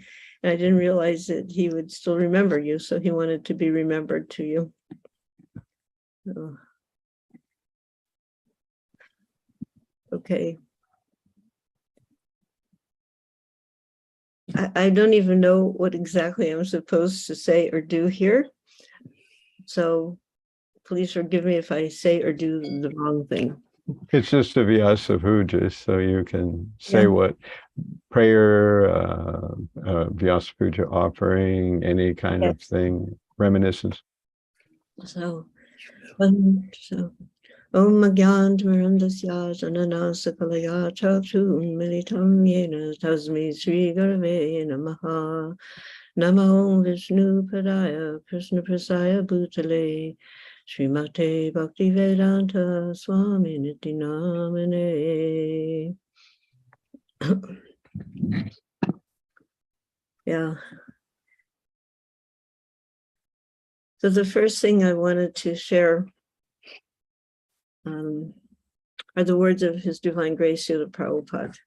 It's coming from the 4th Canto 28:31.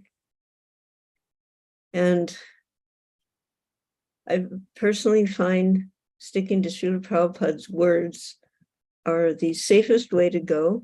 And then if somebody wants to argue, you can, well, it's Śrīla Prabhupāda, what can I say? I'm only repeating. But I'm always amazed by his elocution of knowledge that he was presenting way ahead of his times, particularly like first canto purports, and you're reading those purports written way before he came to America, and it could be yesterday or even today, so perfectly described. But on another topic here, Śrīla Prabhupada commented, among Vaishnavas, there may be some differences of opinion. I don't think anybody here has ever experienced differences of opinion, right? You know, among Vaishnavas. So he says there may be some differences of opinion due to everyone's personal identity. But despite all the personal differences, the cult of Krishna consciousness must go on. We can see that under the instruction of Srila Bhakti Vinod Thakur, Srila Bhakti Siddhanta Saraswati Goswami Thakur began preaching the Krishna consciousness movement in an organized way within the past 100 years. The disciples of Srila Bhakti Siddhanta Saraswati Goswami Maharaj are all godbrothers. And although there are some differences of opinion, and although we are not acting conjointly, every one of us is spreading this Krishna consciousness movement according to his own capacity and producing many disciples to spread it all over the world. As far as we are concerned, we have already started the International Society for Krishna Consciousness, and many thousands of Europeans and Americans have joined this movement. Indeed, it is spreading like wildfire. The cult of Krishna consciousness is based on the 9 principles of devotional service. And he listed them: Shravanam, Kirtanam, Vishnu, Smaranam, Padasevanam, Archanam, Vandanam, Vasyam, Sakyam, Atmani Vedanam. So this cult of Krishna consciousness, based on these 9 principles, will never be stopped. It will go on without distinction of caste, creed, color, or country. No one can check it. So, Srila Prabhupada's affirmation. So, dear Srila Prabhupada, please accept my eternally offered obeisances at your lotus feet. Please let me serve you day after day, birth after birth. I came upon the following sections after watching a video clip of your post-departure Samadhi ceremony for the first time. It was the first and probably last time I will ever view it. I needed the solace of your living words, and this is what a random search brought about. So he's speaking about his Guru Maharaj, and it's from a lecture given in New Vrindavan in June of '69. And he said, my Guru Maharaj, when he was selecting articles to be published in the Harmonist. So if someone doesn't know, the Harmonist was like the back to Godhead of Bhakti Siddhanta. So when he was selecting articles to be published, if he simply sees that there's several times the writer has written Krishna, Lord Chaitanya, like that, he passes immediately, all right, it's all right, it is all right. That so many times he's uttered Krishna and Chaitanya, so it is all right.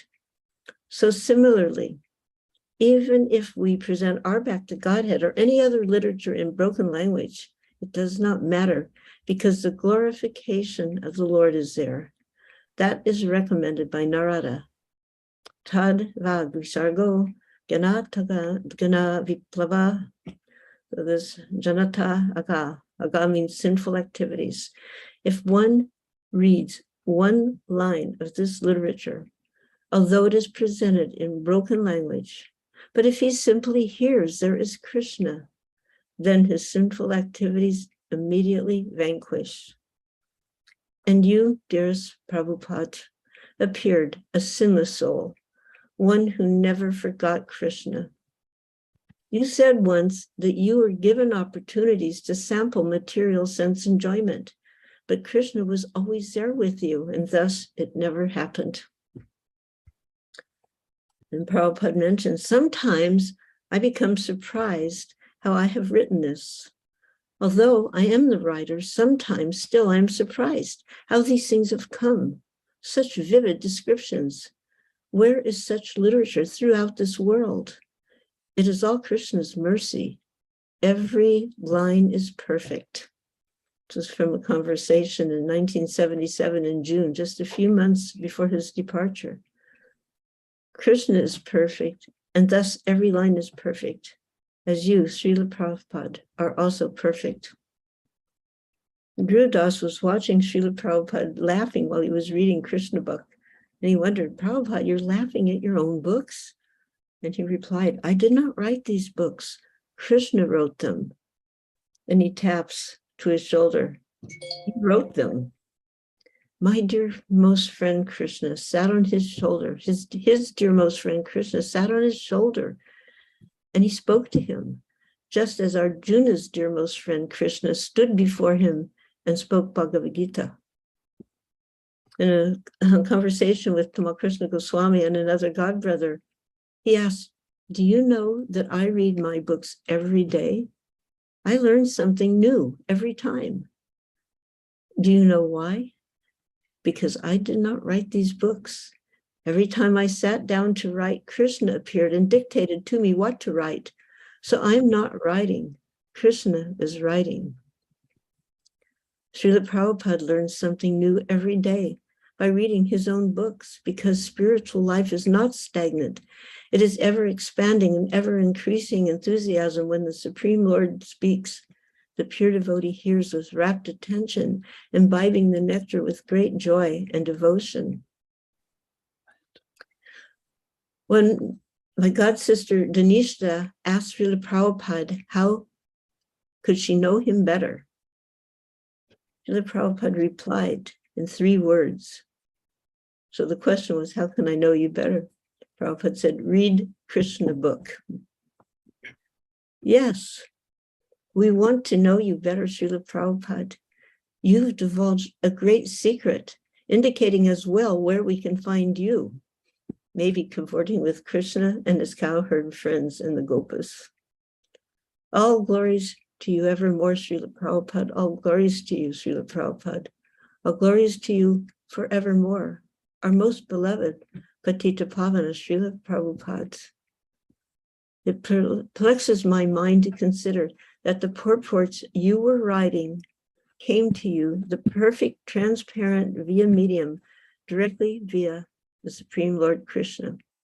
Your purports are beyond any value and wealth of all the so-called precious gems found in this temporary world. They are the purest of all touchstones offered to us by you, your fully cognizant, compassionate mercy.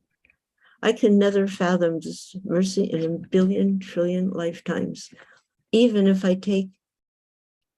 by chance, if I make it back home to Godhead, I'll never understand this incredibly sublime pastime of yours.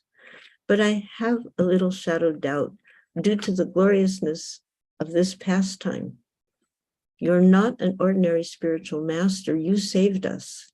And this was confirmed in 1967 in our little San Francisco storefront temple. Krishna dictated these purports to you, and you faithfully recorded them, and you passed them on to us and the entire world. Many gurus and so-called yogis come and they take your money, but they cannot relieve anyone from birth, death, disease, and old age. You alone offered that miracle. Considering these comments by you, how can we accept anything less than your authentic original words? May my head remain bowed at your lotus feet. May my heart beat only for you. And may all people throughout the entire universe become receivers of your compassionate message, checking the reign of Kali and pacifying their burning hearts and minds. Always your Dasi, Mālatī Devi Dasi. Srila Prabhupada Ki Jai. Hi, thank you very much, Mālatī. I had some people working with me now, so now I have to do everything all by myself. Let me. You know how that goes. Yeah, it's there's a lot of technical stuff going on. It was actually quite nice. We had a good team. I was doing practically nothing, just calling people up. But now we're going to move on to Hṛdayānanda Swami, who is calling us from where? Where are you now? I'm in California. Oh, in California. I was there 2 days ago, but I came back to Columbus, Ohio for Janmashtami. I missed you. Yes. We're waiting for you to visit Athens. Yes, yes, yes.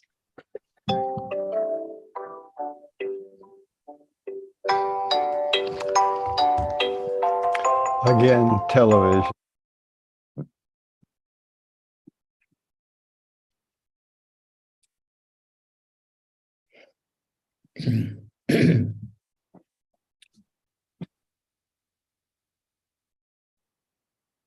So,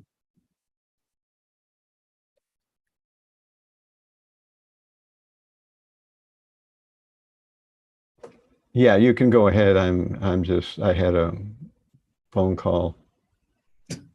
There's lots of behind the scenes going on in this whole project. okay, I'm going to turn my cell phone off. So I'll begin. Yes. I'd like to thank Mālatī Prabhu and the other devotees who have spoken. It's traditional on these occasions of Vyasa Puja it's traditional and appropriate and necessary to talk about the glories of Prabhupada.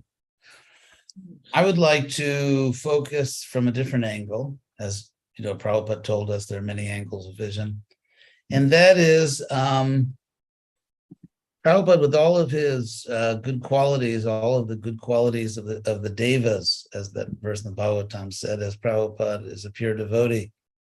And Lord Krishna clearly sent Prabhupada at a particular time and place to establish his mission, Chaitanya Mahaprabhu's mission, very powerfully all over the world. Twice in the Bhagavatam, we find the little phrase Deshakala Vibhagavit. The first time is in the first canto, where Bhishma on the bed of arrows is praised as Deshakala Vibhagavit.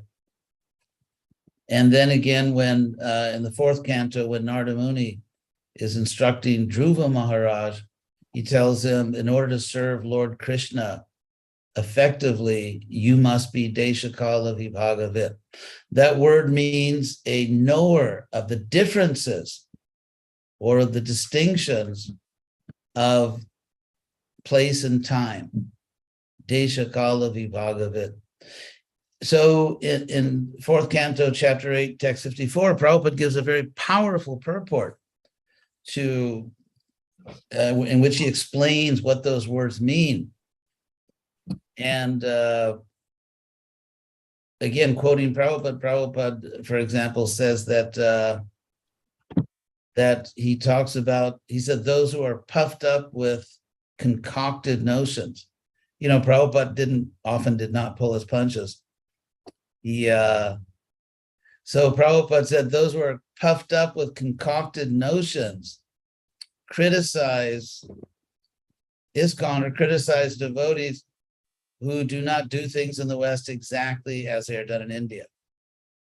And he said, but actually, and then he emphasizes this point, that we should take all consideration. Then Prabhupada says, make all adjustments so that people in the Western world are comfortable with Krishna consciousness.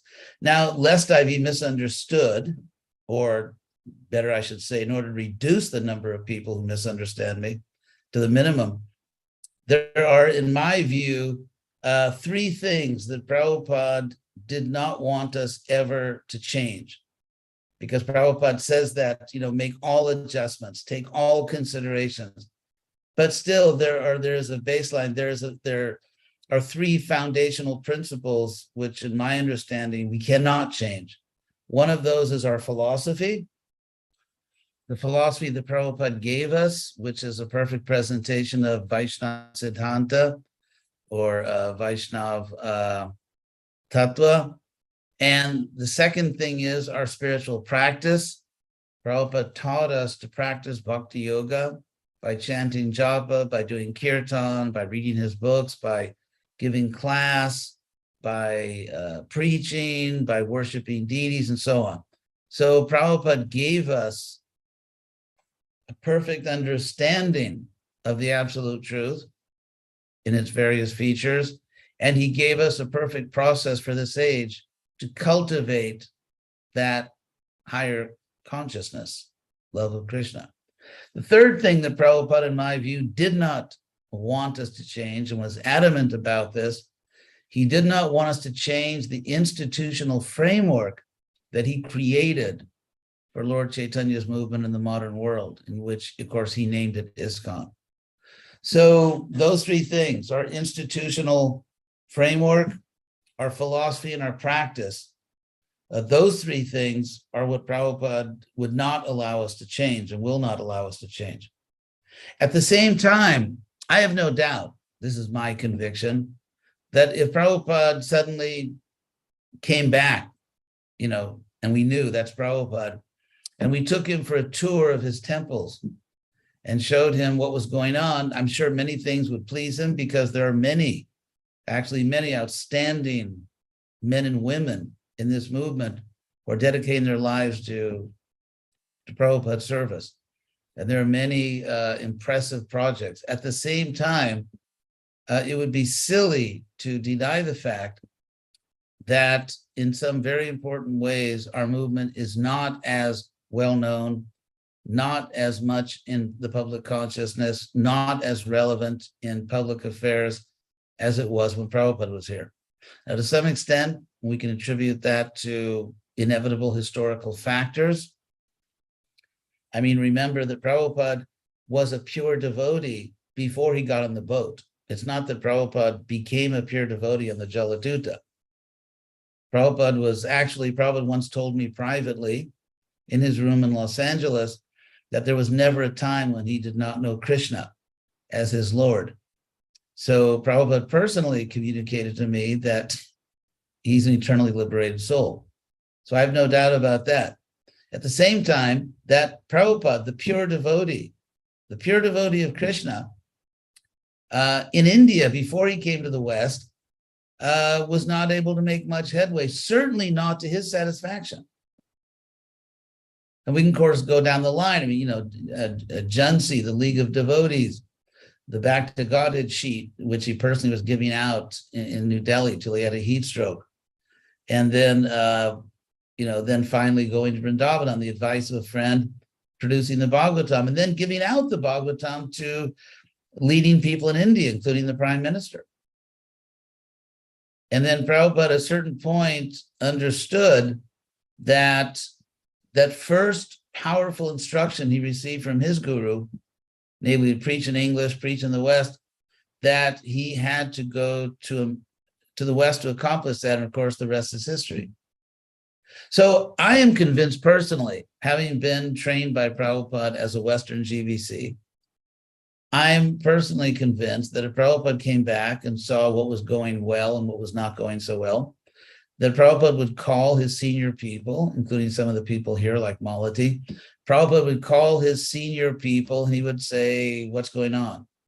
He would visit the temples and he would say, because when he left, of course, the temples were filled with Western devotees and there was a very powerful outreach program. And as I said, there are many outstanding Vaishnavas in this country and many countries. It's not that there's a lack of really distinguished devotees. But still, I have no doubt that Prabhupada would say, how do we restore what I gave you in the sense of a powerful, famous, relevant Hare Krishna movement in the Western world? And so in that sense, I think on Prabhupada's, I think my meditation is not only on what Prabhupada did in the past. I remember when I was a new devotee in Berkeley, Prabhupada wrote a letter to one of the devotees in the temple that, of course, we all read, where Prabhupada said that you are not seeing the actual form of the spiritual master. He gave the example that the wind blows at night, the wind blows the clouds across the moon, but it looks to our vision as if the moon is sailing through the clouds. And that's the example Prabhupada gave, that we are seeing the external form, which of course Prabhupada called Vapu, but then there's Vani, but the actual form of the guru is something which is more advanced. So all of Prabhupada's pastimes in this world, his accomplishments, convince us that he is, in fact, a completely liberated soul, that he is the great Acharya for this age. And therefore, that leads me to the conclusion that how do we restore what he left us?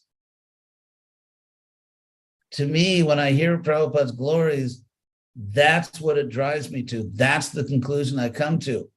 That considering Prabhupada's greatness, considering all these stories and all the books and everything, what is my duty now? What can be done now? What about the future? How do we, because in Prabhupada's Pranam mantra, the one he wrote, the first one, Namo Vishnu Padaya Krishna Prastaya, was sort of a template in which, Prabhupada's name was put in, a template for offering obeisances to Gaudiya Vaishnava gurus. And then Prabhupada actually wrote the second mantra. He personally, that was original, Namaste Saraswate Devi. So in that mantra, Prabhupada first identifies himself that I am a disciple of Bhaktisiddhanta Saraswati Thakur. Namaste Saraswati Devi Gauravāṇī Pracharine. And my mission is Gauravāṇī Pracharine, preaching the message of Lord Chaitanya. And so you could say, okay, Prabhupada, there were other disciples of Bhaktisiddhanta, and many devotees in the world have accepted the mission of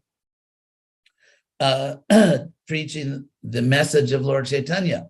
So in the last line, the last two quarters of the Pranam mantra Prabhupada wrote, he reveals what is exclusive about him, what is unique to him, what distinguishes him from his god brothers and everyone else. And that is Nirvishesha Shunyavadi Paschatya Desha Tarine. The Prabhupada is the savior of the Western countries, which are completely befuddled by voidism and impersonalism. And so Prabhupada wrote this mantra. Prabhupada presented himself as the savior of the Western countries. Some people say, like, why, what's so important about the West? Well, ask Prabhupada why he put it in his Pranam mantra. I mean, the reason is obvious. Prabhupada told me that many, many times. Many times Prabhupada preached to me personally how, I came to your country because it's the most important country and so on.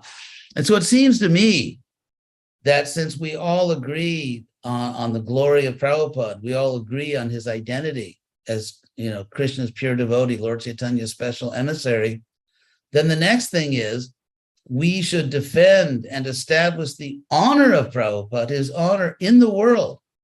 Not just among ourselves, but in the world, because Prabhupada didn't say that. He could have said, I'm saving Western disciples. In fact, it fits metrically in the verse.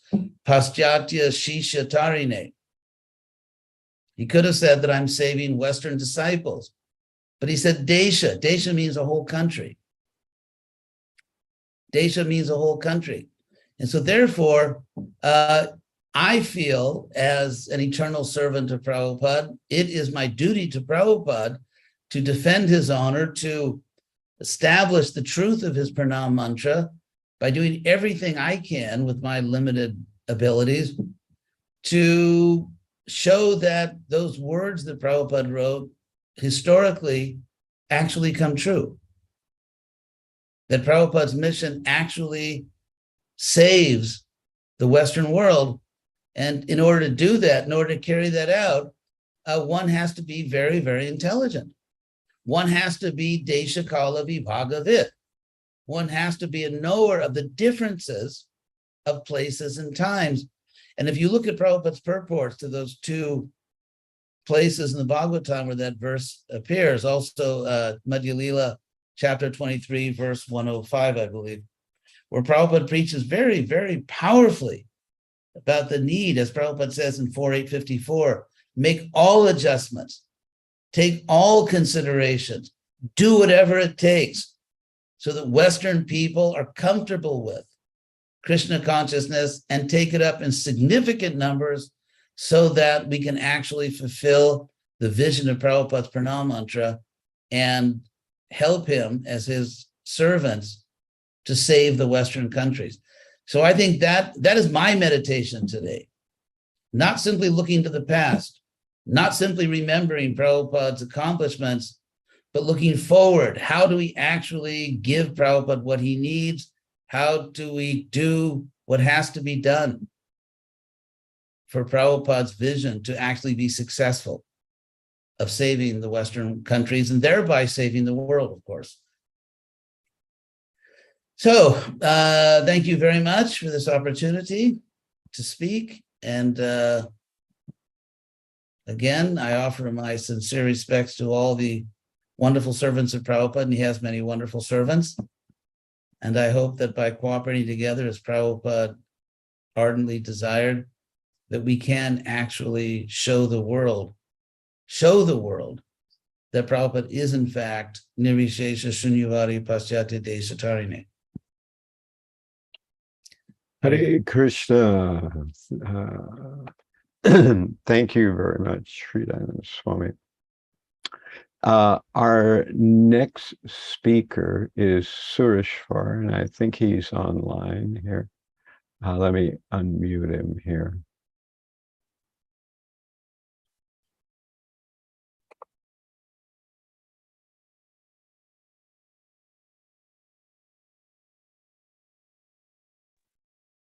Yeah, looks like he's unmuted.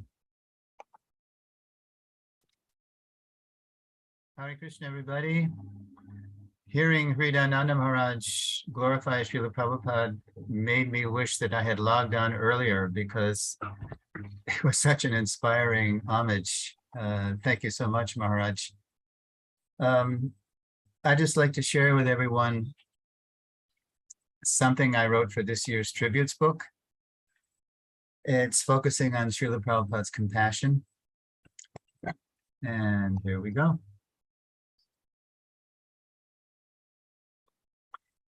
Dearest Srila Prabhupada, please accept my fallen obeisances in the dust of your lotus feet. All glories to your divine grace. Of all the Vaishnava qualities you manifested, Srila Prabhupada, your compassion amazes me the most. During your brief visit to Moscow, for example, your kind presence touched many. An Air India pilot carrying you across the Iron Curtain, the babushkas sweeping Red Square, a taxi driver bringing you through the Soviet capital, a stubborn Leninist professor, and by the will of Providence, a ripe Russian student to whom you gave all you could for 3 days before flying on to Paris. That bhakti seed you planted in the heart of Anatoly Pinyayev, later Ananta Shanti, who suffered unspeakable persecution at the hands of the KGB, continues to blossom in wonderful ways even today as war ravages the most vulnerable in Eastern Europe. And then I insert a quote from something Prabhupada said in a room conversation in Paris in June 74. Prabhupada remarked, therefore in Europe, so many wars, every 10 years, 15 years, there is a big war and wholesale slaughter of the whole humankind. But these rascals, they do not see it. The reaction must be there. You are killing innocent cows and animals. Nature will take revenge. That's the end of the quote. Although I never met Ananta Shanti Srila Prabhupada, I first met his spiritual beneficiaries, that is, the devotees who grew up in the former USSR, during my visits to Mayapur in the early 2000s. I saw in them what you must have seen in Anatoly, an unquenchable thirst for genuine spiritual experience, a good soul's tolerance of the people who had for so long denied him that experience, and endless gratitude to you for risking all to give him Krishna, quote, the supreme personality of Godhead. Nowhere did I witness their bhakti more intensely than when I attended their week-long Bhakti Sangam festival in the Crimea in 2012.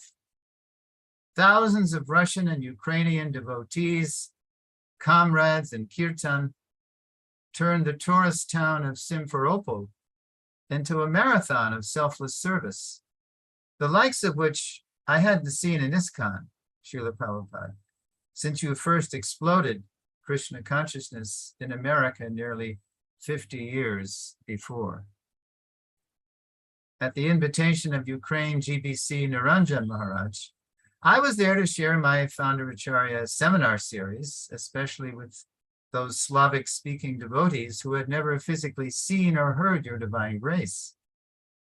But as the days went by, as they drank in your life, your teachings, your mood, your mission, I found myself meeting you, their hero, through their hungry ears and eyes. So often did they break into applause to cheer your compassionate pastimes that each session ran way over time. And after every Q&A period, they spontaneously rose from their seats and surrounded me, begging for more, refusing to let me go. Who are these people, I thought?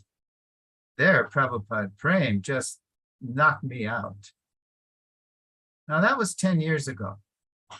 After the Russian government forcibly annexed the Crimea in 2014, the Ukrainian devotees moved their Bhakti Sangam to another Black Sea venue, smaller but no less impressive for its spirit of selfless service. And even though the fire of war may cancel the festival altogether this year, Srila Prabhupada, I'm absolutely certain the fire of compassionate service you've ignited in countless Russian and Ukrainian devotees will one day burn to ashes all the horrendous karma that has periodically devastated that region. Seeing and hearing how the devotees are bravely delivering prasadam, your quote, secret weapon to the war's victims, I have no doubt your compassion will prevail. And here's a quote from Niranjan Swami, the GBC.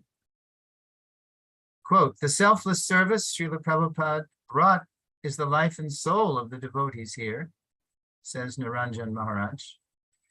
They already know what to do. All I have to do is encourage them. All glories to you, Srila Prabhupada, and your most compassionate followers, your aspiring servant, Sureshwara Das. Maharaj, Chandrasekhar Maharaj, I hope this whole global Sangha is going to be recorded and released somehow. Because it's already being uploaded, you know, even as we speak. Okay, because it's going through what's called restreaming. So it's going on to YouTube right now. It's going on to my YouTube channel. It's going on to the GBC SPT channel right now. Okay. And it's going also to my YouTube page. I mean, my Facebook page is what I'm trying to say. All right. Wonderful.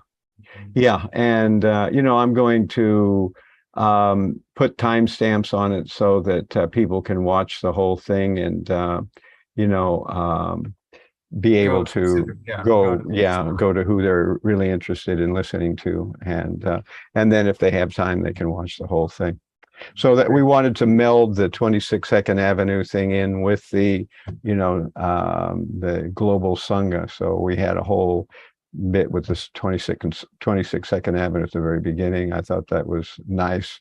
It was Pañcaratna's idea. So, and then he came in with the angle of the SPT. So that's how this whole thing sort of bloomed out into a larger episode like it is now, you know. All right, great, looking forward. So we've got some Subha members right now. We've got Nrsingananda, who's up next here. I think he's queuing up here. I'm sorry I'm so flat in responding to all these wonderful Vyasa Pujas. I just kind of, I'm going into Jerry Lewis telethon mode or something like that now. Those of you who are from America know what that Otherwise, you have no clue.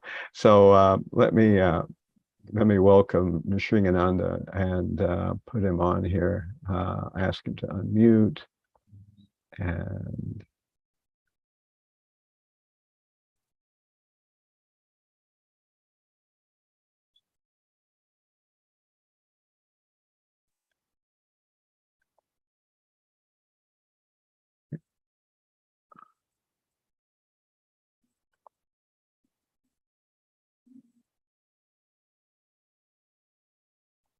okay.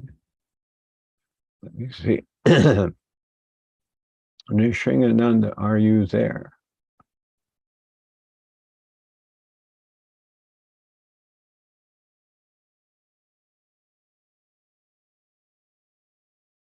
Something is not right. Oh, his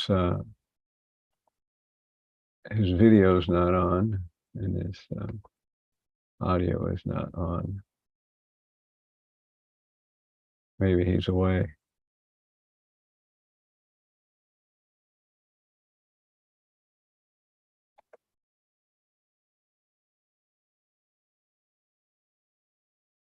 Okay, so for some reason, we're not getting Srigananda, and we'll put another Sabha member on. We'll put, I'm going to roll Mahatma here. So here we go. Padaya Krishna Prashtaya Bhutale Srimati Bhaktivedanta Swami Tinamane Namaste Saraswati Deve Gauravāṇī Pracharine Nirvisesa Sanyavari Paschati Dasatarine. Nice to be here with all of you. I couldn't do this live because I'm traveling at this time. So I'm going to make a video and I'm going to read my Vyasa Puja offering, and then maybe I will speak something about it. And I'm kind of excited because I wrote this offering in February in Vrindavan, and this is the first time I'm reading it. So it's almost like I'm reading a new offering. Since I wrote it, I haven't read it. So it will be almost as new to me as it is to you, in a sense. Pañcaratna Pavanebhyo Vaishnavebhyo Namo Namaha. My obeisances to all the Vaishnava devotees. Hare Krishna. I am writing this offering from Sri Vrindavan Dham exactly 47 years after you opened this temple. I was present at that glorious opening along with hundreds of God brothers and sisters. It was such a special event. Yet not one of us knew or could even imagine that a temple situated in a remote part of a remote village would someday become filled with a constant stream of pilgrims, or that Vrindavan itself would become a tourist destination. Throngs of pilgrims are daily pouring into the Krishna Balaram Mandir year-round. We hear every morning after Mangala Arati how many books were distributed, how many plates of prasadam were served, and how many pilgrims chanted one round of japa. Today, about 2,200 books were distributed right on the temple premises. 7,400 plates of prasadam were served, and about 1,500 pilgrims chanted one round of japa. In 1975, as I stood and watched you offer the first arati in the Krishna Balaram Mandir, the idea that the opening of this temple would someday put Vrindavan on the map, not only for people in India, but for people around the world, was beyond anyone's imagination. Yesterday, as I was returning on a rickshaw from visiting some of the Vrindavan temples, we ran into a traffic jam.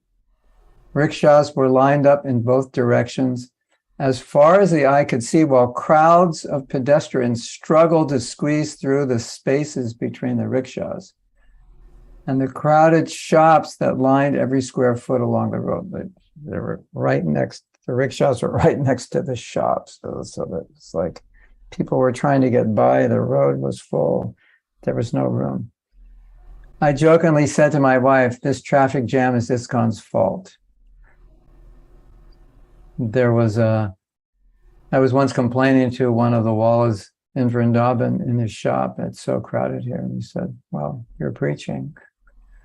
So your preaching is glorious, and this is the result of your preaching. And then there is the temple in Juhu. The disciples you left in charge to struggle to secure the land started to feel that the project was not worth fighting for. After all, it was in an out-of-the-way place, and we were expending massive amounts of energy in trying to secure the land. Eventually, one of the leaders in Juhu decided to give up the fight, and had you not intervened, we would have lost the land and the money we had invested in it. Again, we had no sense of how a temple in such a remote part of Mumbai, far from its city center, would be useful, what to speak of as massively successful as it is today. And the list goes on. The huge amounts of Sankirtan going on today in the form of books, prasadam, Harinam festivals, and various outreach programs are having their effects, although we may not have the vision to see the long-term consequences. I joined ISKCON at a time when people thought vegetarians would become sick from malnutrition. Kirtan was something that only strange religious fanatics did. Practically no young men were joining ISKCON in India, and ISKCON had only a handful of congregational members worldwide. Preaching in places like the Soviet Union and China were a pipe dream, and countries outside of India, in which massive numbers of Indians had migrated for the past century, were slowly turning away from their culture, or were focused on demigod worship.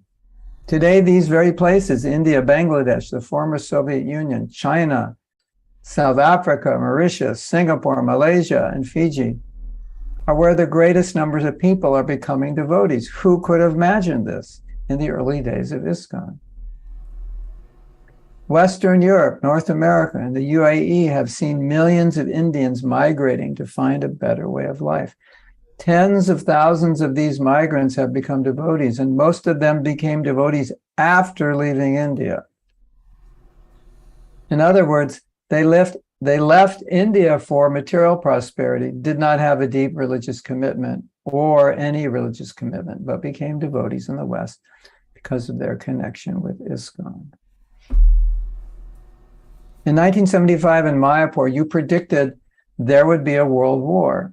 When it didn't happen, you were asked why and replied that it was because our Sankirtan activities, and it was because of our Sankirtan activities, and therefore Krishna changed his mind.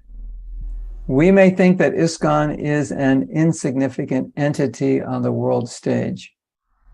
Yet you told us that we stopped World War III at that time. I mean, basically, that's what Prabhupada was saying.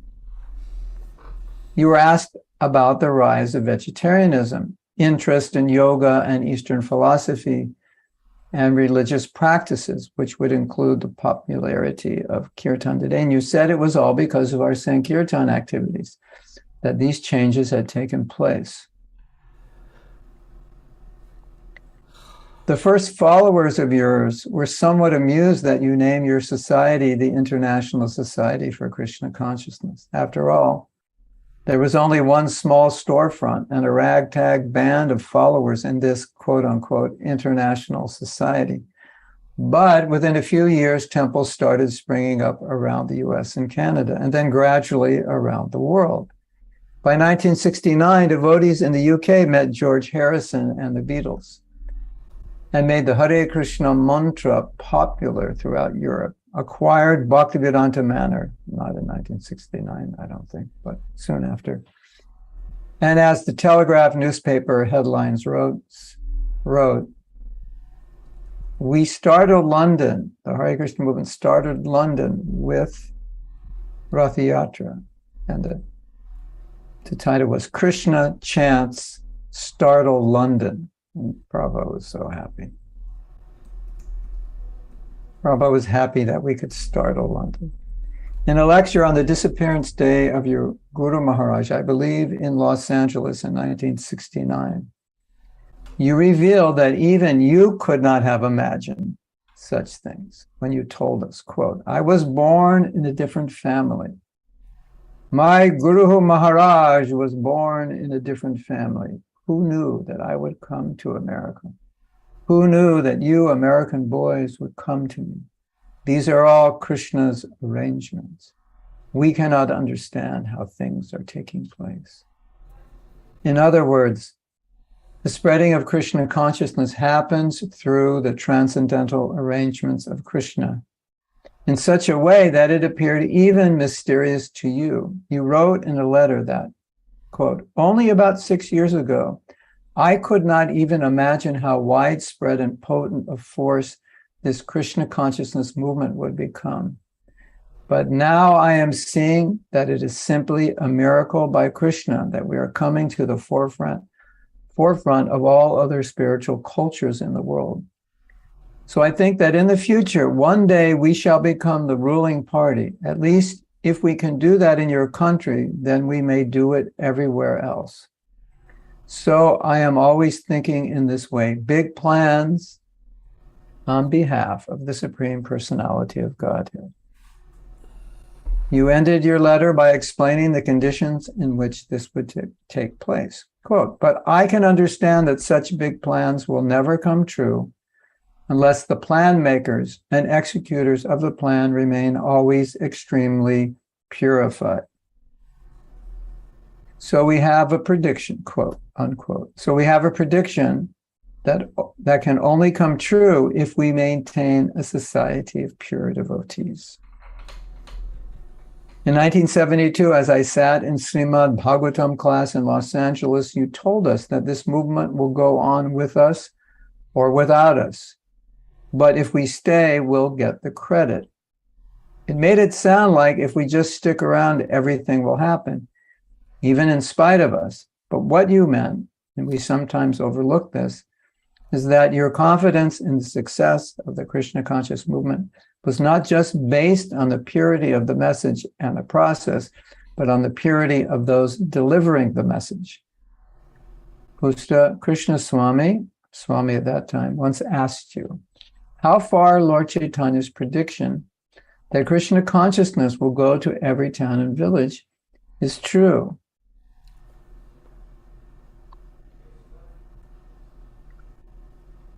How far Lord Chaitanya's prediction that Krishna consciousness will go to every town and village is true? You replied that it will depend on those who are preaching.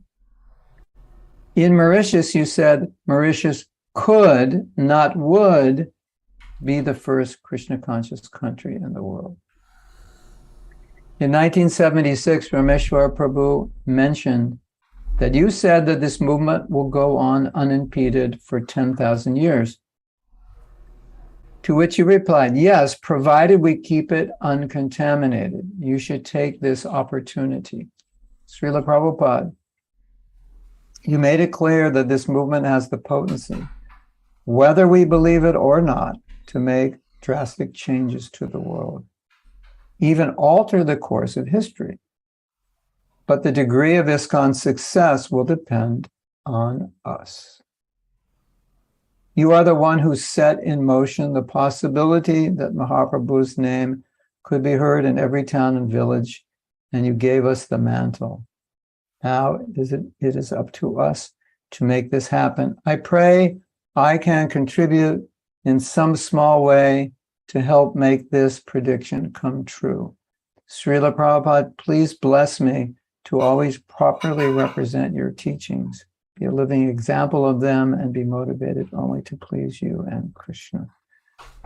Well, that was a long offering. I don't want to take much more time. I just want to say the mood in which I wrote this is that I constantly feel this burden, loving burden, that Prabhupada wanted to make the world Krishna conscious. I constantly feel the burden of disqualification. I don't feel that I'm in any way empowered, special to do it. I'm always praying and hoping I can do something that Prabhupada will empower me, because I know this is what he wants. I always think, Prabhupada, help me do something significant for you.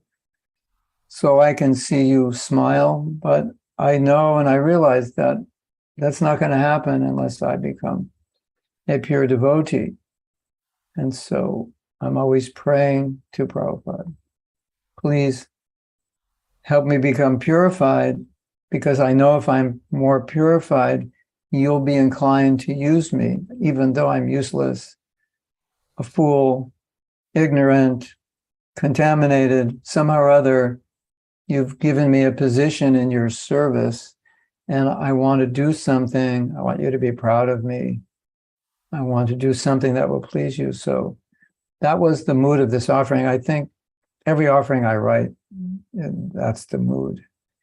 Always feeling helpless and useless. But at the same time, that's how Prabhupada felt. And that's why I feel that this is really the success formula, that if we can remain humble, realize our lack of qualification, and be sincere and desirous, enthusiastic, inspired, and compassionate to help people, then there's a chance that maybe Prabhupada and Krishna will use us, and we'll just do amazing things, and we'll look at what we're doing and we'll say, I could never do this.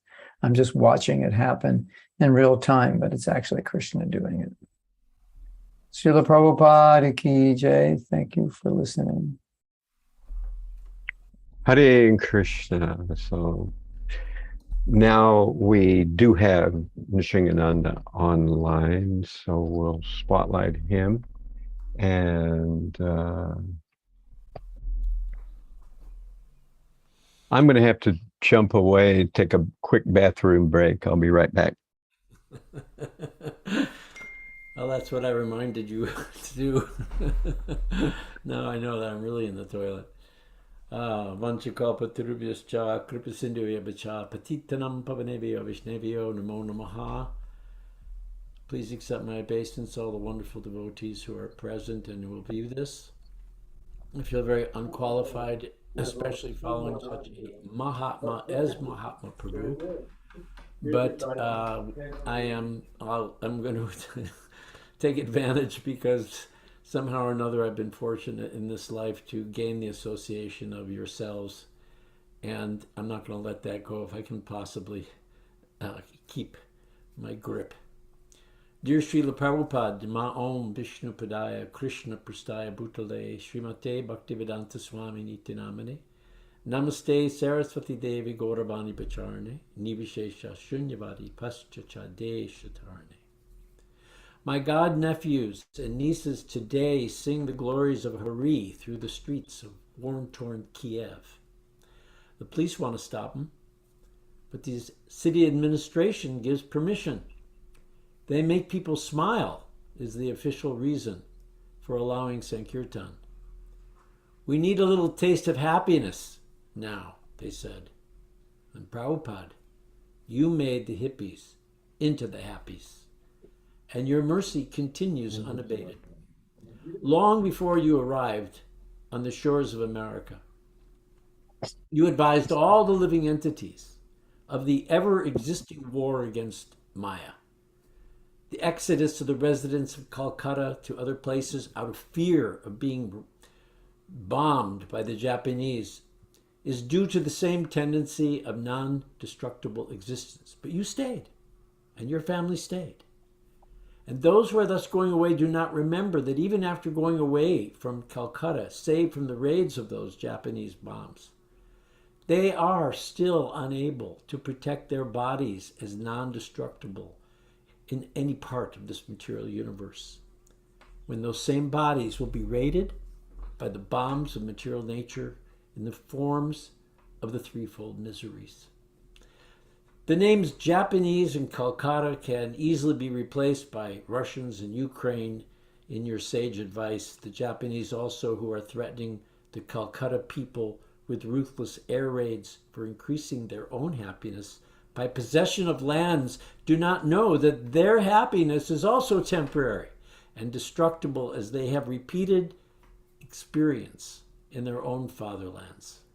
The living beings, on the other hand, you say, who are designed to be killed, are by nature eternal, impenetrable, and invisible. So all those living entities who are threatened to be killed, as well as those who are threatening to conquer, are all alike in the grip of the Maya potency, and are therefore all in darkness, continually conditioned by the mode of goodness we repeatedly become attached to hearth and home. These are Prabhupada's words, not mine. Only by hearing from the lips of a pure devotee can we hope to receive the transcendental message that keeps us from sleeping on the lap of the witch called Maya. Jeev Jago, wake up, sleeping souls. You brought us the wisdom of your spiritual master, Srila Bhaktisiddhanta Saraswati, who said just a few days before his passing on December 23rd, 1936, you should all work conjointly under the guidance of your spiritual master with a view to serve the absolute knowledge, the personality of Godhead. You should live somehow or another without any quarrel in this mortal world, only for the service of Godhead. Do not, please, give up the service of Godhead in spite of all dangers, all criticisms, and all discomforts. Do not be disappointed, for most people in the world do not serve the personality of Godhead. Do not give up your own service, which is your everything and all. Neither reject the process of chanting and of hearing of the transcendental holy name of Godhead. You should always chant the transcendental name of Godhead with patience and forbearance like a tree, and humbleness like a straw. His father, the spiritual great-grandfather of your disciples, inspired his son in the most profound existential realizations which you so purely and deftly transmitted to the entire world.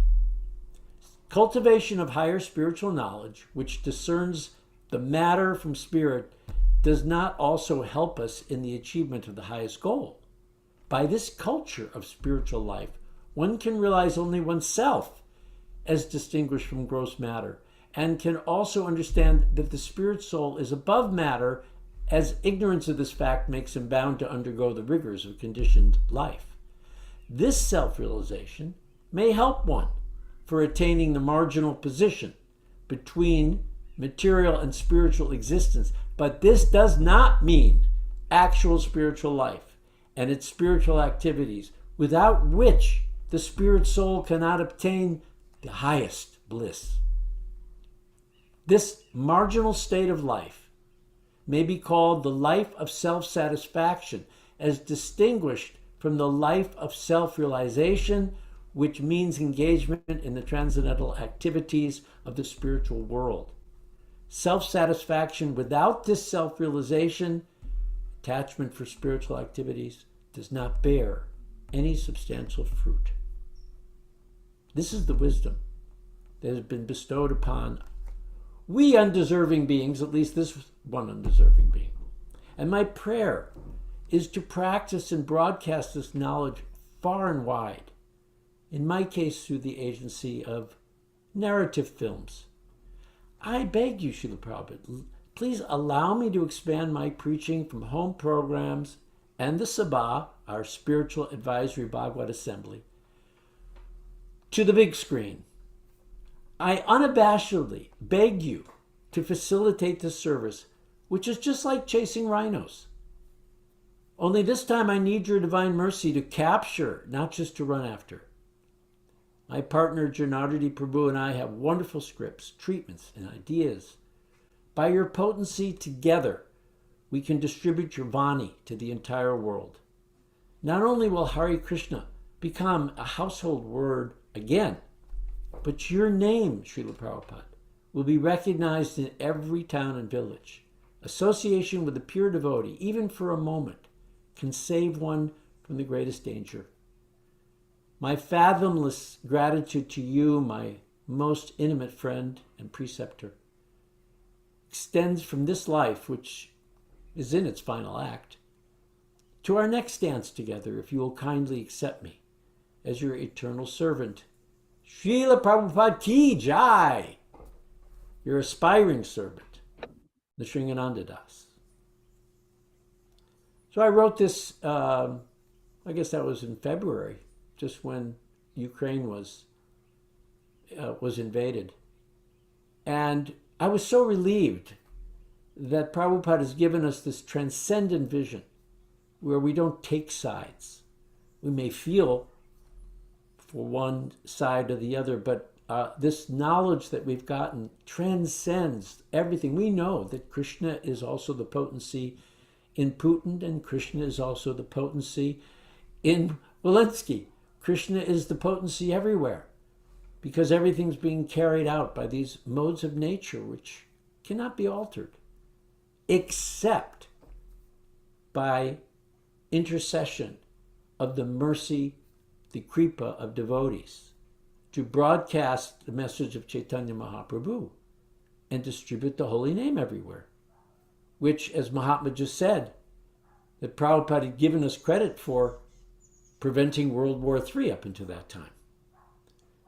So for us to think that the potency of the holy name has not given practically the longest stretch without a significant world war since the World War II ended in 1945, is perhaps not to see things as they really are, because indeed the movement of Chaitanya Mahaprabhu has had a profound effect and would never have been able to spread to every continent and every nation state, except for the fact that there was a general peace throughout the world.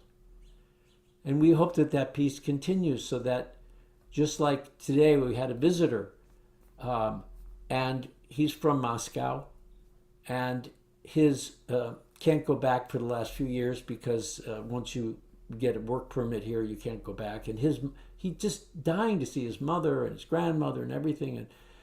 And his mother just talked with him, and she doesn't know that he became a devotee here in America. They're all Christians. And he said that, she said to me, I saw the most beautiful people.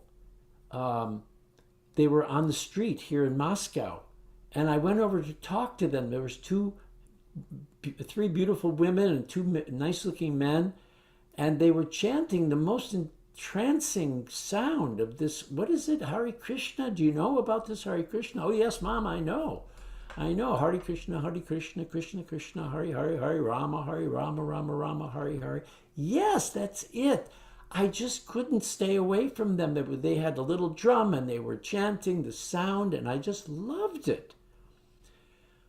And it just answered on this Vyasa Puja day, the prayer of our friend, that his family would become somehow or another favorable to his choice of Hare Krishna. So Prabhupada mercy is just going in every country, in every city, in every family. It's just unseen often because it's so wide and vast, but we have to know that it's going on, because the expansion of the ISKCON congregations is nothing short of a miracle, given our lack of our ineptitude, shall I say, as in terms of our leadership. We've really, it's amazing that we've lasted this long. And let us hope that and pray that we can fulfill this request of Srila Prabhupada, which I mentioned in my offering, that the highest goal of our work is to stay together and cooperate and somehow or another continue as a movement to spread Lord Chaitanya's mercy everywhere. So that is my offering and my request on this beautiful and auspicious day. And I also request the mercy of all the Vaishnavas who see this. Please give us your blessings to carry on and be able to spread Krishna consciousness in a narrative form throughout the media all over the world. Hare Krishna. Hare Krishna. Thank you very much, Srinathanda. We have,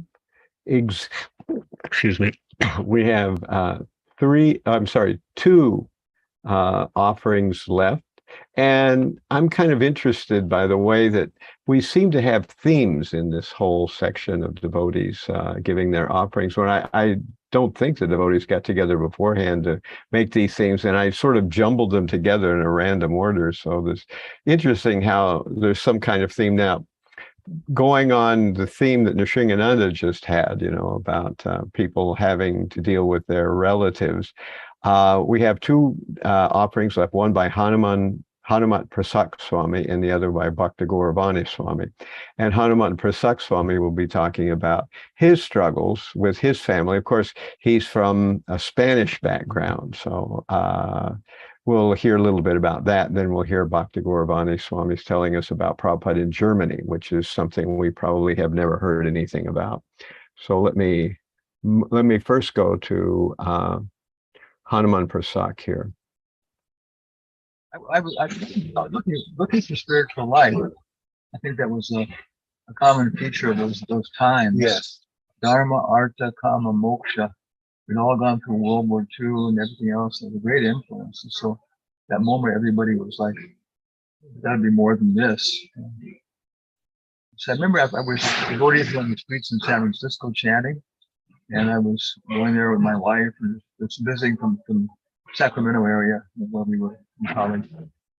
I got a Back to Godhead magazine and sold me one. The back was a picture of Prabhupada smiling, surrounded by all these flowers and big garlands. And to me, it was kind of like some kind of spiritual mafioso. It was a strange picture. It was like they were promoting him, like That's okay. So that was our first contact. It was impressive. Maybe I think then later it was actually UC, the University of California, the Davis campus. It was the first Whole Earth Day, and I think it was Bodhi Mantan. He wasn't preaching any philosophy at all. He was just being a fanatic and everything else, And he wanted me to take the book. It was the Krishna book, the big Krishna book, and it was very interesting. I remember because I was always, spending our money on the spiritual things. So my wife was one side there glaring at me, if you buy this book, I'll make our life hell and stuff.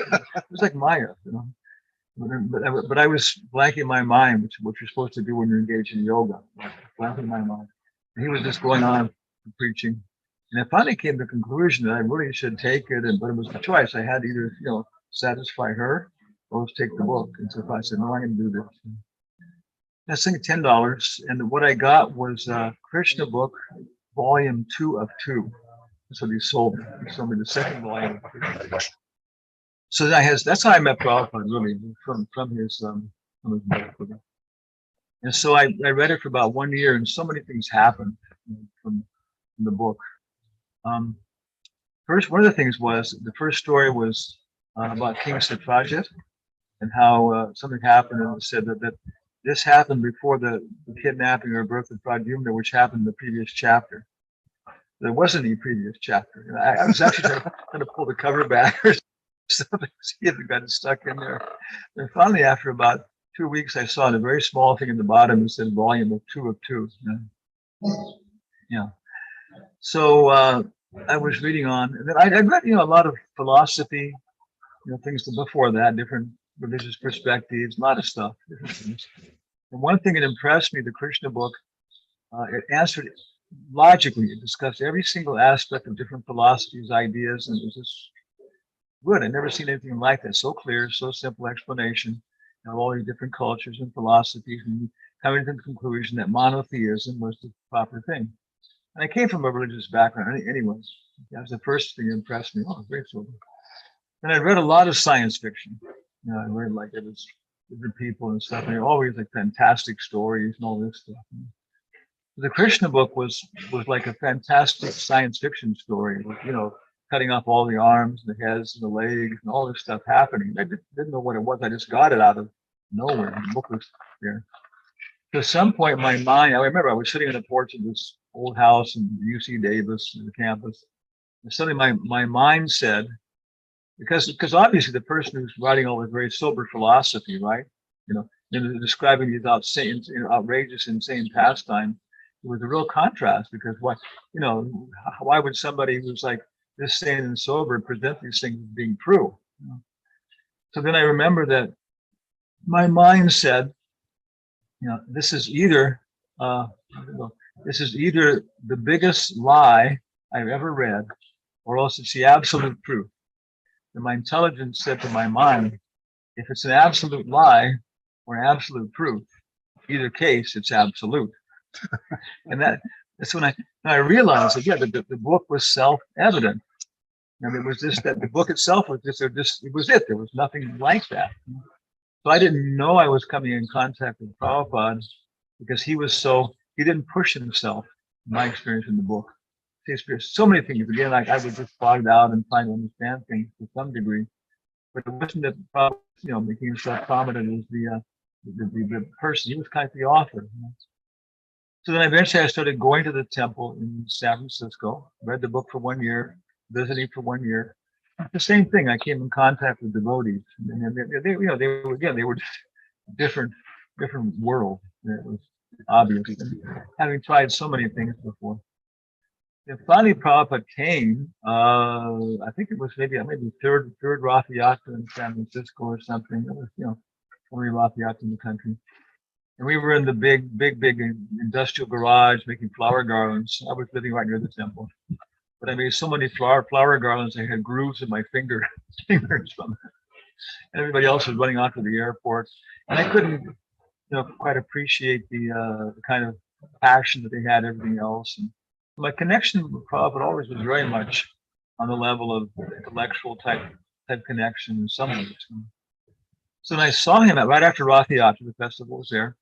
Then right after that, I remember I was sitting next to the Vyasa-san, and he was just giving me a morning class, And I looked up at Gauranga. They were about 1.5 meters tall. And I looked at them many times before. But when I looked at them at that time, their whole bodies were like conscious. They're just like eyes. Their whole bodies were conscious. It was just like, again, like a outstanding experience. So this went on, and I was involved in trying to do devotional service and adjust what I read in the books for so much time. And the temple president sometimes was a little harsh. Other people were nuts, and people were stealing stuff and running away. It was many problems and so on. At the same time, too, the chanting was there and everything else. It was proper process, being involved in the process and stuff. So my experience with him was I gradually began to know him gradually and stuff. And initiation, that was also a great challenge. I'm going to accept him or what's going to go on. And also because of the Christian background, there was a whole thing. And, fanatic Christians in my background were saying, this is all a trick of the devil. You're going to go to hell and so on. The two things that finished off very, very impressive is that we were in San Francisco, 455 Valencia Street. It was an old mortuary. Had ghosts.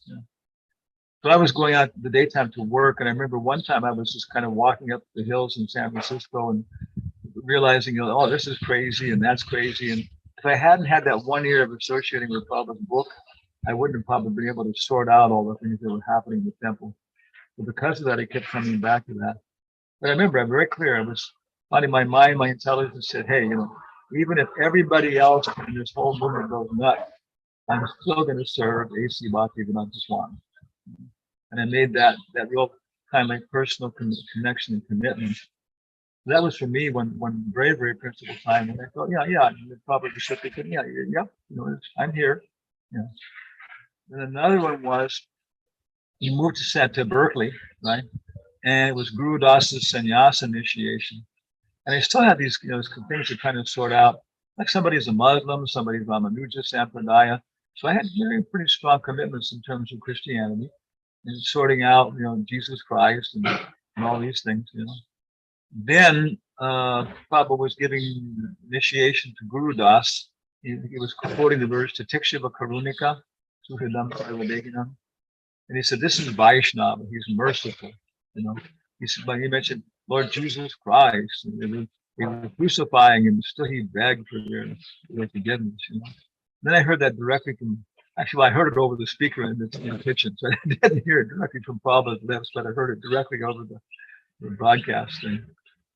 At that point, because I knew the movement by then, like you say, I'd gone through the devotees, I'd seen what they were going through. Through them, I could see the austerity that Prabhupada had done to establish this movement and its sincerity and everything else. And I never had found that anyplace else and anybody else.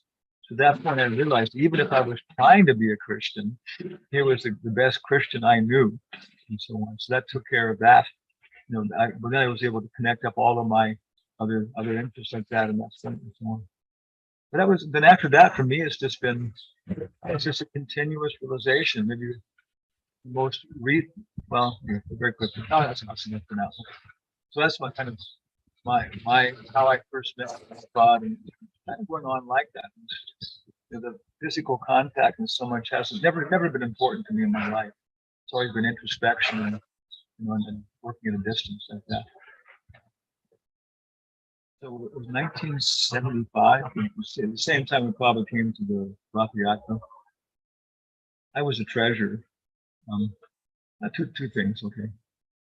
And again, I was maybe number 1,225th son or something. So so many other people I actually had contact. Vajrashruta Damodar Maharaj, Hansaduta, and Jayānanda.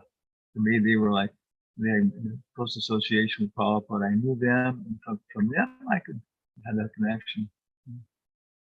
But in the morning there would be the Shringarati with the deities, Prabhupada give lecture, and afterwards was Guru Puja. So I was in the kitchen cooking the 8 o'clock offering or whatever it was, and they had cookies for Prabhupada to pass out. And nobody was taking them. And there was kirtan was going on more and more, and I figured, well, I guess I should take these and give them to the devotees. And so I had my apron on, and I walked to the edge of the kirtan in the temple room, and everybody was Prabhupada, Prabhupada. And nobody was like, you could see the cookies. So I kept getting kind of closer to Prabhupada. Of course, Prabhupada to me was kind of like, Yamaraj, everything else. It was like, so I was approaching. Well, Krishna Maharaj pushed me. So suddenly I was right there holding this tray of cookies up to Prabhupada with my apron on. So I could thank him for one of the only that was the only intimate service I did in that sense. You're looking down at me like, who's this guy in his apron? coming here after these cookies? Kind of like curious. And at the same time too, there was a program Prasadam Distribution International. It was on the West East Coast, yeah. They also apparently were distributing other things besides Prasadam and making good money. So anyway, they came and gave a $10,000 donation to Prabhupada, which now would be at least $100,000 at least. Yeah. So it's a considerable donation. Because I was the treasurer, they said, "Oh, come and help count the money." And so maybe the only person who actually knows the story now. Jayādvaita was there, Brahmananda was there, and I think they've all passed on. And I don't think it was being recorded. So when I sat down in front of Prabhupada and again, I was very, what's like conscious. Well, he's so great, Everybody's counting $20 bills. They're all standing around Prabhupada, sitting around Prabhupada, counting, hundreds and thousands of dollars, and Prabhupada was just leaning back and preaching, preaching. What was he doing while we were working? He was preaching to us. So he told a story that it's some mining town, and there's some person working in the mine, and after working, he sits in a little country tavern on the outside there and drinking some local beer, reading the paper or something. And so some Brahmin, I guess, or some priest or something goes by. And he says, "You're drinking beer, you're going to go to hell." And he says, "Well, it's so miserable in the mine. We work so hard to come out and take a little bit of beer and relax." And he said, "Still, you're going to hell." He said, "Well, my brothers, my big brothers, my father, my uncle, we all take a little beer after working in the mine." And then Prabhupada said, the Brahmin, waves disgustedly and walks away and says, "Your whole family is going to hell." And he said, the man thought, well, if we're all going to be there together, I guess it won't be so bad. And he said, that's material life. That we look around at everybody else, he's suffering. Well, I guess that's just the way it is. He said, nobody has any impetus to make a change. So that was, again, so much of my contact with Prabhupada was, he said, devotional service is not a matter of sentimental speculation or emotional ecstasy, but practical activity in the foreground of spiritual life. Other things are there. Different mystical experiences. It's always been like that. That Prabhupada was just, very practical level of preaching, and then gradually, that's what I would say now. That after all these years, and really realizing there's no doubt about it. This is the best way to live. I had a medical examination recently after many, many years, 40 years. And the guy said, you're in the top 15% of all people for your age. Your age in the top 15% of health category. And just following this yoga, maybe 70% sincere. Well, it's just a fact. Just in terms of health and everything else. There's so many things like that I'm seeing. That other thing is that, I really, when Prabhupada says one should not be, what's the word, become angry if his disciples cannot follow his instructions immediately. So trying to take some role as spiritual master in some aspect, sometimes I become so frustrated. I say the same things again and again, give the same advice, think, okay, cast them into the outer darkness or something. But then I think, wow, I'm only here because Prabhupada has been hanging on for so long, and tolerating and making progress because of that. And I really think, well, God, if he can tolerate me for so long, why can't I tolerate a few other people? So those are two very strong impressions.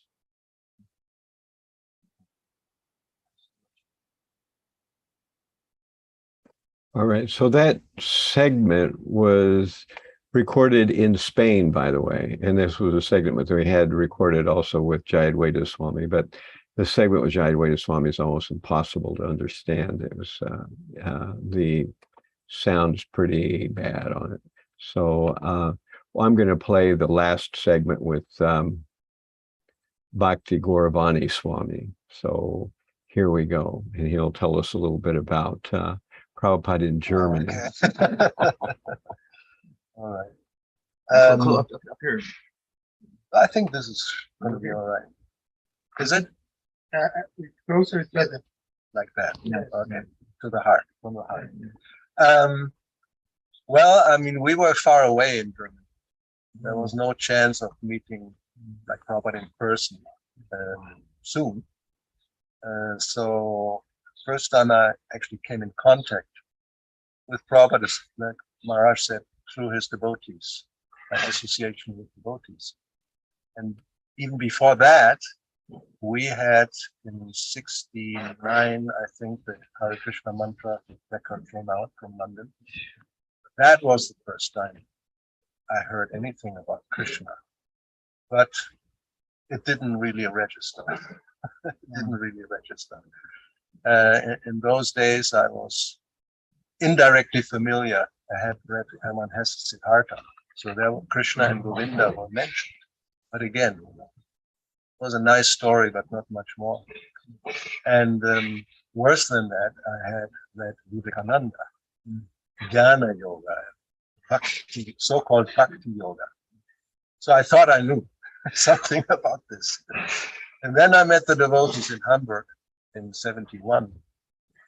And the first thing I got, because there were no books, there were practically no magazine, like, what you understand as a magazine, it was just some kind of a folded big leaflet with one article by Prabhupada about the spiritual master. And a very beautiful picture of Prabhupada in Surat, sitting on the chariot, you know that one with the Mālatī?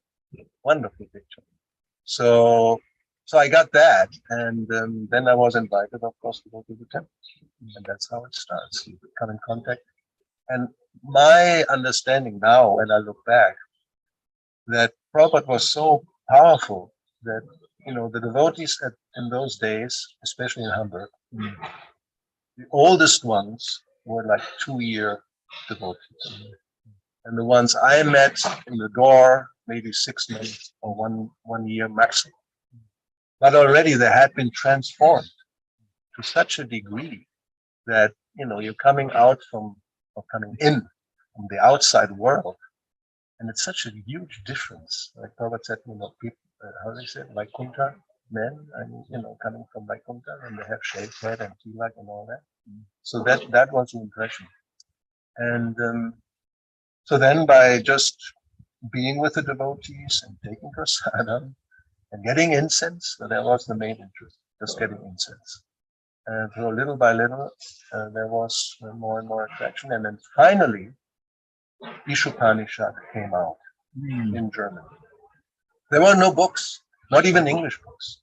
Nowadays, you go to a temple, you get a whole book table, and you can choose, so many literatures. But there was nothing, practically speaking.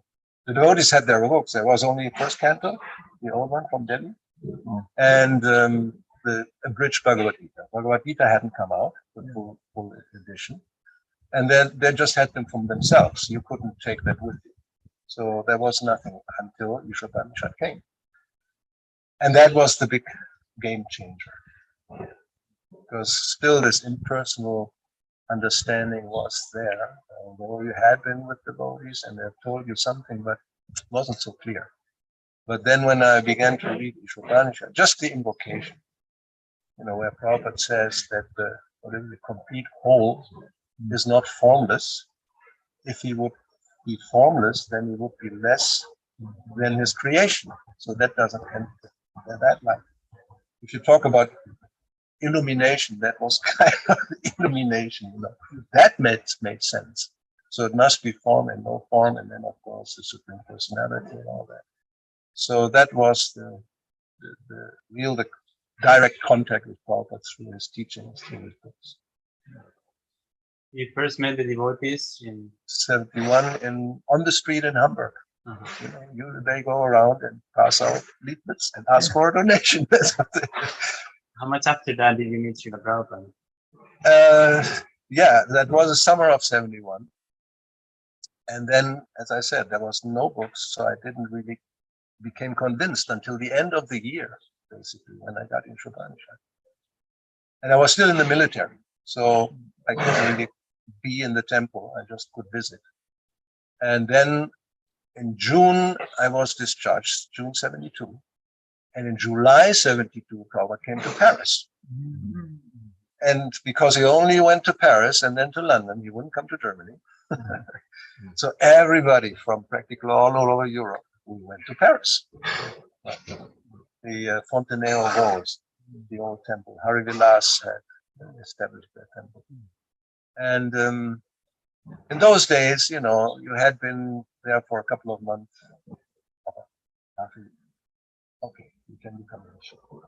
Unless you were a completely useless basket case.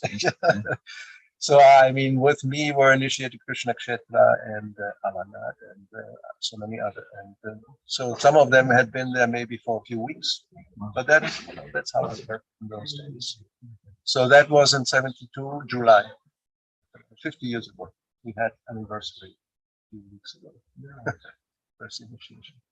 So Prabhupada, when he arrived, and I have this section in my book about Prabhupada and his disciples in Germany. I called it Sunrise in Paris.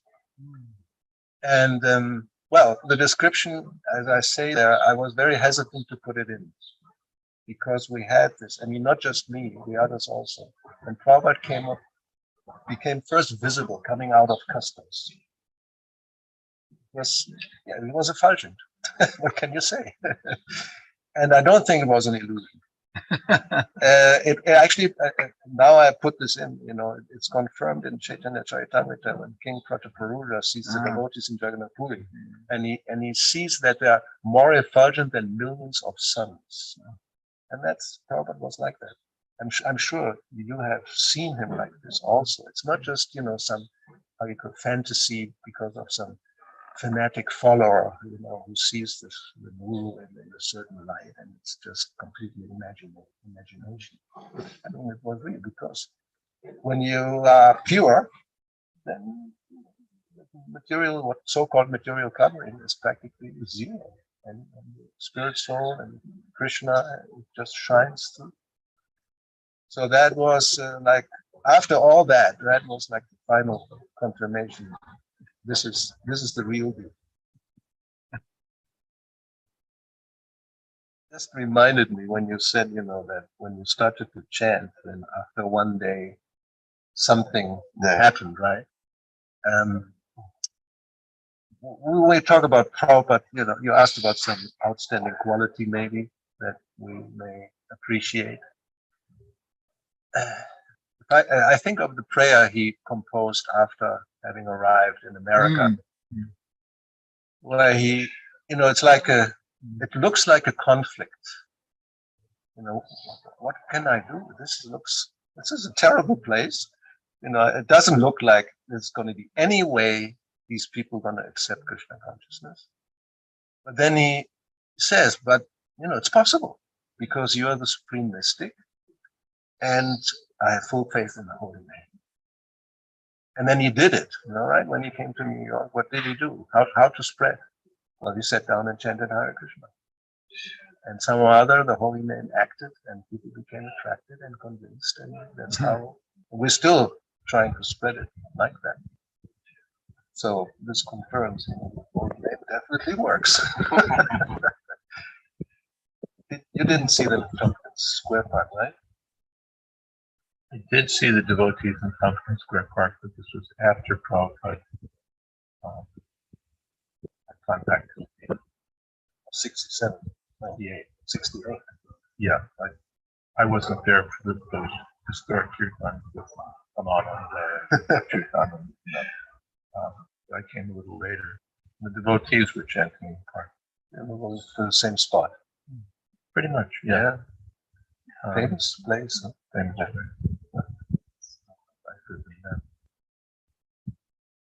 How much time are we going to record today? So we're just going to do it, and then they can take whatever they want. Go on Well, we could go on. I mean, outstanding quality. What? I mean, there must be something amongst the 26 that we have. I mean, as I said, you know, my perception when I see this prayer is how much Prabhupada was completely depending that Krishna will do it. You know, if he wants to, he can do it. And what can I do? Just, you know, I will just make me dance, and you know, I'll be, no, I'll be just cooperating, and so this is, I think it's one of the outstanding qualities. Yeah. Complete faith in the holy name of Krishna. What can we do? Surrender. Complete surrender. Right?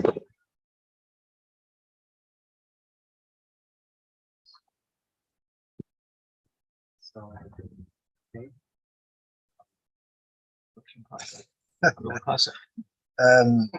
I think there was once an inquiry, you know, what quality one would appreciate most Prabhupada. And at that time, I said he was always grave. Isn't it? Most of the time.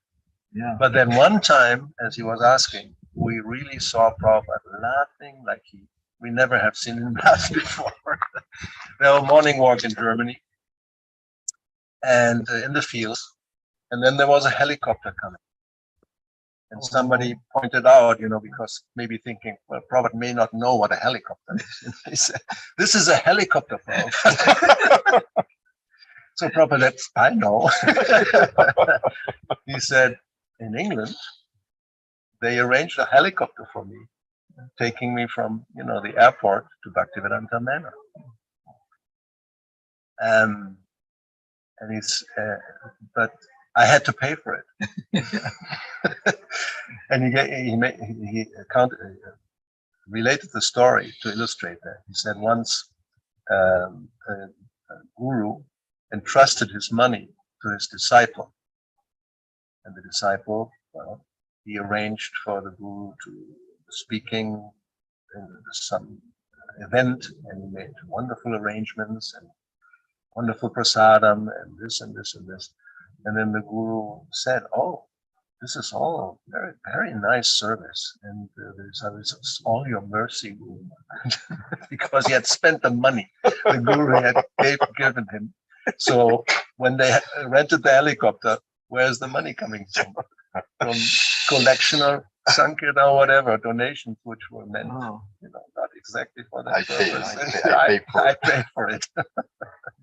And he was laughing like anything. But of course, in one sense, it wasn't so much appreciated. You know, yeah. So. All right. So this has been a very amazing group of devotees, recollections, prayers, exhortations, dreams for the future, all these different things rolled into one. And this will be available on the internet, and I hope to put timestamps on it soon so that you can, rewatch any particular devotee that you're interested in seeing. It'll be probably available in several places. It's going to be available on my YouTube channel. It'll be available on the ISKCON NYC TV channel. It'll be available on the YouTube GBC STP channel to SPT channel. It'll be available on that channel as well. So thank you all for participating. That's the end of all of our presentations today.